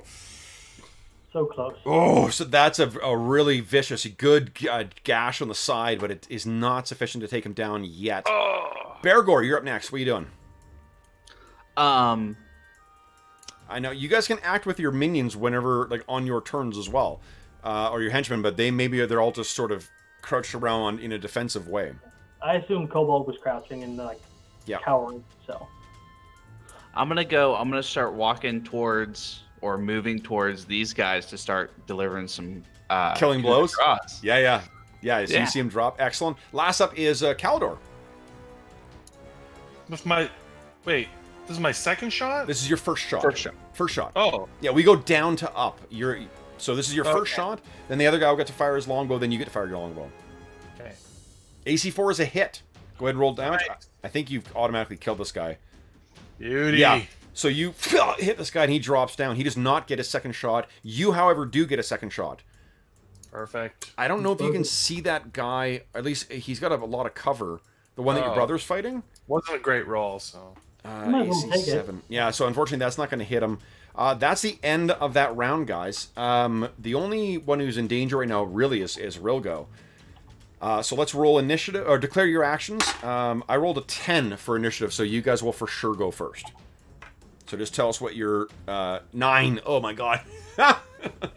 Good god. Oh, Rilgo. 3. So Are you attacking again? Yeah, I think it's just going to go Rilgo, Bergour, Calidor again. So Rilgo, you're up first. I still got a 9, so that gives me a 13. Okay. Oh man. Oh, Dorman. Well, Sorry, Dorman's up first. What are you doing, Dorman? Dorman is stepping here, pulling out his cleaver, and just Yep, that one's gone. Okay. Alright. Rilgo, go ahead and make your attack roll. All right, come on. We gotta finish this off. Then we're screwing around. Really Come go. on. All right. Come on, Bard man. Yeah, because you got the 5. Oh. you know, one. Do we want him to use the last point? Yeah, why not? Yeah. Yeah. You guys sure? Are we Yeah. okay? Thanks, guys. All right. Come on, Rillo. Here we go. Here we go. Come on. Submit. Oh, one more. Submit. It's worse. Damn. Oh, All right. jeez. Okay, so he gets his attack on you. What is your AC? It's a 7. 7. So he needs... does not hit. Swings at you again. Does not hit. That means... Bergour, you can go ahead and kill one of those guys. I'm gonna go kill one of them, and with my next attack, I'm gonna kill the other one. Oh, is there a favorable round? Favorable round. Love it. Calidor, I set him up, you knock him you down. get 2 shots at this guy fighting your brother. Can you take him down? I kind of knocked him down too. Oh, are you muted, Jeff? Oh, yeah, sorry, I went for P. Yeah. Okay, yeah. Here we go. Shot. Come on. Oh! Wait, I'm using a hero point. Do we have any hero We- points? No, we're out. Oh, I no. used the mind. last one. You have one more roll, though. You got one more attack. Oh, right. Yeah, your rate of fire is 2 with a bow. Come on, brother. Come on, brother. Help the boy out here. Woo! That is good enough. Go ahead and roll damage. Shot! Shot to the Submit, heart. submit. Take him out. Take Yes! Oh! So, Max damage. what do we see as this arrow cuts through all that foliage? he sees his brother in trouble, and he just laces an arrow through there and like right through the guy's eye socket. And he drops down dead. And for the Holy record, smokes. everyone at the campfire hears about it all night. Yeah. As they I should. took down 3 of them. Bergour helped. Okay. As they drop, then woof. I think we will end the session there, guys, with you on the road to the town, to Milbourne. Now, quickly, did anyone do any of their personal XP stuff? If you did, put it in chat. I'm just going to quickly get your total. These guys were, let's see here. Oh yeah, I cast a spell to overcome an enemy. You 3 did? of them actually. Yep. Does it count 3 times? No. You used one spell. It just happened to affect. Okay, yeah. Okay. Oh yeah, and you told me with my yeah, right. What was that? I guess only based on 10 times XP per HD of monster. I don't know if... Yep, that's definitely, characters you're gonna get count that. as So monster, that's 30 plus, that is 50 plus is 70. Nice. Okay. Since I just finished off guys that were already asleep on the ground, does that count as killing monsters, or is that okay? Oh yeah. Yep. Absolutely. So those fighters are getting a little extra there. You did try to use your special ability, but that wasn't quite. It's successful use. Okay. Yeah. Fine. I get 5 per creature killed. Is that right? So that, Yep. that counts for everybody. Yeah. Yep. Yeah. And so how many was that? Was that 5, 6? 5 for Nice. what? Everybody killed or you killed? I think is it everybody killed or that I killed? Hold on. Good question. Cool for a bard. Like, yeah, learn from all your guys' actions. That'd be nice. Sorry to drop out, guys. Can you just tell me what my XP is? I gotta go. Yeah. Yours Yeah, is. Hold on. Well, you can tell me next time. we Yeah. play this I'll let you know game. on what do you call it? Someone will know. Yeah, because you dropped. I don't know. Like if it's you get the killing shot. I'll take a look at that very quickly here. Jeff, Sure. thanks. Have a good weekend. Yeah, have a great time. We'll Good night, see you Jeff. guys. Wait, are we playing on Sunday, Kev? On Sunday, yes, we are. We're playing. Yeah, we got Zweihander. Okay, well, we'll see you guys on Sunday. Sounds great. Good night. Good night. Okay, individual awards. Here we go. Yeah, I may need to think about that because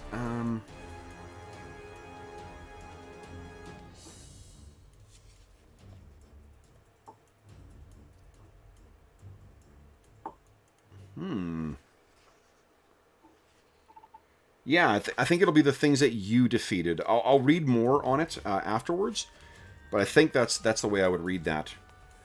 Okay, wow, guys. So then, plus 50, he took out, what, 3? Me? I took out none. You took out none. Yeah, he got the killing shot. I think if you contributed taking it down, you'll count. Okay. Yeah. So, Steve, you took down 1. You get 10 XP from that one. Okay. Yeah, because he was 2 hit dice. So, 10. Okay, right, yeah. And Jeff took down 1, 2, 3, 4. You got 40 XP. Dorman got 50. Wow, nice. Bergour got plus 20. Didn't you kill 3? Oh, you killed 2. Yeah, I killed 1. You killed 1, right. Killing Arlen and stealing his XP. Whisper that maybe I should let him kill the down ones for more experience. Yeah. All right, so let me see if it's the XP is listed in here. I'll make a note of doing that in the future. So. Very flashbacks to the Ash campaign where, John, I don't know if you've been watching, but we've been doing the sleep and finish off combo a whole lot. It was pretty sweet using it on you guys. Yeah. And then Kevin used it on us, and it was not as much fun. And now the spell is bullshit. I didn't even know color spray would be that good, so.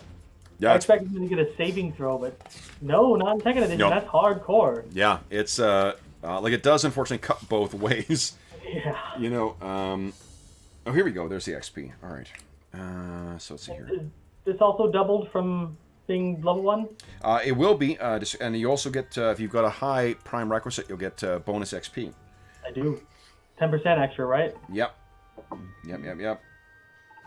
Okay. I think all I needed was dexterity and intelligence, and I've got a 17 and an 18. Okay. All right, I got my totals here, and I think I'll give a little bit of bonus XP for oopsies, for role playing, because you guys really killed it at the beginning there. This was amazing. I had fun. Yeah, I'm glad. Great. I'm glad you guys did. That's great. Okay, so the group XP, guys, divided by 4 of you. Group XP is not great. The group's only going to be 45 each. Okay. But your individual XP, I will give you 200, which you can double to 400. Or hold on, no, 100 double to 200. So you'll have 200 XP for the personal reward plus whatever you got from your other thing. So Rilgo's getting 210, Bergour's getting 220. Oh wait, you're gonna double that as well too. So Jeff's total, maybe can someone put in chat?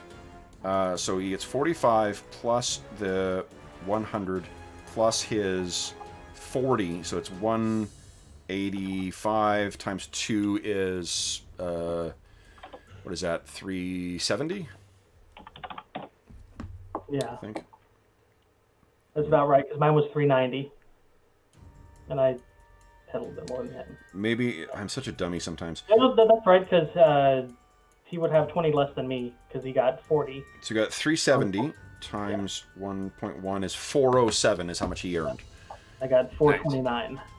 Nice. And then... Oh, and then I got to divide it by 2 to give it to each yeah, of and my... Rogo, you would have got 145... Plus 10. Plus 10, 155 115. times 2 is 310 times 310. 1.1. 341. 341. Thanks. Yeah.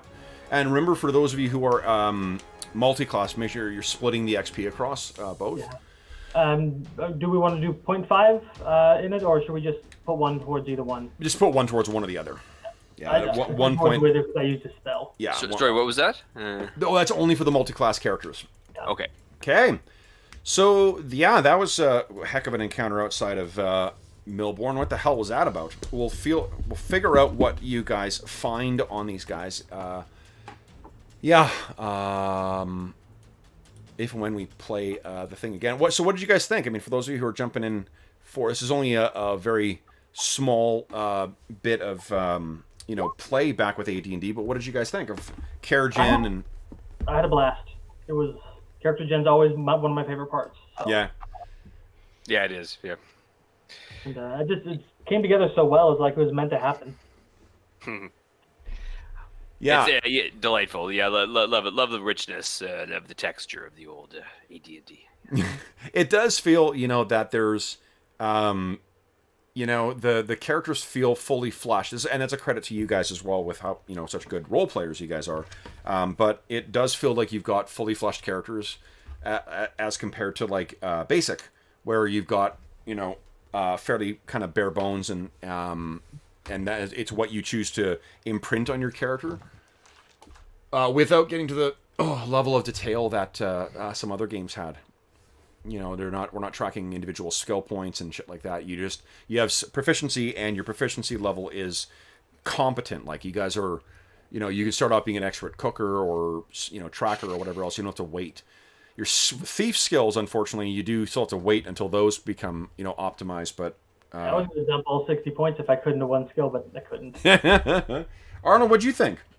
No, it was good. Having never read the AD&D rulebook before, I kind of think that rulebook is not the best laid out. No, it's and not. It's kind of, there's a lot of stuff in text and things like that I was like finding things there. So aside from that, I thought it was a lot of fun session. I definitely play it again. I definitely want to play it again. Yeah. This brings back a whole bunch of like nostalgia from my video games. Baldur's Gate 1 in particular. I'll tell you, like, one of the reasons why I was, I've been thinking about this game a lot. Partly because I didn't want to prep anything tonight because I just did not have the energy for it. But partly because the thing that I love so much about our Ash game is the drop-in, drop-out aspect. I don't have to think about how to adjust the game for players who may have missed a couple of sessions. I spare no thought on game mechanics. I just keep focusing on presenting a good and rich and engaging world, and just kind of let like the game just kind of go. You know, we can roll random equipment and we keep rolling random magic items and shit like that, and it just keeps. I can trust that the system keeps on chugging, right? You trust the system and it'll take care of itself. That is enormously fun as a DM, because I can just focus on doing the other parts like fun role playing or whatever, and leave you guys to try and pursue what you want to do. It's also very cool that there are ways for you guys to gain XP, like clear your XP bonuses in non-combat situations. Mm-hmm. For your thief guys, you got clear benefits for using your abilities and shit like that. For spellcasters, there's, you know, for defeating challenges or dealing with problems, you got clear incentives for getting XP that way. So I didn't say as well, but the way that I'm going to treat the XP for gold thing is that if you spend the XP, we're not doing like campaign, or we wouldn't do stronghold building or any shit like that. You know, if you don't do XP for gold, then there's a weird unnecessary bloat of money that comes in. The way I'm going to get around that is Conan style. You spend it and don't get any benefit from it, and you get XP for it. So if you get XP back and you don't have anything else you're spending it on, blow it, and we'll say it's carousing and whatever else. You get to change that into XP instead. Okay. Mm-hmm. Speaking of, what do we get from these guys? What are you getting? What do you mean? What stuff you're finding on them? Yeah. Oh, yeah. Do that down before the session ends. Yeah, sure. I'll put it in the very bottom under notes, unless Bergour wants to do that with his backpack. Yeah. So on these guys, each attacker has. Give me a 1d4 roll, please. Okay. Actually, no. Hold on. Do this. Give me 1, 2, 3, 5. Give me a 6d4 roll. So amongst all of them, you can gain 17 GP. Okay. And give me a 1, 2, 3, 4, 5, 6. Give me a 12d6 roll. And a total of 33 silver pieces. Okay. And they have on them padded leather on the archers and on the farmers, it turns out. And on the guy that you were fighting there, Steve-O. The guy you were fighting has a heavy club. The farmers each have different things. A heavy club, a staff, and a pitchfork.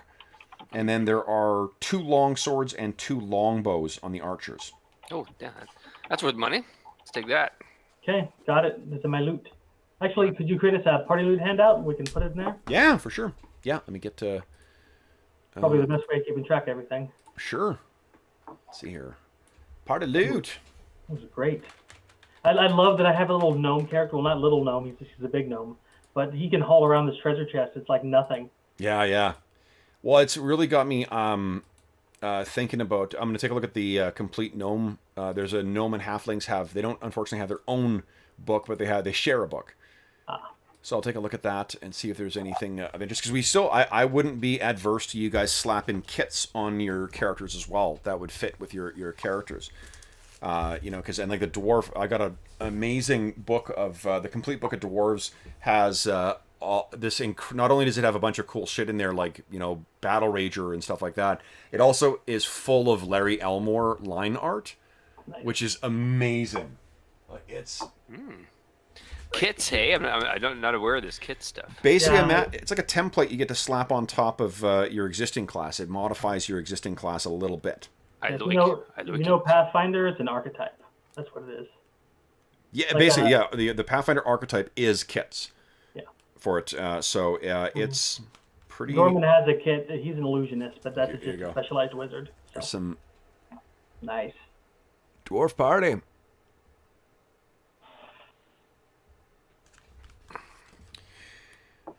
Cool. Well then, so for those listening at home, we've done... Nice. Kill the bandits, defriend the very friendly farmers. Nice. All right, guys. Thanks so much for joining us in chat, guys. That was a lot of fun. We enjoyed. Someone said, Jackabear said, love the session. Everyone have a good night. Was great seeing some AD&D action after so long. I agree. It's been, like I said, no joke, 25 years probably since I've run AD&D, so this was pretty fucking great. Probably first time I've ever run it properly too, so or at least somewhat close to it. Give us a pretty generous stats though, so. Yeah, but I mean, you're not superheroes, right? Like I don't feel that all this does is it makes you be half-ass competent. Like the thing I find frustrating about if you just roll as written, you can have proficiencies that are basically useless. Like you've got a 40% chance or 50% chance of being successful with it, and if that's supposed to sort of fill the role of those. When you need to gamify whether someone's going to be successful or not, it's awful, and it's so hard to improve them because you only gain new proficiencies every 3 or 4 levels, and like it only improves it by 1. So if you don't have a generous intelligence bonus to your proficiency ranks at first level from a decent intelligence roll, and you have decent stats, then it's kind of garbage. And none of the non-weapon proficiencies are gonna, like, you having a 17 in tumbling or a 18 in cooking or whatever, that is not going to break any adventure, right? Like, that's not going to be the thing that's like, well, they're so overpowered. And your stats have to be so high before you start getting bonuses in AD&D anyway that I'm not, I don't feel it's an easy. It's not as the characters aren't as abusive as if you had like much higher level stats in Pathfinder or D&D 3.5 or 3 or something like that, where it fucks the math up. Yeah, that's one of the things. Since you get lower bonuses here than your stats being that high, don't we have like a 25 cap in AD&D? You can't go higher than that. Yeah, for AD&D second at least. AD&D first edition, I think it was all over the place. They had strength that went up that high, but that's because they had arbitrarily at some point decided that the different kinds of giants had those specific strengths. So like a stone giant had strength 20, or maybe it was a hill giant had 20, and a stone giant had 21, and so forth. Mm-hmm. And then they were like, well, if there's strength that goes to 20, why isn't Dex going to 20? And then like I think it was Unearthed Arcana where they introduced Dex that went up to 19 because Drow could potentially get a 19 Dex. So it was a bit of a like, what AD&D second was a consolidation of a lot of the rules that had slowly accumulated and had not done a like soup to nuts rewrite until third. But I mean, I think because it's so modular, there's lots of fun stuff you can do with the game, and you can make it be what specifically what kind of game you want, right? Mm-hmm. The initiative was really interesting. Like I think the thing I get from watching this first thing go through is if you guys are going to the same action, it's easy to know who's going in what order. It's just a question of whether you guys act before, and there may be some overlap in the middle there, which is interesting. Mm-hmm. Moving is much faster than attacking or whatnot, but like once you guys started using your weapons, we always knew Calidor was going to go last. We always knew that Bergour was going to go before. So, yeah, that was interesting. Cool. Any closing thoughts on your first foray into tabletop AD&D and your return there, Steve-O?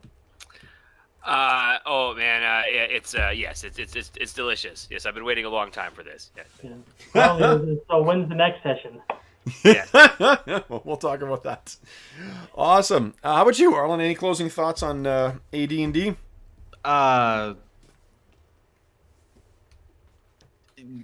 This game, right, has a particular kind of legendary status within the hobby, so it was really interesting to get to finally play it, having heard a lot about AD&D and all the different types of things and all that sort of stuff, and yeah, just the feel of old AD&D. Like I remember back in the '80s, like there was just something about it. They were like tombs of lore. You collected all these books, and I had about 7 of them. And this is where it all started, guys.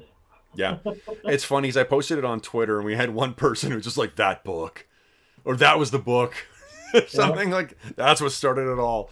The player's handbook for them, because AD&D second was for sure. Up until 5th was the most successful version, I think, of maybe 3rd. Yeah, second had a longer lifespan than 3rd. I know 3rd was really popular, and it had a 3.5. So yeah, so it had the advantage here too, and also all the spin-off stuff that was compatible. Came from it, yeah. But anyway, cool. Pathfinder was really based on that sort of feel of AD&D second, right? That's just sort of preserving that, because third just went that new direction, and then with each edition, I mean, fourth was sort of very much like a tabletop board game, which I actually quite like, but they're each kind of different games, and fifth is a different game again altogether. But second had that feel of just like you felt like you were looking through tombs of secret knowledge when you were Yeah. You know, the one thing I recorded a really long podcast today talking about this stuff, but one of the things I was thinking about is how the flow in Ash feels more seamless than between combat and non-combat scenes and other scenes than what some of the other games we've played lately have been. There still is, Ash is more regimented than what this is, in the sense of having the different segments and the two different phases and stuff like that. But there's something to be said for these games that transition into violence without being like, and setting the table for it, as it were, of like, and now we're doing this thing. Like, there is an element of that in this game as well, because we're using a battle map and whatnot in it, but partly because this makes for clearer things and it makes for a better stream also. But it's interesting that I find like maybe I feel like it's more immersive when there isn't quite as regimented. The different delineations between, like, now we're in this mode. It's not always true for every game, but I feel like that's kind of we're less in, like, now we're in game mode, and now we're gonna go back to role playing and whatever. Like, I feel like in Ash, we have transitioned back and forth between those modes a little more fluidly than some of the other ones, and because the combat's faster, we're able to get back into the other stuff a lot faster. Like Steve played in my fourth campaign, or both my fourth campaigns, for a long time, and at the end we were like, this game is about combat and that's it, because we're spending 90% of our time doing combat. What, 8-hour combats? Yeah, crazy. Yeah, it was bonkers. Yeah, role playing is the best part. Yeah, it's I want both. I love my violence. I do love my violence, and I love my tactical violence where you can game the numbers. That's great. And AD&D fourth, that's really what it was all about. And it was really, I actually really enjoyed the combat, but it was just like, but it's because it took so long. Hero, to be honest, was the same way too. Like, I enjoyed running champions, but it's, there was no breezy quick combat in that. It was like, all right, we're in this for 2 hours now.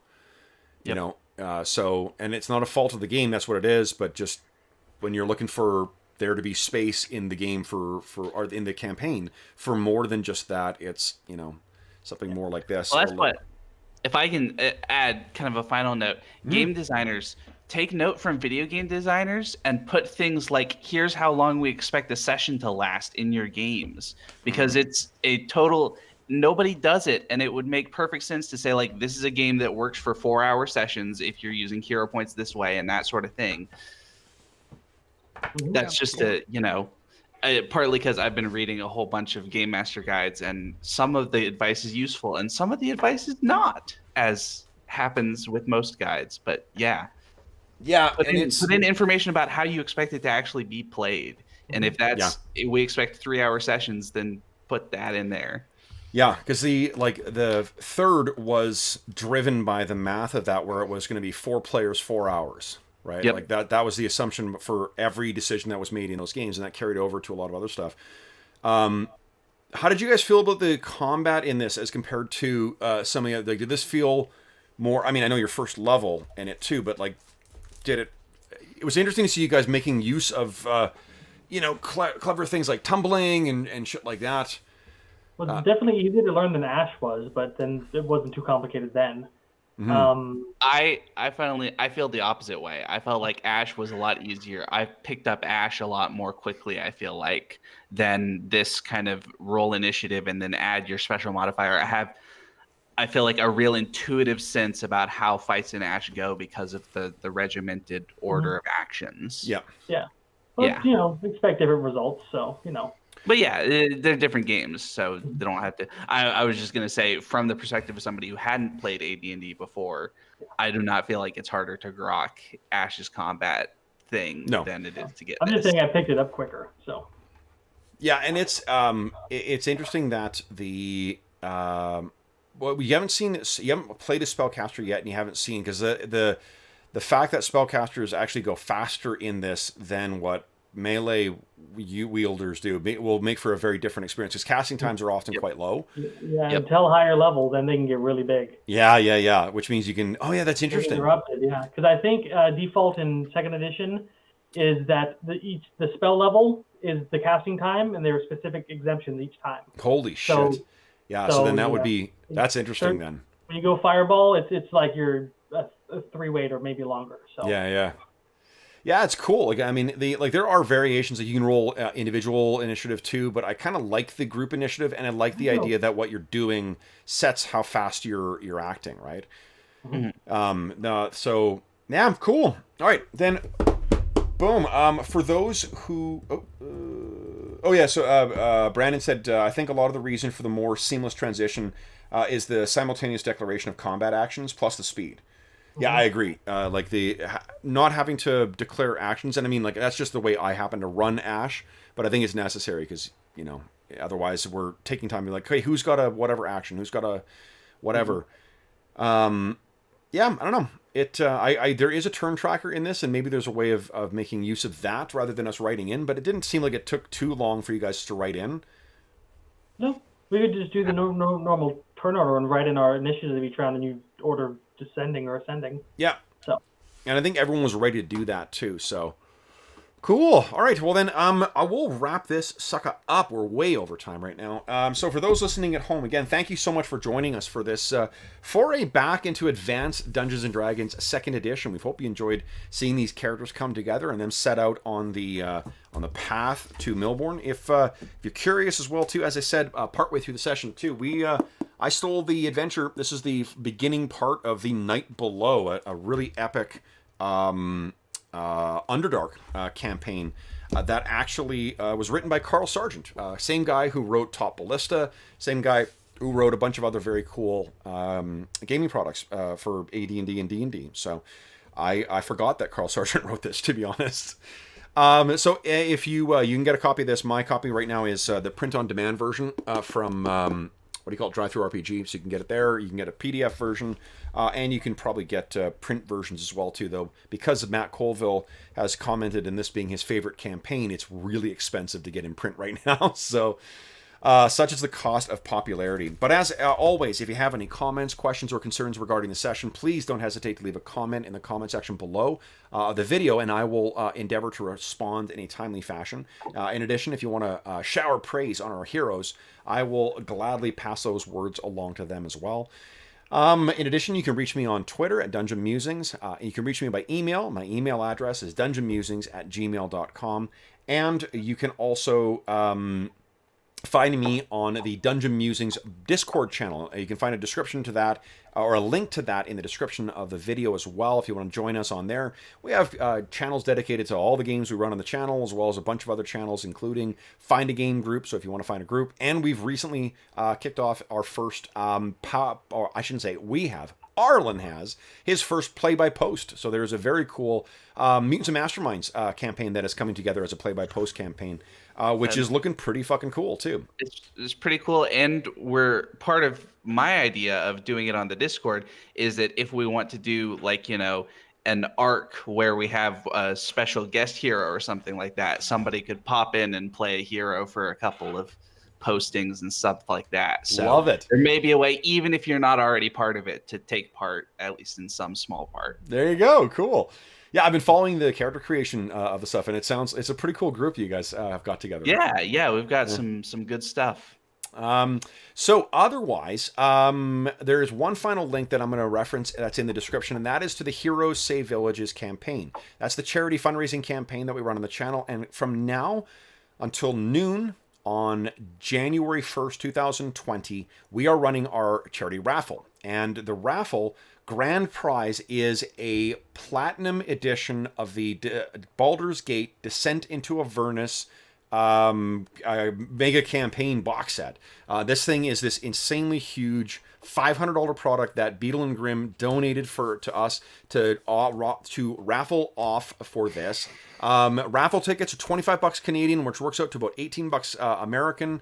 I don't know about other currencies, but because they generously donated this thing, and you can find a link to the Hero Save Villages site. You can find information there on the actual box set, but you can find unboxings on this sucker on the web, and it is insane how much cool stuff is in there. There's the full adventures, there's maps, there's miniatures, there's this enormous miniature of an infernal war machine, there's soul tokens. It's crazy how much material has been crammed into that thing, and they were so generous to have donated it that I think I will pick up the slack and pay for the shipping. So if you win this, every ticket gives you one opportunity to win it. You can get as many tickets as you like, and you can get them by making donations through to the link below. Every donation goes to help the SOS Children's Villages International Charity, which is an amazing charity active in over 130 countries around the world, benefiting over 80,000 orphan and abandoned children, providing them a stable and safe place to live. So not only does it give you a chance to win some pretty cool gaming stuff, it also helps out a really good cause. In addition, I have donated, if you don't win the grand prize, I've donated a copy of the Pathfinder 2nd Edition core rulebook, the Pathfinder 2nd Edition Bestiary, and a copy of the new Starfinder Character Operations Manual. So if you don't win that, there are some other cool prizes that you can win. Last but not least, I want to point out that my players logged in today knowing what my week had been like. So they were aware because they are very awesome and empathetic guys. And I told them as we logged in that, hey guys, I want to do this tonight. Roll up some characters for AD&D, a game that some of you have played, but not all of you. And you know what my players said? Bring it on. That's so awesome. So guys, I want to give a huge, huge thanks. Jeff's gone already, but huge thanks to Steve-O, Jeff, John, and Arlen. Guys, you are the best. This was exactly what I needed tonight. Thank you so much. It was great. Awesome. So then, until next time, folks, thank you so much for joining us for our first foray back into the Night Below and AD&D. Until next time, happy gaming.